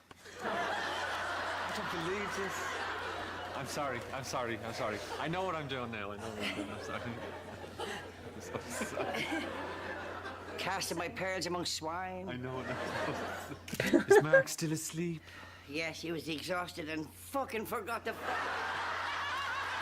Oh no, she forgot the line. Oh dear. Yes, he was exhausted. What is she doing? I think we should put him on a suicide watch. Rory, will you stop? I took his tablets out of the fucking...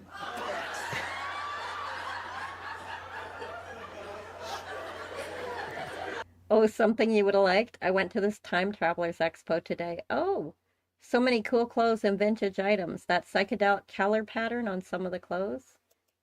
That sounds cool. Son, come here. Oh dear. Oh no. Suicide it was.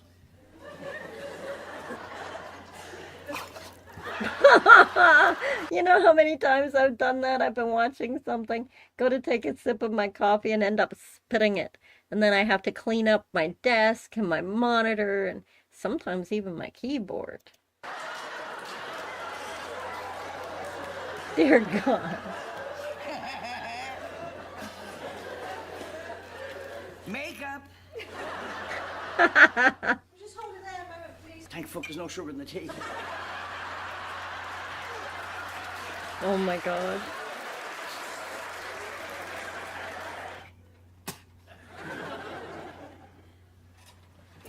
Damn it! Oh no. Our director and our producer is all upstairs, along with the executive producer, and they're all snorting coke. Oh my God. You know, I have to get 2 buses across that hospital. 2 buses over and 2 buses back. 4 buses. Yeah. Twice a day. 8 buses. 7 days a week.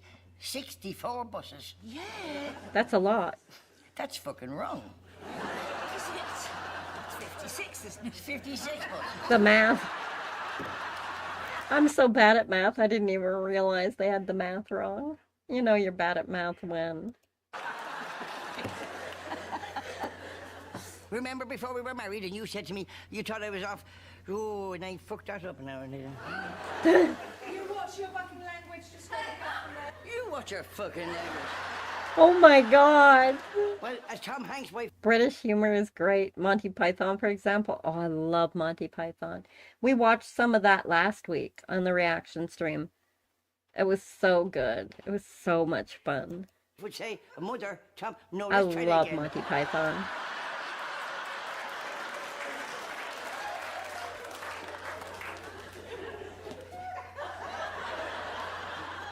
Just before we went there, Jenny said to me, "You have lipstick on your teeth." And I went, and she said, "Geez, so many people get said that to their husband." Oh.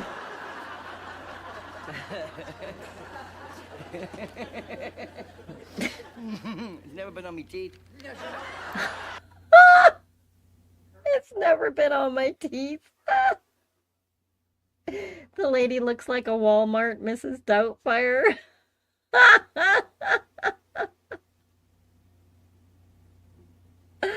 Oh, that's so funny.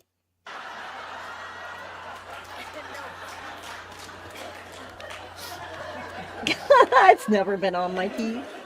It's never been on my teeth. Want me to do a re-entry? Oh. Have you ever wondered why I don't play for Mark's football team? When I wrote the line, it was why I never wanted to play for Mark's football team.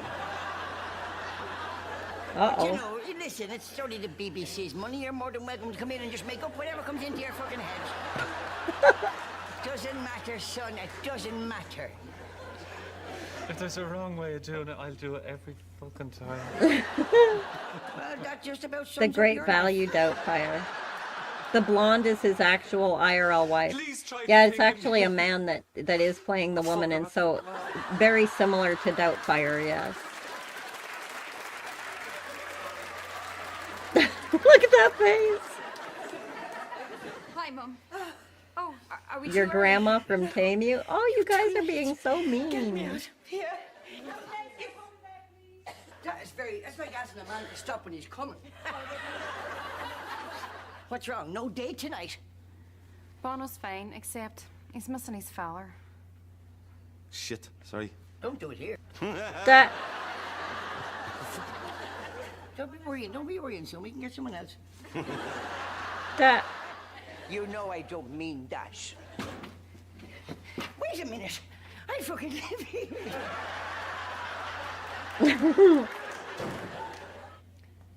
Hillary, what's your maiden name? Sheridan. I knew your face. John Sheridan, the Lake of St. Jordan. Oh, fuck off. Like me trying to talk earlier today. I'm like, is this even English?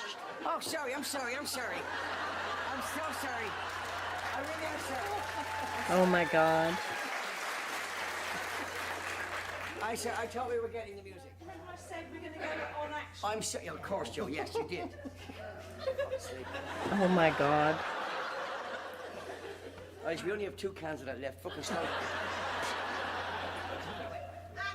Fine. She forgot her Will you line. fuck off and laugh in the right place. She's my only cousin. I haven't done the line yet. How can we make it right? Maybe if you apologize. Me? If you're hungry, I saw a burger stuffed smoked pickle recipe. Ooh, that sounds good.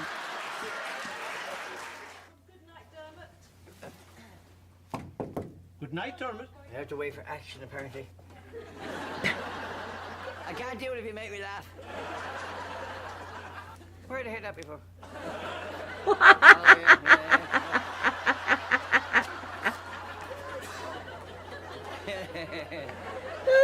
I'm sorry, are we still rolling?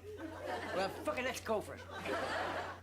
Oh my god. Winnie could go private, they could have it tomorrow, but Winnie hasn't that. Hello to all our Polish friends.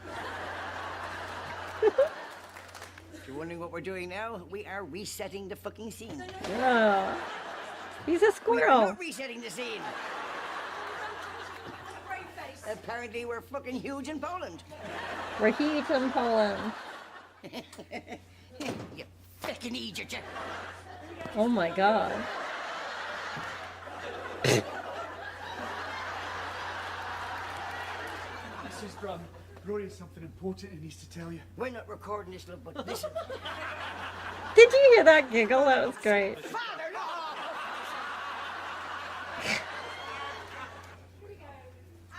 Sorry, too sorry.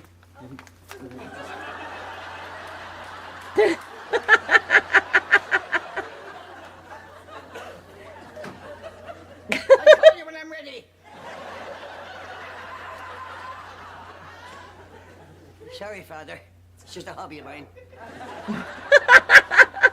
No titles. I bet this character would be great on a golf course, messing up the lines. Did your father have a low sperm count? I won't do it like that, though. Did your father have a low sperm count, did he? Oh, pity.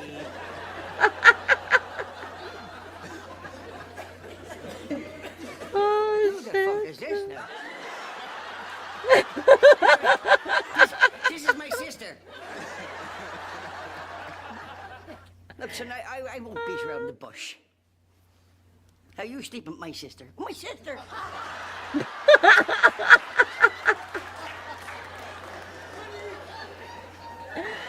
Oh my God! I'm just trying to lighten the mood. That's great news, Maria.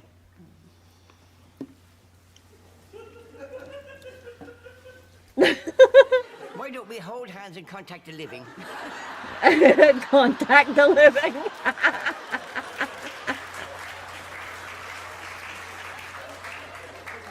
Is it my line? Yes. No, it's not. It's your line. Nope. Here's the Okay, clue. I'll do it then. No. Yeah. Where was I? Oh, yes. Cleaning.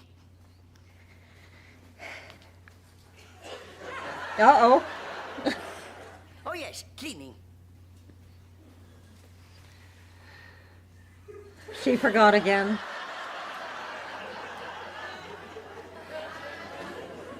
Who writes this shit? That's the latest new boyfriend. Yeah. And I can't remember the next fucking line. Honey, did you read the book? Yes. Well,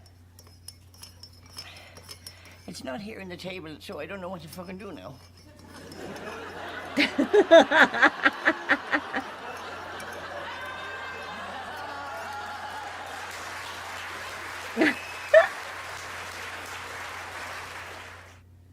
because of the rush. You know, Betty was... Big tits.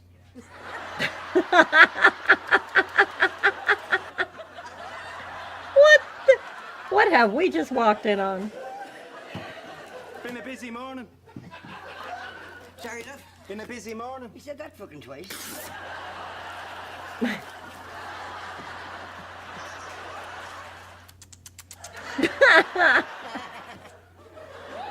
Like a squirrel. laugh in exactly the same place as you did last. Provided we say the same fucking thing.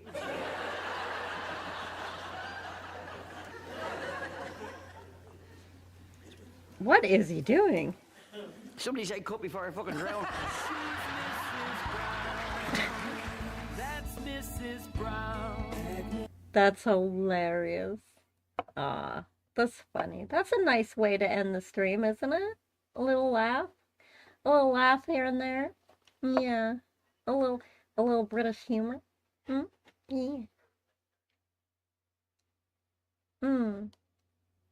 All right, and guys, that was by Movie Best Bits, and that is Mrs. Brown's Boys, not Mrs. Boys Brown's.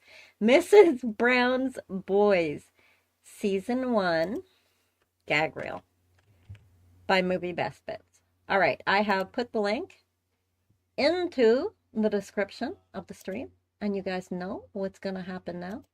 You know what I'm going to say, because it's the same thing that I say every time, and that's because it's true. And that is that the best part of my day every day is the time that I get to spend with all of you. Thank you for choosing to spend some of your time with me. I really do appreciate it, and I really do mean it. I love seeing you guys so much. I had so much fun. Busy morning looking for his nuts.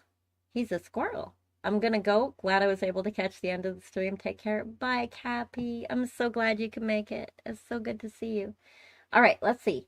I am going to send you somewhere, but I don't know where yet. I don't know. It's going to be somewhere, though. All right, where am I sending you? I'm looking. Let's see who's streaming. All right. I see a number of people streaming. None of them are streaming what I was streaming tonight. Let's see. Is there anybody reacting? I'm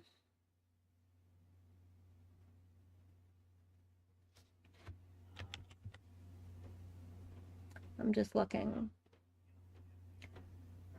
There's someone named Lil Donatello. I have no idea who they are. Dungeons and Dragons? What? Popcorn in bed. Dungeons and Dragons honor something? I don't know what that is or what's going on.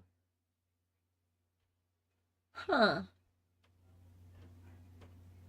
Kind of wild.